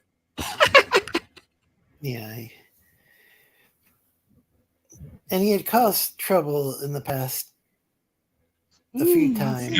And then, not to mention on other channels. Yeah, he's multiple channels, multiple chats. I don't.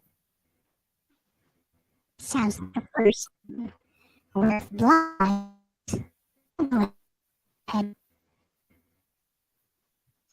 They're roboting a bit. Not you'll ever. Oh no, he is a robot.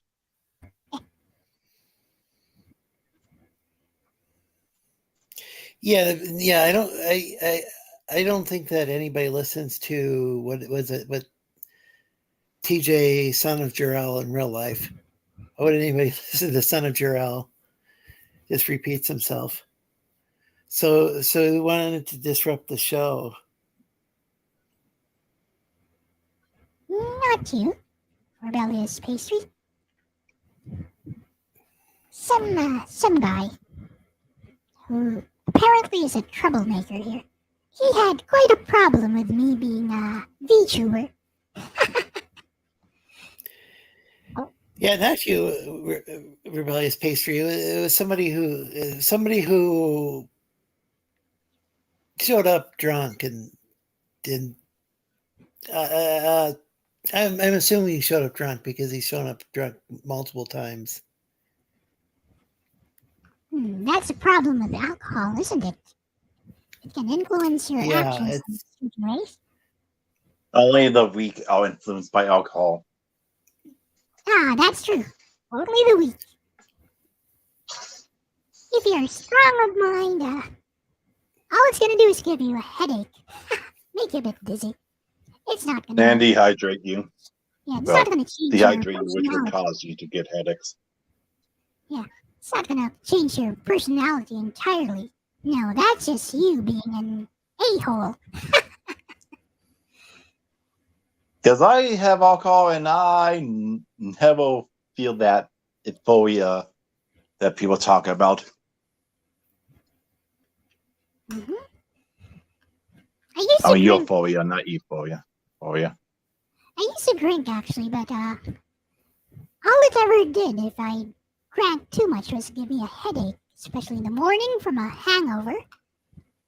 But now I am perpetually 13-year-old, so I can't drink. What's that one alcohol like beverage they have in Japan? It's not. I don't think it's Sake. actually considered alcohol. No, Sake. No? Rice wine? no, it's not It's not actually alcohol, but it's something like alcohol, but that other age people can drink, but it's not alcohol. It's not sake. No, Rice because that's wine. What else could it be? I don't know. They mixed it in Full Metal Panic. I know there's like a lot of fermented drinks that people like.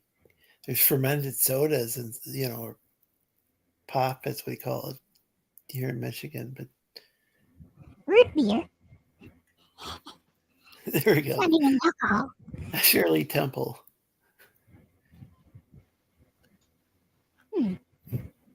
There's a drink. There you go. I don't know if they have those in the Philippines, but there's this mixed drink called a Shirley Temple. It's Yeah, just of course. not alcohol. It's just like, I think, some sort of fruit flavored beverage without alcohol. Kodomo no nomimono is what Google says. Kodomo no nomimono, or children's drink. Some VTubers age, like I think Hachima is age, but I think Hachima's age on stream is her age in real life. Could be wrong. Yeah. Well, Gura is 8,000 years old.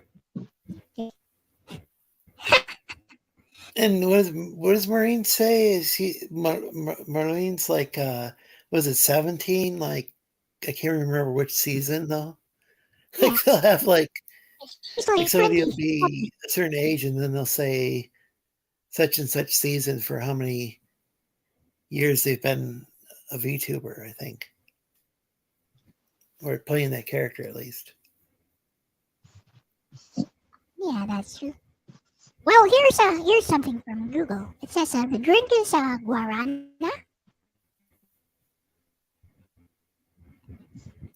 Oh, that would Change the name to kids beer or Kodomo no nomimono. Could that make it? Kodomo no nomimono. Well, thanks, Pastry, for explaining what the Shirley Temple is. Of course, thanks, LCX, for figuring out the Japanese drink in question. Yeah, hey, Mark, welcome. Yeah, TG was here, and now he's permanently gone. He just kept repeating himself. He couldn't figure it out. It's like he couldn't get over how cute I was. Yeah.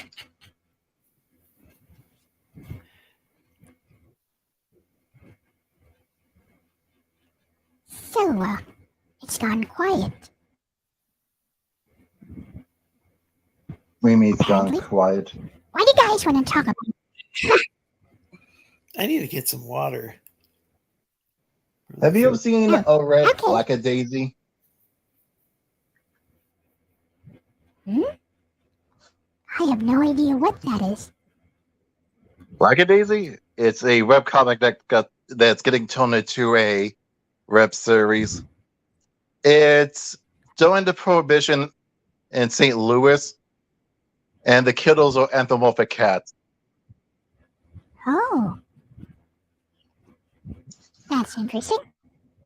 Speaking of which, I had model. Yeah, the main Kyoto, Rocky, what's his last name? Rickaby? He's kind of insane.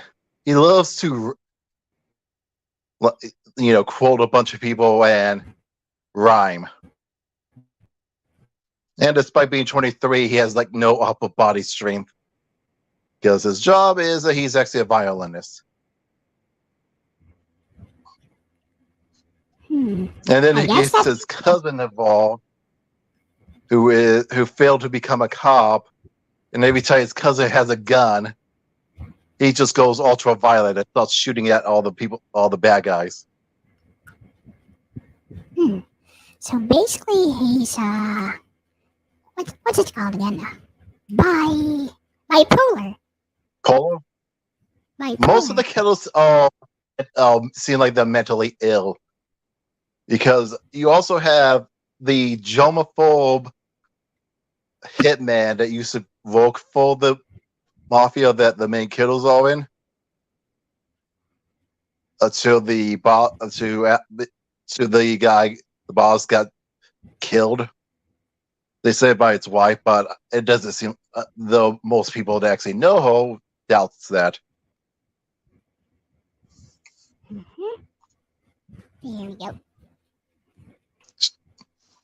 And of course, she's having a hard time keeping the easy open, because they're able to get lack of alcohol. And her goddaughter's around to help out.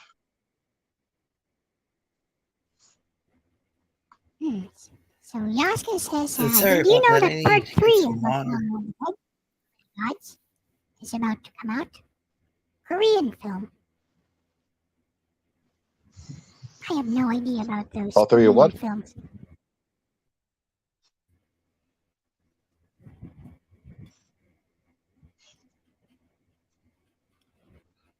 Part 3 of Along with the Gods is about to come out. Oh, yeah, I heard about that. Yeah. What's the first one? It's this guy. He dies, and it's like apparently he was so pure that he had a chance of, like, I think, getting to being like the first person in heaven of like forever. And he has to go through all these like various layers of the afterlife and prove that he was virtuous.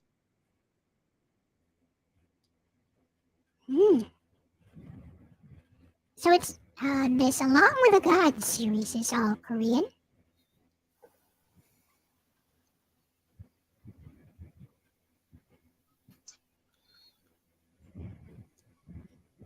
Yes, sort of, says Yasuke.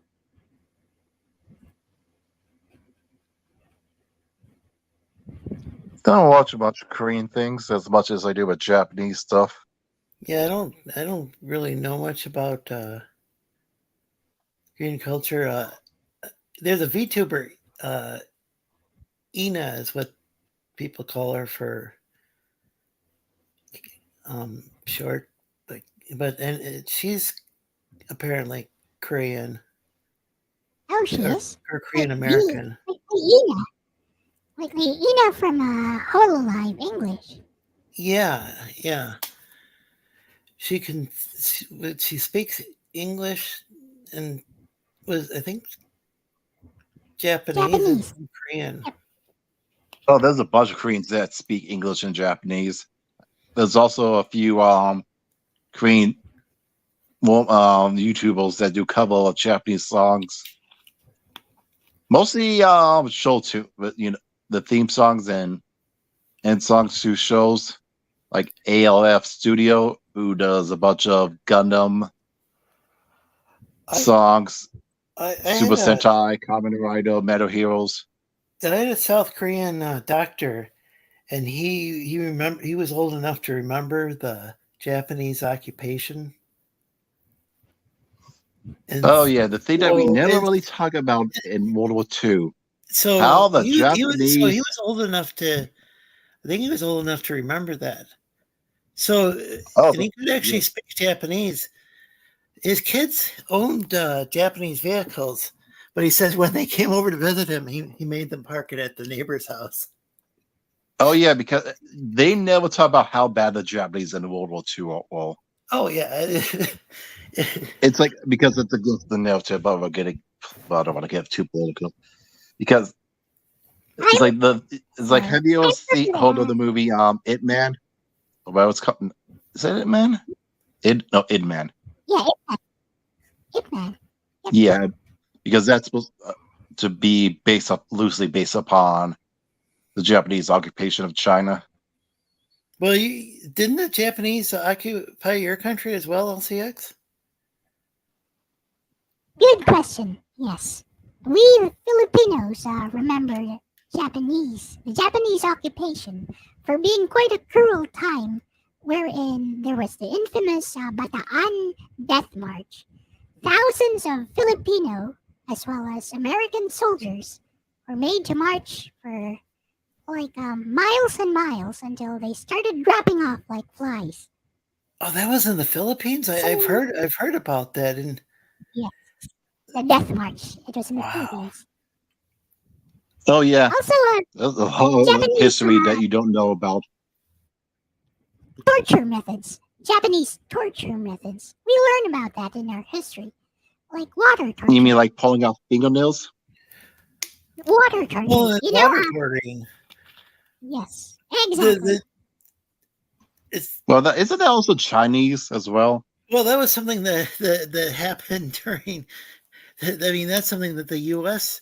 ended up doing eventually. But when the Japanese did it to our soldiers, they were executed.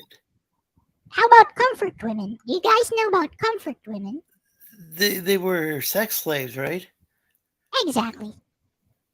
They were sex slaves by the Japanese. Basically, if they occupy a certain territory, they take the women and turn them into comfort women in order to be basically sex slaves for Japanese soldiers.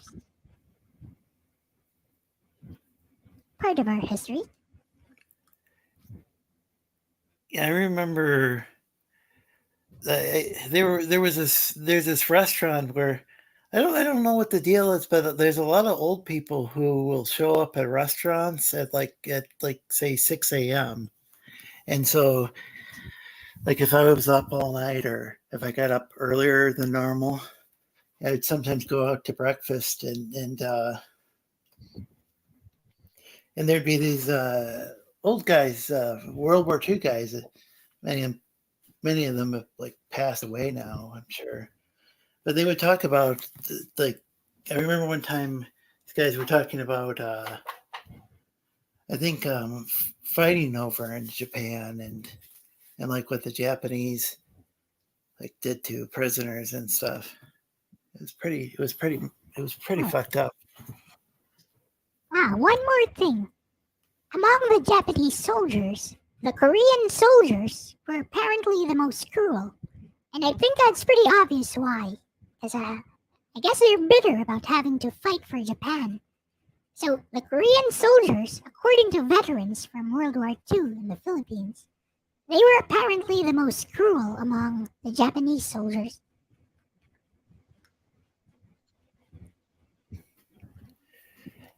That is interesting. I haven't heard that before, but I guess it would make sense that could happen. Because they were occupied by Japan, and then their soldiers were made to fight under the Japanese flag. So I guess a lot of them were quite bitter about having to fight for a country that wasn't even their own.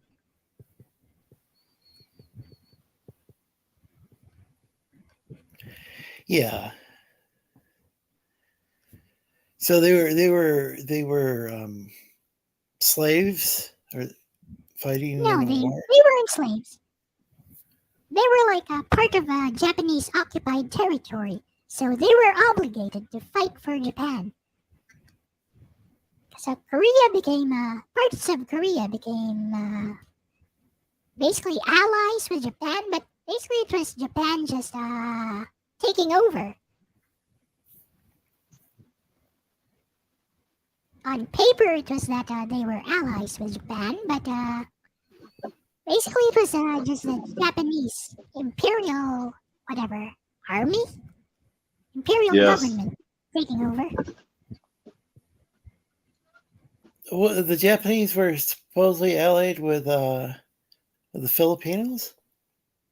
No, our allies were the U.S. Oh, okay. During the time of the Japanese occupation, we were U.S. territory. So the U.S. tried to defend this. I remember seeing that. The U.S. tried to defend this territory, and basically they lost it for a while. And that's why the Bataan Death March happened. So American soldiers, along with Filipino soldiers, made to walk for miles and miles on end until they collapsed and died.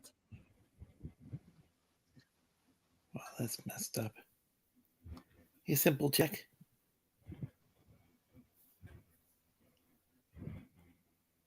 Yeah, but the irony is nowadays we love Japan. I guess all is forgiven after all.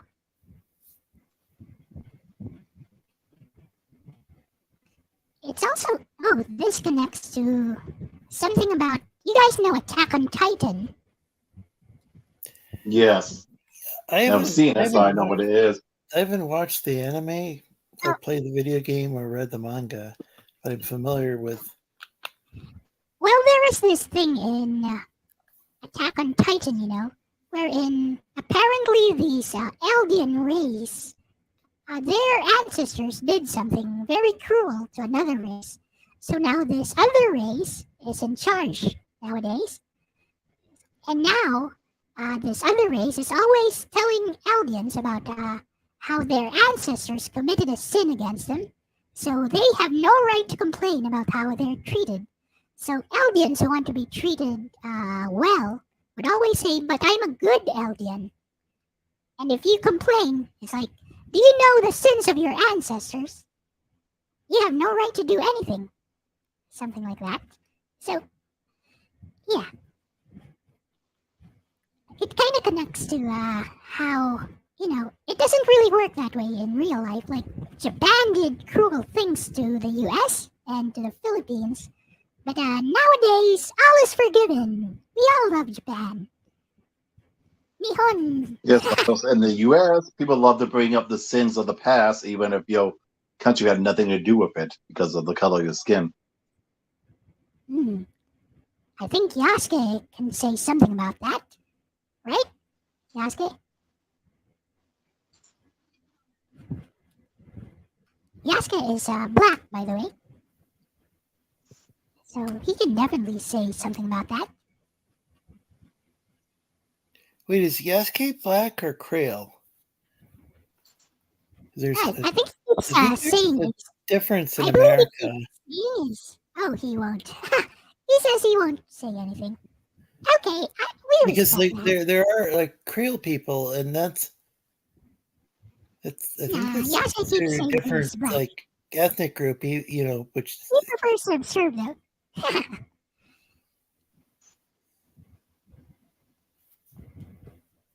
I hope I didn't offend you by calling you out, Yasuke. I'm sorry if I did.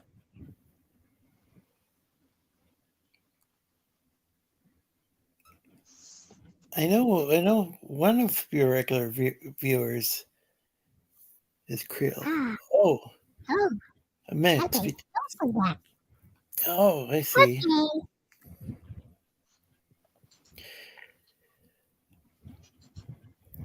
We good. There's also a Louisiana Creole language, which is it's different from Cajun, and both are different from Louisiana Standard French, which I don't know if that still exists. Cajun is French, right? But it's some kind of a dialect of French. Yeah, it's like a dialect or language that's from up in Canada, certain I don't know, because yeah, there used to be different regions of Canada that spoke French languages or dialects. Like besides Yes. Quebec, there was Yeah, also my niece actually is learning French because I don't know, she plans to move elsewhere from Alberta. Because in Alberta they speak English, but I think she plans to move elsewhere. So she's learning French right now. Did they? I'm trying to remember where the Cajuns or Acadians were from in Canada. I lived in Louisiana for a very short time, but that's where my grandpa lived. Orc War Chief Reviews is from Canada, isn't he? He says he's from some unknown part of Canada, basically. That's what he says. Yeah, he doesn't specify the city. He might specify the province, but not the city, which I don't blame him. But let's see. I remember him saying, he said, he's from a part of Canada wherein people will steal your bicycle, no matter where you park it.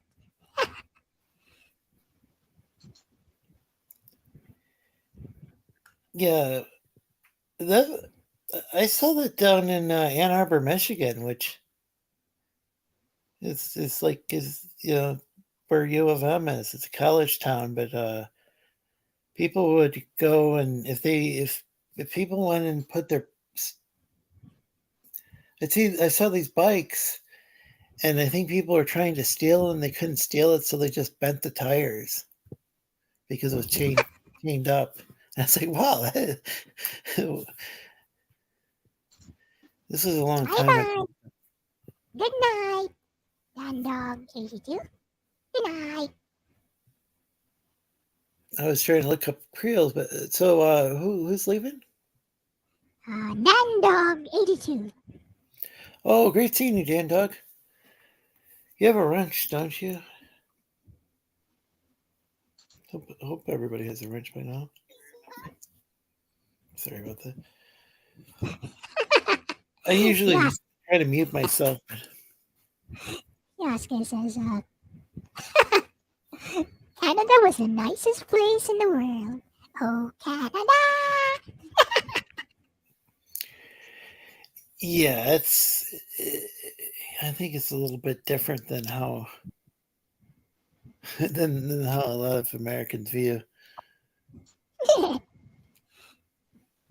Oh, Canada's not as great as people make it out to be.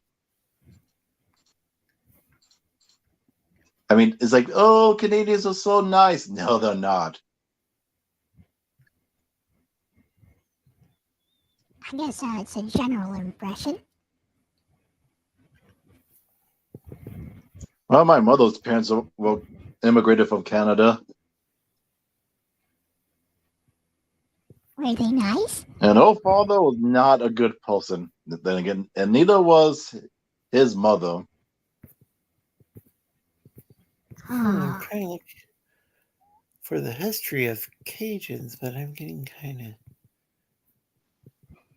You might see Gambit from the X-Men there somewhere. I think he keeps saying he's Cajun. Let's go, mon ami. The conquest of the conquest of Acadia. It's the siege of Port Royal, Port Royal.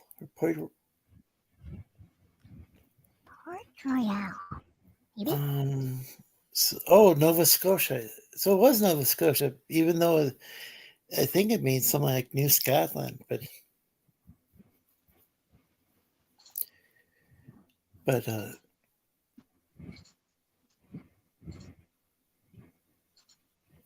so that's where the Acadians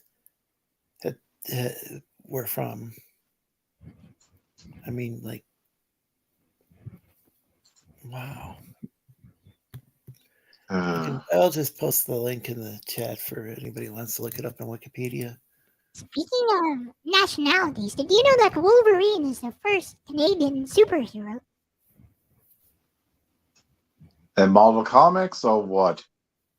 No, that's what it says. He's the first Canadian superhero. Wolverine. Huh. I would think that some of those other companies that were that existed before. Well, that's what they claim anyway. It's a claim.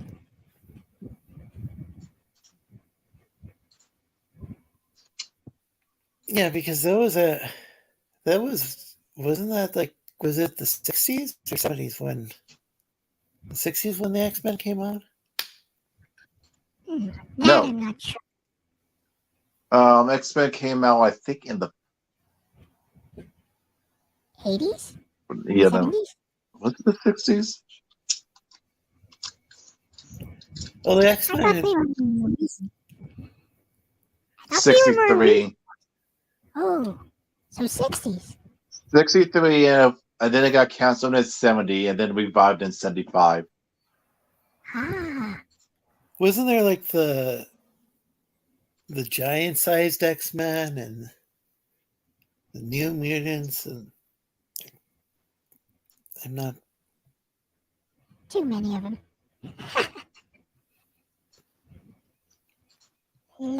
New Mutants, X-Men, Excalibur, Exiles, X-Factor, X-Force. Am I missing one? Did I say Excalibur? X-Factor. Excalibur. Isn't that yeah, that was a wait, did they really have one called Excalibur? Like, Yes, it was a sword? British group. What wow.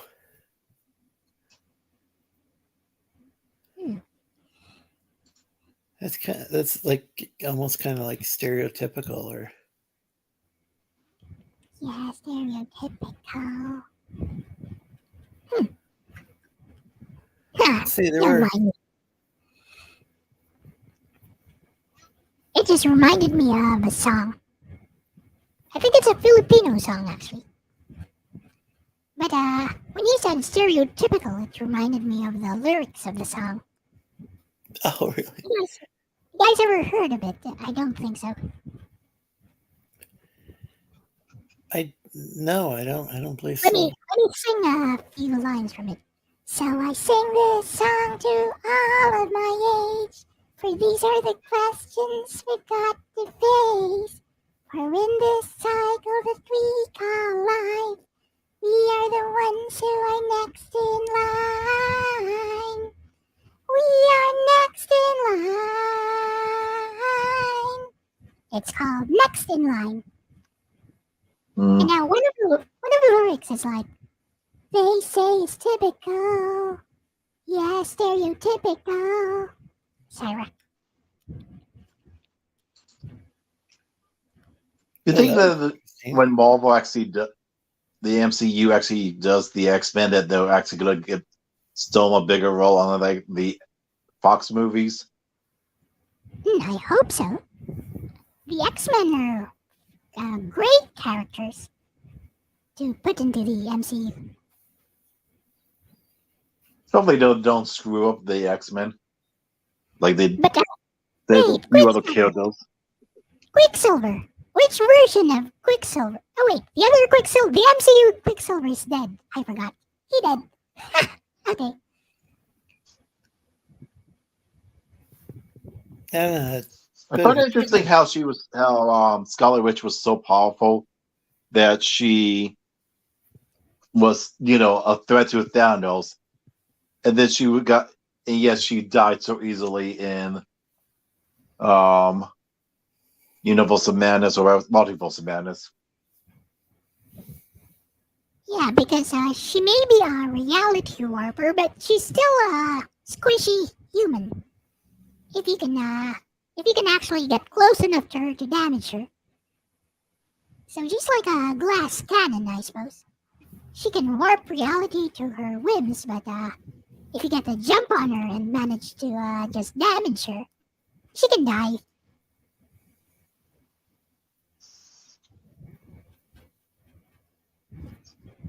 What makes her powerful would be her reality warping powers, like her magic. She can just change reality according to whatever she wants, basically. But they left a TMI. Isn't that too much information in the middle of the ocean? TMI must mean something else. They brought up also the fact they left that there was a giant those things called celestial left in the ocean from the Eternals, and no one did anything about that. Oh, a giant Tiamat, like Tiamat from Mesopotamian religion. Probably most of the Dungeons and Dragons one. So you are talking about the goddess rather than Mesopotamian. Yasuke says that's exactly what he's referring to. Huh. So now the Final Fantasy summoning? I don't think so.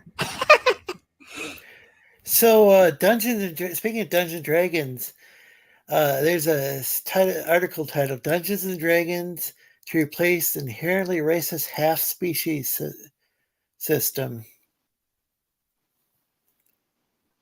Yes, With because a more apparently being half generic elf and and half orc uninspired is somehow mechanic. racist now. This is bounding into comics, and I'm not a big fan of their stuff. But Let me get you a link to a different maybe a different video then. Yeah, I'm not a big because they just kind of their quality dropped.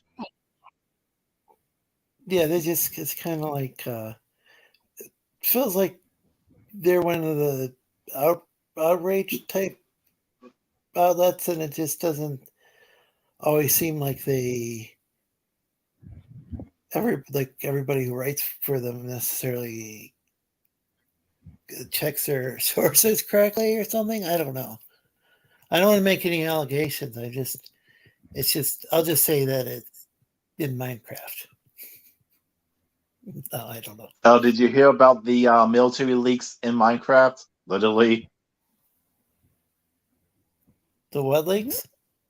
There was apparently military leaks. Someone leaked military stuff into Minecraft. Well, I don't know about that, but there's another article from cybernews.com. I'm not familiar with that site. That says ChatGPT tied to Samsung's alleged data leak. Samsung employees supposedly shared confidential data with ChatGPT. Opening up the data OpenAI's users, media reports. I mean, ChatGPT will basically just say anything as long as you give it the right prompts. I use it for my work, actually. It's gonna just do absolutely anything as long as you give it the right prompts. Like, write me a story about, whatever. About retro gamer Yasuke's adventures in the Marvel Cinematic Universe. It's gonna do that. Easy. Is that the program that one of the programs people are using to draw, like? Yeah, it's an AI, but ChatGPT or just compile a bunch of different stuff and. Yeah, it's ChatGPT is basically for writing, so it's text-based. It's text-based AI, and it understands even complex instructions. So is that different than the one that they use for art? Or is that one of the... Yes, it's different. For art, it's usually Imagine, or we were playing with that on Discord, actually. Imagine and Novo AI. we were playing with that in Discord chat, trying to make a character who looks like me. Actually, we got pretty close. That's interesting. So Yasuke says, well, I'm trying to highlight that. I'm having problems with, I think my cache is filling up, and I just have this 4 gig RAM Chromebook. Well, I think it does pretty good considering. It was a $250 Chromebook with a touch screen. Like this entire stream is on your Chromebook, right? Yeah. Seems to work pretty well. And the microphone's just the Chromebook mic. I Wow. have As for me, I have just like my on-screen avatar, I have headphones with a microphone I don't even attached. use headphones with this. That's what I That's like why about it. You can hear my fan, actually, my ceiling fan, blowing on it. Well, I can't hear it, but maybe if I had headphones, I might be able to. Now that big old Celestial has the power to give life and also created, why wouldn't they use that big old Celestial as an island of Kenosha? And people who are aware of this would worship the Celestial as a god. Ooh, ah. Of course they would. Is that Tiamat? Or what are they talking? What is he talking about? Yeah, it's from the Eternals. The We do Eternals. not talk about the Eternals. So how are they representing Tiamat in there? Because in mythology, Tiamat's like, what is it? Is it salt water or fresh water? I can't remember.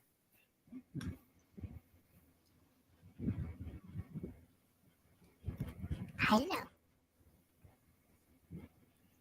Tiamat's like a deity. There's Yasuke should join the stream and tell us. that would be cool. Although, it might be getting late for you, Lorenzo.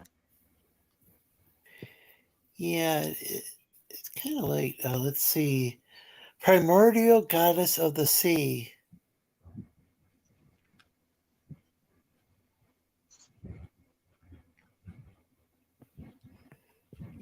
So, I believe I think it's Marduk is the god that ends up slaying Tiamat and using Tiamat's body to create the world or something.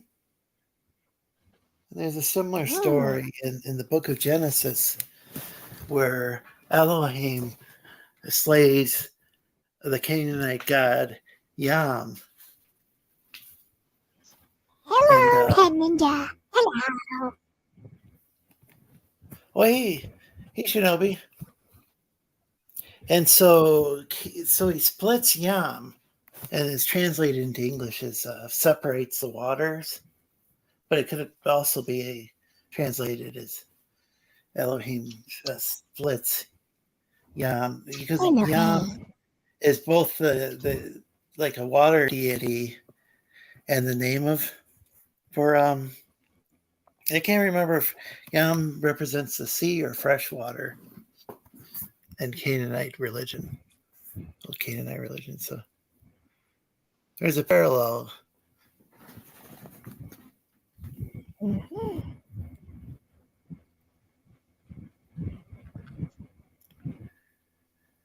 I honestly thought the stream would be over an hour ago, says Geass. Long stream. The latency is brutal, but I can come and then explain if you want. Yeah, sure. Yeah, I'm getting a bit tired, but you can come in Welcome aboard. a few minutes. Yeah, that'd be fun.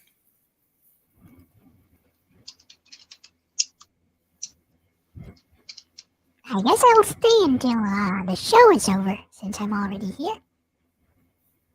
I appreciate it. Thanks. And thanks, I don't get a Dragon, chance. too. Actually. Oh, go ahead. I don't get a chance to come on too often because I'm actually working at this time mostly.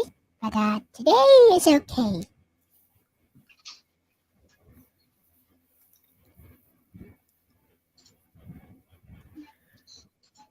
Doesn't LDP stream at the same time I stream?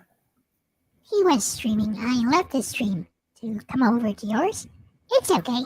He was just getting lost. He was just getting lost in Legend of Mana as usual.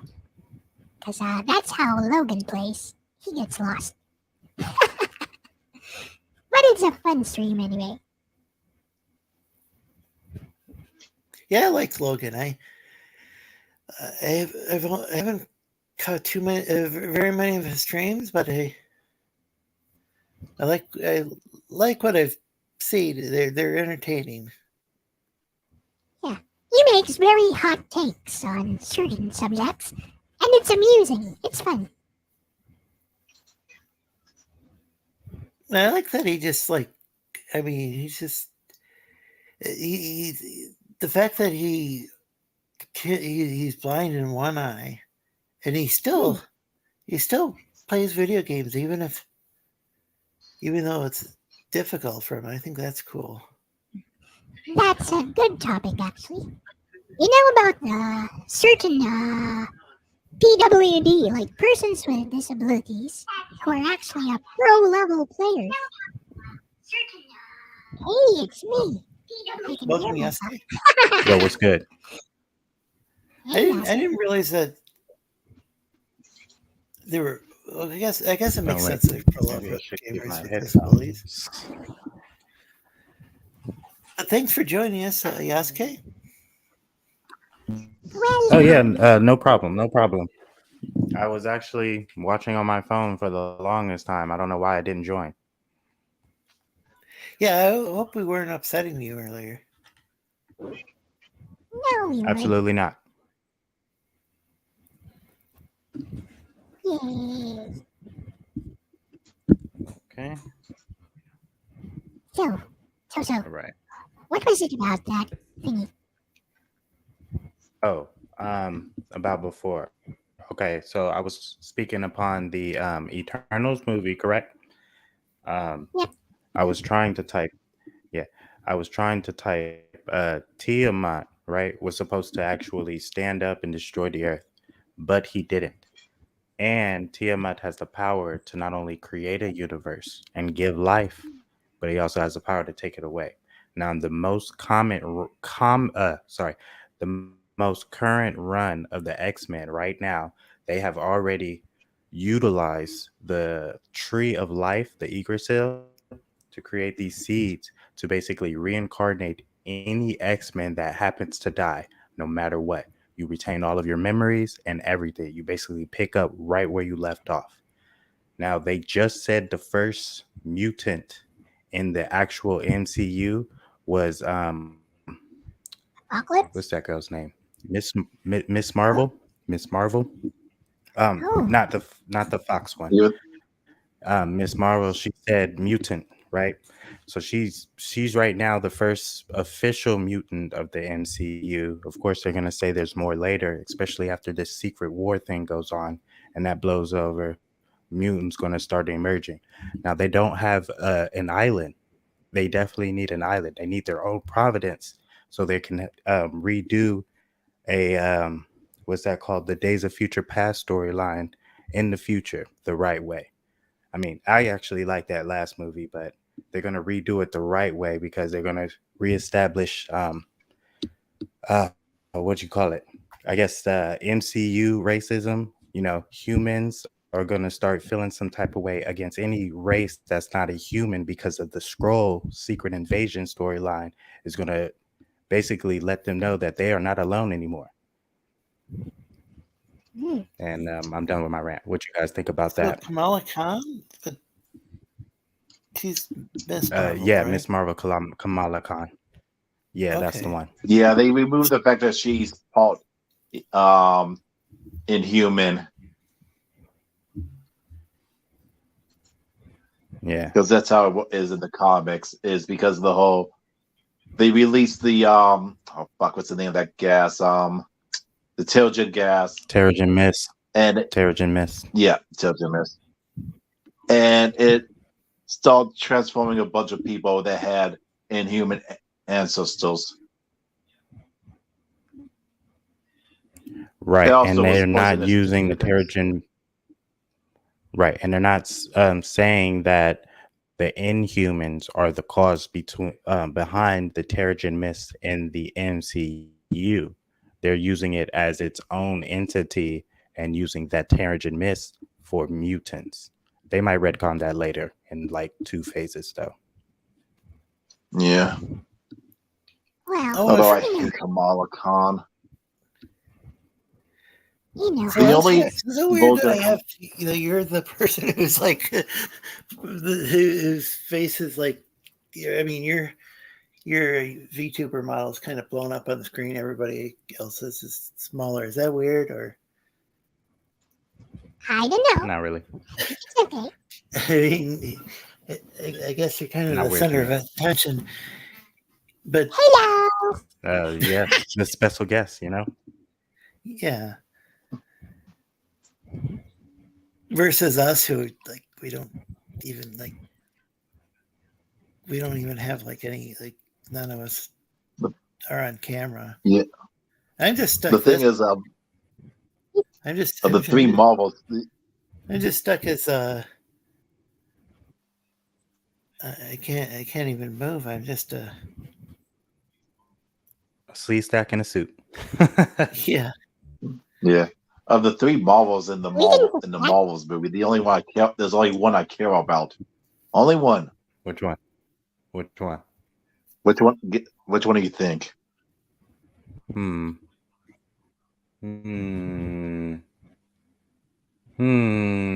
Brie Larson? No, Monica. That's the only one I have any interest in. Really? I don't even know about any of these. I don't even know too much about Monica Rambeau in the comics myself. Oh, Monica Rambeau.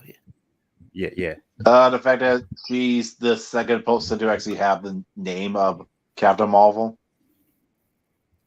Right, but not the most popular. But who is the most popular then? Because see, you have Captain Marvel. Yeah, Marvel. Jude Law's character. Said, why did he turn him into a whiny woman in that movie? That is so. Yeah, I don't know why they did that. They always mess up good characters. I know. It's like they took a perfectly fine character and he turned it into a whiny woman. Yeah. And the fact that he died while Carol lived is just stupid because who's the superior race? The humans or the... Oh, fuck, why am I drawing a blank on their names? Kree. Yeah, the Kree is actually the superior ones. And yeah, she's the one that dies in a plane crash. Yet, but the Mary Sue lives. Yeah, well, she becomes a Mary Sue, right? Because Disney. That's it. That's actually the best answer anyone could give. That explains everything. And then they ruined Disney. Goes the better character. Because let's face it, they just screwed Scarlet Witch over. Yeah, they definitely did. They had no reason to do that. They should have kept her the way she was supposed to be, the Scarlet Witch. What do you guys think of the Scarlet Witch miniseries? The one with her and WandaVision. Vision? WandaVision? WandaVision. Yeah. I'll go last on that one. It had flaws, but it was all good enjoyable. Yes, you can feel free to promote your DeviantArt page if you want. All right, Naruto. Good night. Good night. Bye-bye. Bye-bye. Yeah, I've heard people. Yeah, I've heard mixed reviews about WandaVision. Like, it seems like, did it like start out that did people start out liking it and then kind of turn against, or no? What should rephrase it? Did it turn out to be disappointing, or the problem? The main problem was the ending. Yeah, you go ahead. The fact that she actually held captive a entire city. I believe, and this is just my humble opinion, they were trying to do something with a popular character, but they did not know what to do. So when they decided to do a TV show starring WandaVision, they were trying to appeal to the certain type of demographic that would get people to come back to watch the show. That's why they went through the different types of decades with the show and not really dealing with a certain type of storyline until, let's say, the last 2 to 3 episodes. Then they decided to take out Doctor Strange, which made no sense, even though he was going to be in the next movie and appear to appeal to Wanda's sense of humanity. So when he actually came across her in the actual movie, there would be more context behind their meeting, because it's like he just came out of nowhere and found her. That's true. It's like, where was he all this time? Right. So every time they was doing a commercial spot, it was supposed to be Doctor Strange appearing in the commercial, saying these words of wisdom, speaking to Wanda through her hex, because he does not have the power to overtake her, but he has the power to at least get her attention, and that was supposed to be his move. Now, when he met her in what is it, Universe of Madness, right? Yeah. Oh, as some people call it, Mom. Right. When he met her in Mom, it was like no context behind. He didn't know that what's that freaking ribbon monster that Ferreira was fighting. He didn't know that that was Wanda in no way, shape, or form. So he had no reason to come across her in her little hex that she created for her little self while she learned the Darkhold. And so that whole conflict kind of threw me off. What? Wait, Wanda and the tentacle monster. Mm-hmm. Oh, I think Disney knew what they were doing. I think Disney knew what they were doing after all. Oh, Never yeah. mind. Ha, okay. I got that. I got that. That's a Japanese funny joke. I got that. Not the tentacle, not the monster. Yeah. That's their thing. Did you ever see the Robot Chicken when they were doing Speed Racers? And he is like, I have a new sponsor, and they had to blow out the image of it on the car because of what it was. I didn't see that one, but I saw the Family Guy one where they did this little parody thing with this anime girl running around doing the little tee-hee laugh, and then the little octopus going, suction cup feel good.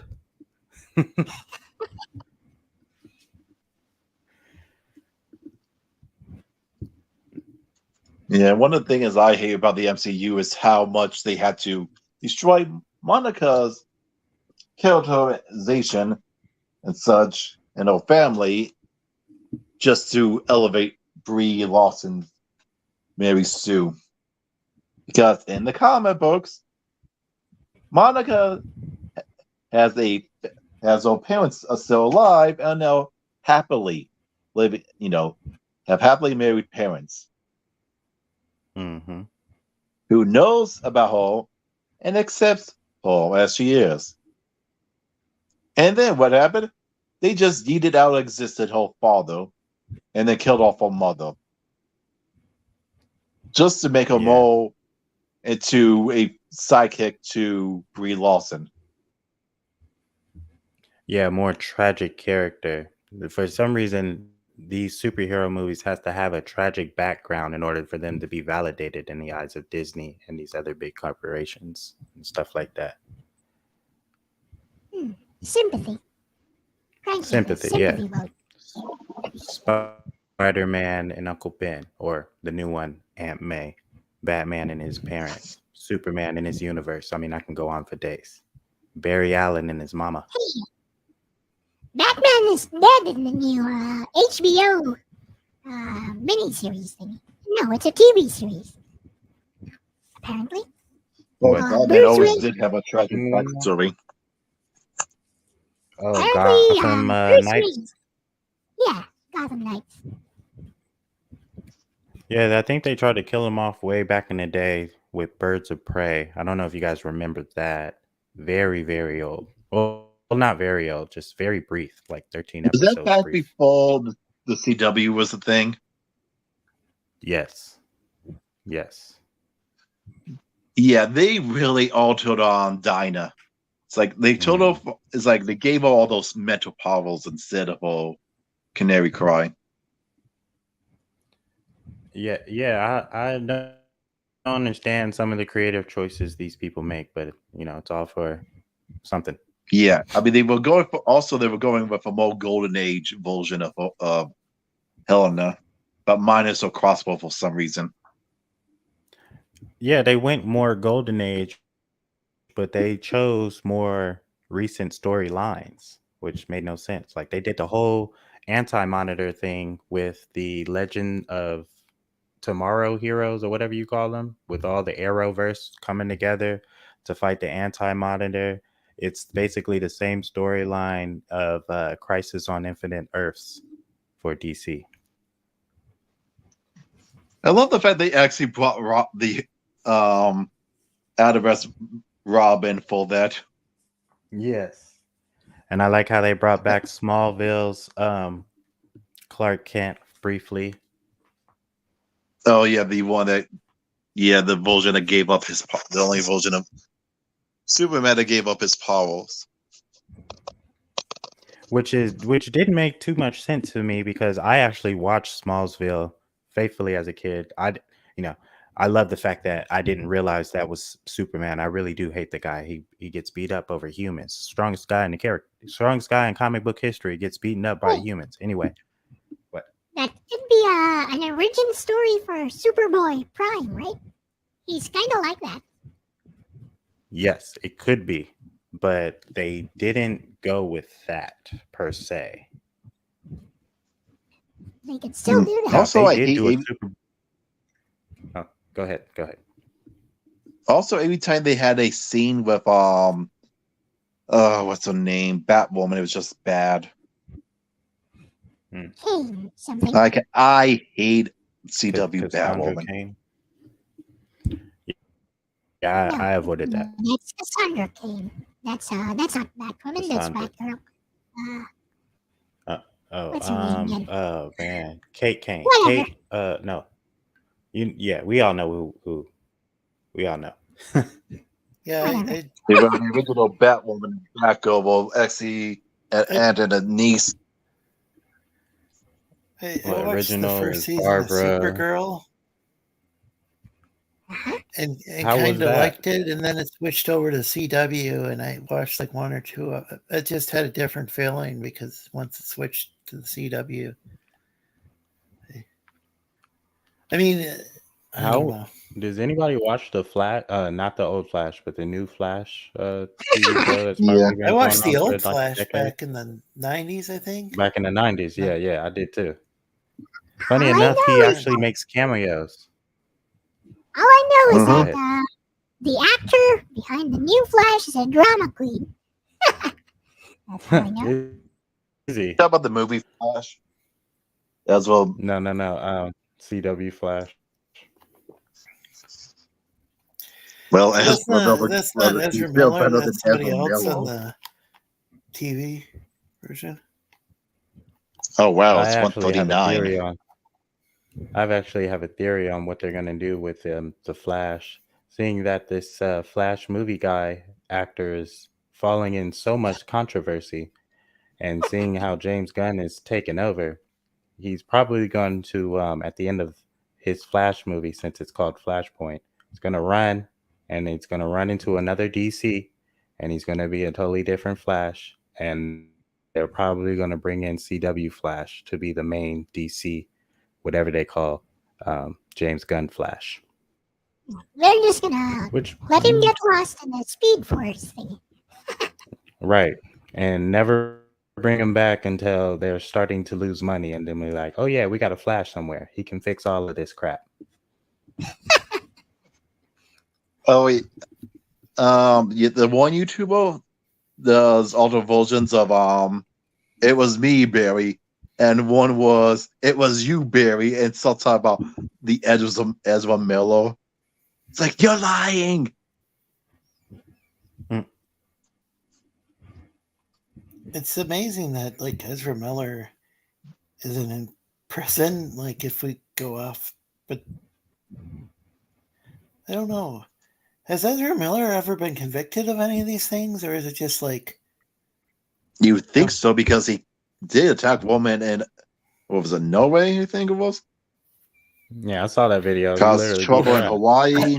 I remember reading, I'll say allegedly for legal purposes, but Ezra Miller allegedly attacked people playing darts at a bar, and it's like that seems like a really dangerous thing and stupid thing to do. If that's was that really what happened when he was in Hawaii? I think so. I don't know. It's like, I don't know. Like, could you imagine thinking that was a good idea? I don't know if he was in Hawaii per se, but I do remember one controversy, and I saw how quickly this one got swept under the rug. I want to say it's like the third thing he did. He slapped a woman, got in her face, and pushed her down to the ground. And his reasoning behind all of this was because she looked at him. Now this was like I think that was right before. I think that's when he was in like Scandinavia. Coming out. Yeah, so yeah, this is early Ezra Miller. And you seen that Ezra got upset because somebody looked at Ezra. Okay, let's put it this way: the guy has really caused trouble halfway across the world. Right, and yeah, he's smart enough to do these things outside the 50 states.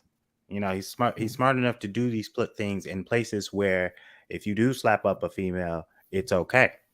If they disrespect, yeah, but he also groomed and kidnapped he groomed a girl. He helped a woman kidnap old children because can we say in Minecraft or something? Because I don't want my channel struck. Well, this is all on the record. Good. Yeah, public record. You're not gonna get. You're not gonna get. You're gonna be all right, fam. Wait, let me play some Legend of Tuggy real quickly. Yeah, there we go. How Ezra's not in jail? I only assume because of his money. Yeah. Yeah. I don't know. Please don't play any copyrighted music. That'd be a bad situation. Yeah. What's this game? YouTube will screw you all. Well, and balloon fight. Well, screw you all while you do that. Balloon fight. Balloon fight or flight? Fight. Yeah, FIGHT. For the NES. Is this platformer? Ohio did a video of this. It is not necessarily a platformer. As you can see, all you got to do is take out those balloons. Yeah, there's no okay. And when they land, you're just like jumping. When they land, you gotta get them. And if you don't get them, so you don't have to. You don't actually have to climb up to that. Oh, I see. You Yeah, just you have float this up. balloon mechanic. Yeah, it's like Joust with balloons. Yep, You exactly. ever play Joust for the Atari? No, wait, that's the one that they did I with played that at the console. arcade, I think, back in the day. On the arcade, yeah. Yeah, My foster father back favorite in the game. 80s. Yeah, Yeah, very old pretty game. sure I played that in the arcade, but You did. I think I've Yeah, played I don't it think since the going average on. teenager knows what arcade is. At least not in the US. Aw, that's too bad. We still have arcades here, but our arcades are usually just games for kids, you know, like those very, very kiddie gotcha games. Ah! Hate me. I know arcades are There's bigger in Japan. They got a few arcades out here, but you got to go to like a major place to find a good one. Like when I was in Vegas, I saw one on Fremont Street. Down in LA, there's a few. I'm pretty sure there's some in New York. There better be. I've never been We have though. a retro one here, but I haven't been there. Got him. The one that was close by here got shut down. Don't know what happened. Oh, asbestos. Oh, Really? Yeah. When you were in when you were in Vegas, did you go to the Star Trek thing? I went the Star Trek thing. Yes, I went to the Star Trek thing. I went to. I did that little zip line. I went to this place to eat where you weigh yourself, right? And if you weigh a certain amount, you get food for free. And if that don't work, you gotta eat this like 3-pound burger or something. If you finish that in like 30 minutes, That's that's good. for free. I did that. I went to the Stratosphere. They have this like roller coaster at the top of the Stratosphere. I Yeah. guess it's called the Stratosphere because it touches the stratosphere of our Earth. And the roller coaster I went to, it like hangs on the side and it like rotates. Then when you want to get down, you can zip line straight down from the top of it. I did that. And what else I do? I did something else that was pretty cool that I wouldn't normally do. Oh, there's a roller coaster there on the strip. Wait, there's Like, roller you know, coasters right in there. Vegas now? Yeah, there's a roller coaster on the strip in front of Circus. That's true. It's interesting how it went from being this like totally Mob different town. place for what was it? It was gambling and and there were like Gambling these and lawn gangsters. singers or whatever, and now it's like this giant like isn't I mean just like a ton of like what like amusement parks now? Yeah, there's like this amusement park. There's this museum. It's called the Mob Museum. They got this wax museum. You can drink alcohol on the bus out there in broad daylight. I mean, it's a crazy place. I've heard It's that hot there's as one place hell that there. recreates Venice. It's hot as like hell. Yeah. looks like just like Venice. They got this fake what'd you call that? The thing in Paris, Eiffel Tower. They got this fake that out there. The Eiffel Crazy Tower is people. very important because it creates an energy barrier so aliens don't attack us. At least according to France. I wonder if that's the truth. Have you? I need to finish watching France 5. I think it's called France 5 one of these days. Beep, beep, beep, beep. It's inspired by, if you ever see it, you can obviously tell it's inspired by Super Sentai. Were we ever gonna? Did you ever find an article about Dragon? Do you ever find that article about Dungeons and Dragons and how they were replacing the half species system? Oh, I posted a link to the video. Oh, I can't play a video on here. I was just wondering if.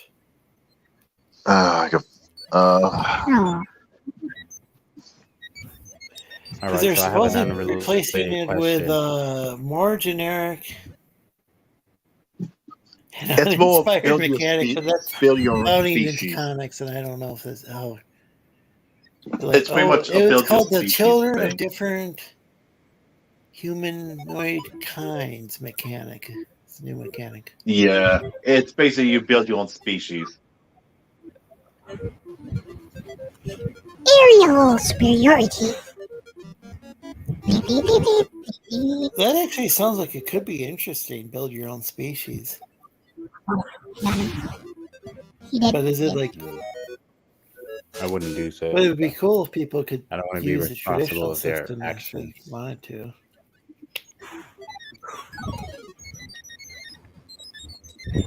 So, you guys heard of Elon Musk before? I mean, right? Yeah. You guys heard of that name, that person? Okay.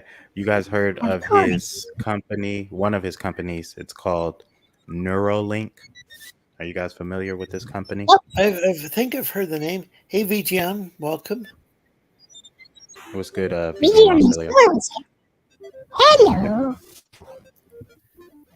VGM, do you have a So, wrench? I can't remember who. You should. Does he have a wrench? Let me look. He does. He has a wrench. Yeah. Okay. So if somebody's been in here before, they should have a wrench. Go ahead. Sorry. Yeah. Everybody here. Yo, no. This is your channel. Don't worry about me. Everybody here has a wrench, from what I can see.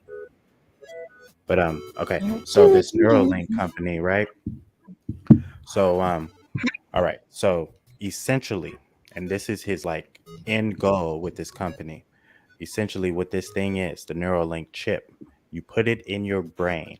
It's not only supposed to help you with function that you once had that you can't do to no more. Like, let's say I became paralyzed from the waist down because of an accident. Well, with this Neuralink technology, I will be able to walk again. Let's say I lost my eyesight, or I have dyslexia and it's hard for me to read, or I can't see, or every time I look at some words, I put the final word in the middle of the sentence, in the middle of the sentence, in the back of the word. You know what I'm saying? What if I do all of that stuff and my brain's not working right? Well, this Neuralink stuff is supposed to help like with my that. brain. Now, here's the now, well, my brain too. Sometimes, I mean, have you? I don't know if you ever see me text. It sucks. Yeah, I'm dyslexic myself, so I'm like reading it and like. Yeah, right. I was trying to read it. It's much easier when you're on the panel. But go ahead. This is interesting and scary. So this is scary. Yeah, this is the scary part. This is what got me for a loop. Okay, so let's say you happen to die. I died. Boom, I died. And I have this neural chip in my head at the time of my death. Well, essentially, this Neuralink chip will not only download all of my memories and everything that I've encountered in this life onto the chip, but it will also download my immediate consciousness. Supposedly, he's understood and found a way to trap this consciousness into that chip. Now, let's say my body gets destroyed and I want to live again. Well, I can live on the chip. Now, there's been a few movies and TV shows that touch bases on this, but this dude is actually pulled it the freak off. And he's done it with I believe it was like a hippopotamus once, and he did it with a freaking ape, with an actual, you know what I'm saying, ape, not a gorilla, ape. And yeah, he's like, the thing died and it came back and it had all the brain functions and the brain activity that it had before. That's like from Lawnmower Man. Oh yeah, Lawnmower Man. Yes, from the 90s. Yes. Okay, so this show that I was watching. Now, this is what scared me, and I'm gonna finish talking because I feel like I've been talking a lot. This show I was watching, it was called The 100. Right now, I believe you can access this show on Netflix if you have it. Yes. Yeah. Okay, so I watched every single episode. Funny enough, there's 100 episodes, and And during like season 4 or 5, they introduced this same type of chip technology where these people had essentially died and lived again through other people. So instead of putting the chip inside of a robot or something like that, they put it inside of another person. Now, let's say I died and I wanted to live again, and they put my chip inside of, let's say, who's here? I'm sorry, VGM Saucilia. Well, VGM Saucilia will die essentially because my downloaded consciousness in my chip was placed in VGM Auxilio's head. So now I will live again, but in VGM Auxilio's body. Basically, they overwrite the consciousness with somebody else's. I get it. Right, exactly. Oh, so by the way, LCX, that game doesn't. Do you get flickering on your end? Flickering? Nope. Yeah. Is it flickering? The flicker is really bad on my end. It's not flickering. I posted a link to an article. Yeah. Posted a link to the article about the half races because apparently that caused something a half race is inherently racist. That kind of sounds like that Altered Carbon show. Like Ghost in the Shell. Like Ghost in the Shell. Plays with that idea. Yeah. And they dealt with that on some of the Star Trek shows too. I don't watch like this anything where J.J. Abrams got involved. That's that's where you draw the line. Yeah. I mean, officially, some of that stuff is canon. I don't know about the Kelvin. Well, there's the Kelvin universe stuff, but like Discovery and stuff, I don't know anything about. I just know a little bit about the original run of Star Trek, to be honest. Yeah, and a little bit of the Patrick I watched Stewart, a couple of those J.J. Abrams movies. I like the acting, but it's in a different universe, I think, called the Kelvin universe. Like a different timeline. Yeah. Because of the crap. Yeah, basically how time travel works, they're using that mechanic instead of actually rebooting a franchise. They're using the same mechanic as explained in and we're gonna go right back to Marvel Cinematic Universe with this one. What is it? Endgame. So basically, if you go back in time, what the Hulk was trying to explain was if you go back in time, you actually went back in time to your timeline. But once you go back to the future, or what you think is the future, you're actually going back to the future of the new timeline that you created because you actually went back to change something. So you will never get back to your original point. So everything that they did in Endgame, and after they was trying to grab all the stones, they didn't come back to the same reality. If you notice, they called the MCU like 1999999 all of a sudden, and then nowadays they call it the 616, just like the comic books, because when they Earth 616, yes, because when they came back, they actually came back to a different timeline, which is the comic book timeline, or what the original comic book timeline before they got into what I'm saying, Earth 616, 717, and all that cannibalism in the Ultimate Universe. But we don't speak about that. Ultimate had so many problems: cannibalism, incest. Yeah, all of that in the Ultimate Universe. At least we got two characters out of there. We got another Spider-Man and somebody else. I forgot. I think Wolverine. Oh yeah, Wolverine. I mean, we do need a Wolverine. I think at the time Wolverine decided to encase himself in the adamantium and turn into Old Man Logan. So we did need a young Wolverine at that time. Old Man Logan. Old Man LBP. Yeah.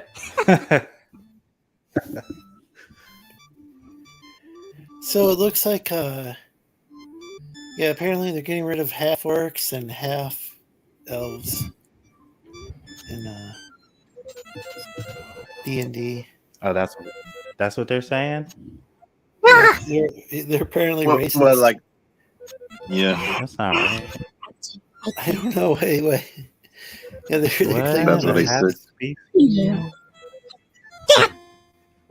You know, I like the days of like, before and yes, I am, you know what I'm saying, an African American, but I really do like the days of before Obama becoming president. I gotta tell you, I have noticed that ever since that man became president, the world then changed about what we feel about ourselves, how we identify, and all these extra things that's so confusing. I mean, like this article right here is a prime example. We don't even know who the flip we are because we can't even be happy with ourselves because we got all this new stuff. I don't like calling people they because when I grew up, they meant a multitude of people. Now they means that person. And it's so confusing Yeah, nowadays. we have a non-binary panelist who identifies as they, but I just referred to a friend of mine by the screen name the individual uses, and I find that works out pretty well. Because with me, I find that using the word they can cause confusion because people can cause. I mean, there are some places where people can say the word they. And just like somebody can also use the word one in certain situations, but well, see, that's the thing. It's so confusing that you can't say anything without offending somebody nowadays. That's the point I'm trying to make.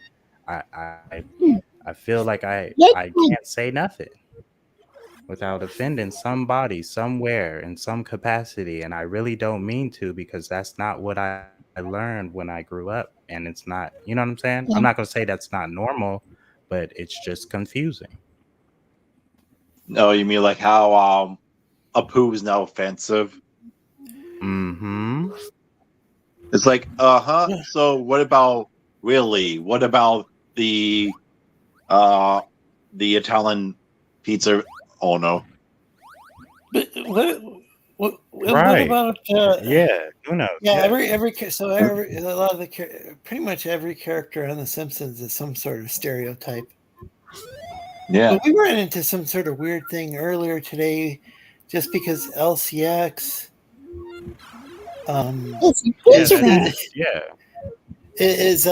he's taking a different stance. plays a female character, and then then this guy got stuck in a loop, just like Being very disrespectful and offensive. yeah, it's like it didn't make any sense. So I've seen it like I've seen it coming from like I don't even know what perspective that is. It was just silly. I mean, I played female kiddos. I do too. Female, different races. I think you're misinterpreting what I'm speaking on, VGM Marsilio. Yes.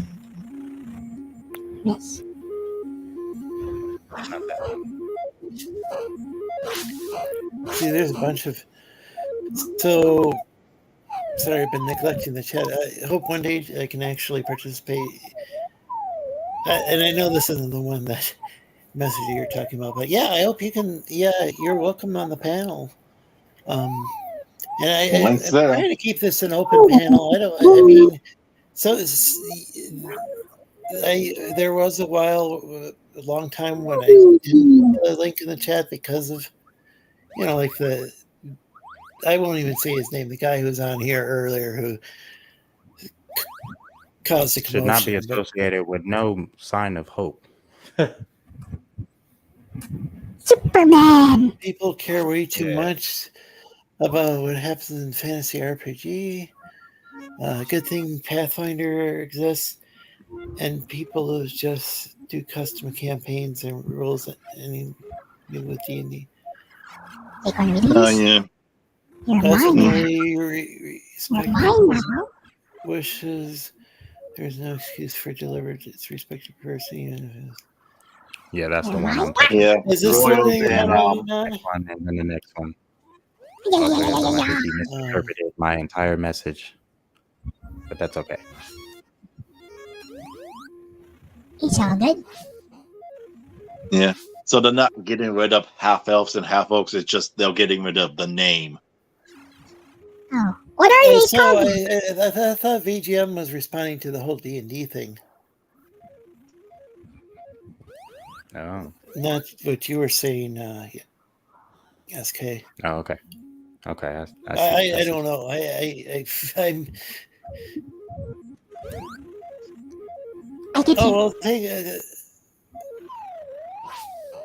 Well, take care and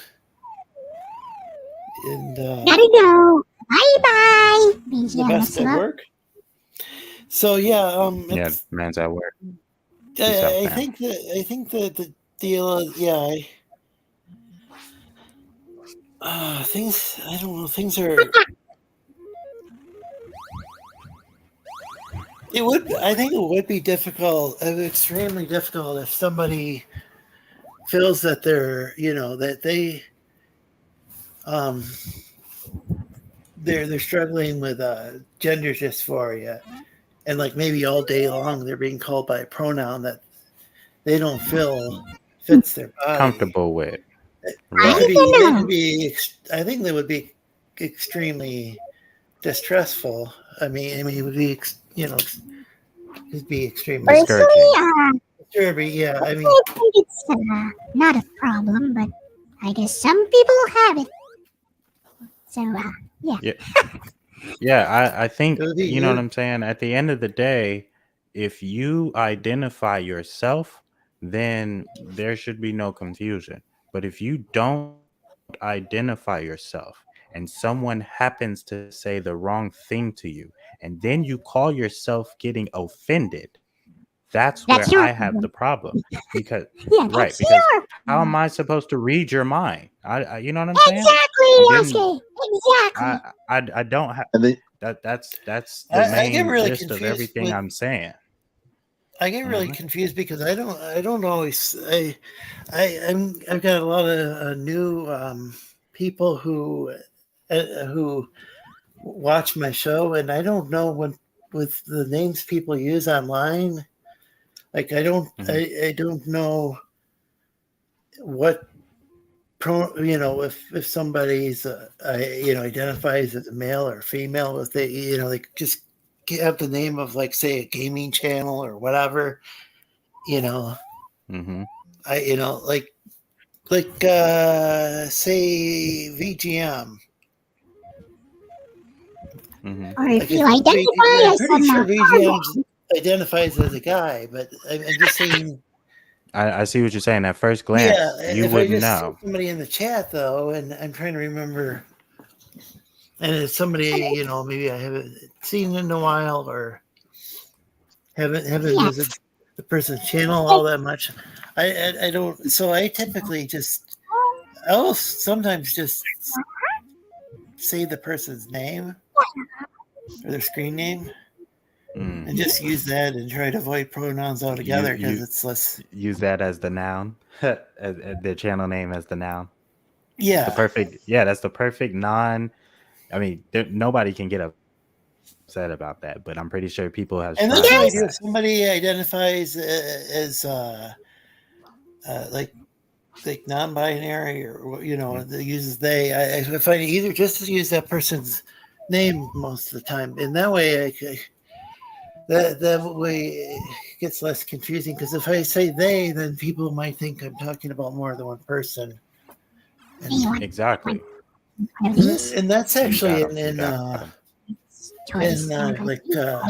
certain Pidgin and Creole English, languages. That's saying them or them. That's how you make a plural. Like in Jamaica, Jamaica patois, if you say them or down, that's plural. Right. You know, it's Right. Toys. Like when I was in Jamaica, this kid was sitting on the back of a motorcycle and he didn't put his foot down on the pegs. And I'm not going to be able to pronounce this correctly, you know, with the proper accent. But the guy, the older guy who was driving the motorcycle said, "Set down your foot down, you know, set down your feet." Mm-hmm. You know, set them down on the pegs where Set them down. or this place where you set your. I don't know what they're called. I don't know a motorcycle, but it's like a Are you talking about the kickstand? The kickstand? Kickstand, yeah. Well, whatever it is. Yeah. Yeah. Are you talking about the one where it's like those two balls coming out? You talking about like the backseat of a moped? Yeah, yeah, and so it's not. It's like it wasn't set down your feet because that's not how. Oh, that's not how it works. Yeah. Yeah. And so, and I think it's the same way in Nigerian Pidgin English. So, like in.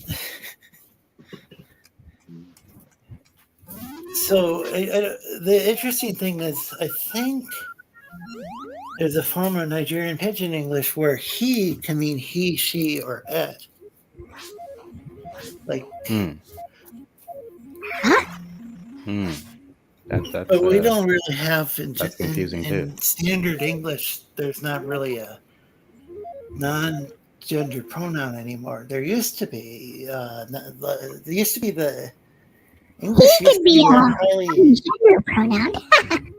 English used to be a highly gendered language, like German, where there was masculine, feminine, neuter. Well, he could be non-binary, but they won't have it nowadays. Well, yeah, he could be just used for he, she, or it, and that would, I mean, like. Because I know Fela Kuti had a song. Late Fela Kuti had a song where I think he was using he for he, she, or anyways. Like he be so. Hello, my Linda Elliott. Hey, Melinda.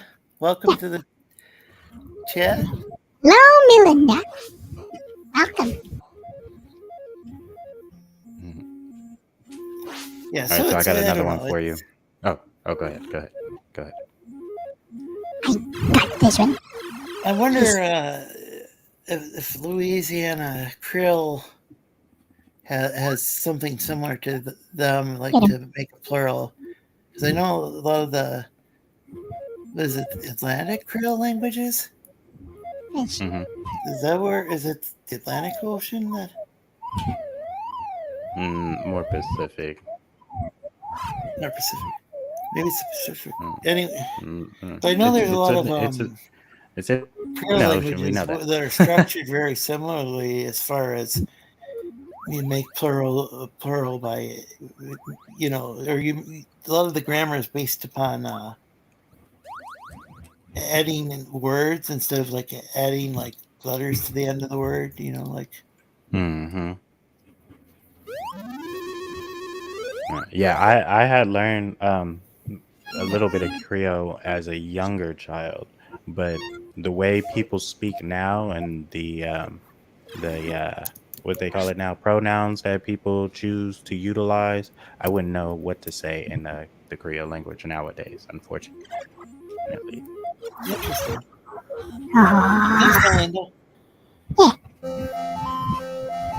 That's not me. Oh. Yeah, Melinda's. So, like, Melinda's a very loyal supporter of the channel. I was surprised that I used to private my streams. Hello, Go ahead, Melinda. LCX. Oh, I just said I subscribe to Melinda. No. Well, thanks. Yeah. Oh yeah, let me do Yeah, that but right Melinda now. actually lives in Louisiana because we Oh, was is that talking right? about Louisiana. Krill. I used to live in Shreveport. I lived in New Only for like a Iberia, year. but that was only part of a year. My grandpa it was lived only like a there year. much of his adult life. He was from There we Alabama, go. though, originally. Here, go to channel. And all right, so I don't know how late it is for you guys. It's like 11:15, so I got one more for you. Have you guys It's 2 a.m. heard here. about cryogenic sleep? Yes, of course. Yeah. Yeah, there was a It's been rumor a that thing Walt since Disney was frozen. early 90s, I think. Yeah, it's been a thing since the early 90s. The problem is they can't the early really, 90s. yeah, they can't really Wake bring people back, up from it. yeah, they can't wake people up from it because the organs get damaged during cryogenic storage anyway. Like if you deep freeze the organs, they get damaged over time. You can't really preserve them that way. Right. Yeah, it's not. Right. It's not getting to the state like Futurama where Fry gets frozen and then he gets unfrozen. What was it, like 1,000 years later or something? I just got done watching Futurama and I still can't remember exactly. It was how about much 1,000 years. What year they were supposed to be living in? 3,000. Yeah. Okay. It was Go the year ahead, 3000. LCX. Yeah. Yeah. So what was it So- about cryogenic storage? Okay, so of course we can't wake people up, but if we could, what do you think we would utilize cryogenic sleep for? I'm gonna give you a couple of seconds, and then I'm gonna give you. Okay. Eternal life. Well, one thing I know, well, with Cowboy Bebop, they did that to. They use their phone to put people to sleep until they could come out cure to a disease or something. That's a good one too. That's a very good one. I Couldn't think it we be are used, actually like, doing as an that alternative now to- in real life. Oh, go ahead, Lorenzo. I'm sorry. Couldn't it be used as an alternative to like whatever Michael Jackson died of, like just to get a decent night's sleep or something? If you just froze yourself for a few Yes, hours, you could yeah, maybe get. I actually heard that. Have anybody heard the myth of Walt Disney being frozen? It was a real good Yeah, myth I think back in like everyone the has heard about 2000s. that. People stopped doing that. Yeah, people stopped doing that. Okay. I don't So here's believe my it, but thesis, yeah. or yeah, I don't believe it either, but that's what they were said. All right, so here's my theory on it. If we could cryogenically freeze the entire body without damaging it and actually wake people up in a timely manner, let's say through AI or whatever, I believe that we're actually going to utilize that stuff to get out of our known universe to explore other universes, like your typical anime or science fiction, whatever. Didn't they do that in Avatar? I don't think it was in Avatar, but they did do it in the show that I mentioned earlier. It was called The 100 in the later series, later seasons. This is right around the time that they found out about the chip in the people's head and what it was utilized for, and then how people was worshiping these people, these 6 people who's been alive for at least 1,000 years because they were sacrificing the town so they could relive again. Every time somebody died, they just got a new body from whoever decided that they was worthy enough to sacrifice themselves. It was supposed to be a great honor or whatever. Anyway, Don't you think so that brings up a problem though? Hmm. If you could do that, Sounds like amazing. overpopulation. If no Well- one can die because of cryogenic storage, then we'd become overpopulated within a few decades. That's why that is true. That's why I think that if it was possible that they would actually send people for galactic discovery, Star Trek. Yeah. Yeah. Now I don't know if you guys heard about this, but I found out about this back in 2014 that there's another planet in our Milky Way galaxy that is close enough to the sun that we share now, and it's called Kevlar 22b. Wikipedia that right now. Kevlar 22b. Yeah, I think it's Kepler. Kepler 22b. Yeah. Kepler. Yeah, Kepler. I speak weird. Kepler 22b. Now it's in the habitable zone of our known universe. Unfortunately, now this is the cold part. When I was reading the Wikipedia, it said it was 60 years, right? From here to there. Somehow they discovered that there is not only trees on that planet, but water. Those are the two things us as carbonated life forms and, humans need to survive. The trees to filter out carbon for air, because trees actually equals air, and then the water for, we need that. 75% of our body. We must come from the ocean. I'm not going to say we're all lizard people, but 75% water. Right? But anyway, yeah, you are, but the rest of us carbonated normies, we choose to be human, I guess. Anyway, so I believe that they've been actually terraforming that planet while Elon Musk is terraforming Mars. And there's another planet in our known habitable zone that I forget the name off the top of my head. But anyway, I think that they have lied to us about how they are cryogenically freezing the people. From what I've seen, they actually take out the organs and freeze everything separately. I don't know if you guys seen that, but they take out all of the organs and freeze them all separately. And if nothing can be saved, then they have the brain frozen in a tank with 5 other people. And I guess theoretically that could be a thing, right? If you can preserve the brain and mix it with inorganic parts like robotic parts. Hey, there it is. Yes.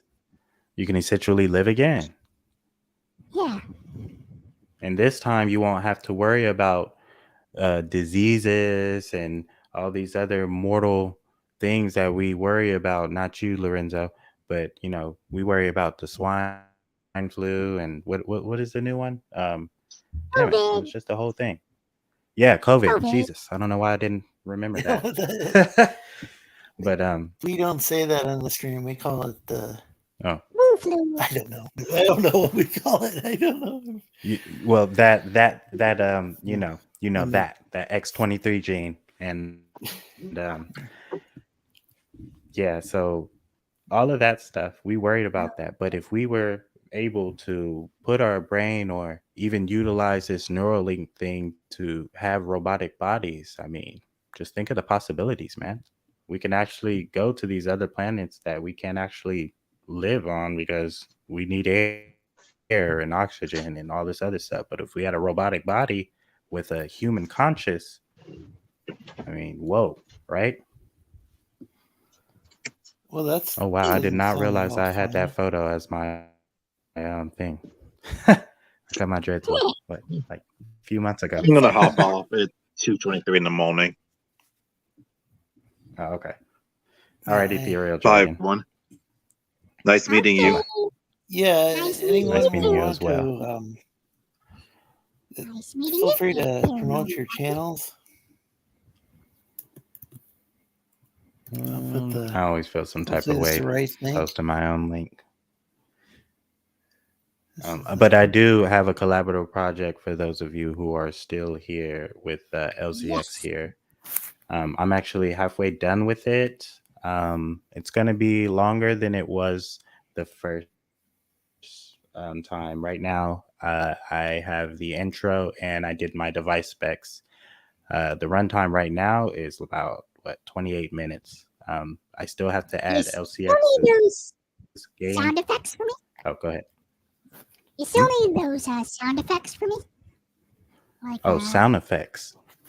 Yeah, like evil laughter. Yes, yes. I thought against it. No, I don't see how. Yeah, I thought against it. Unfortunately, I did one sound effects. Unfortunately, yeah. Sorry about that. I meant to touch bases with you on that.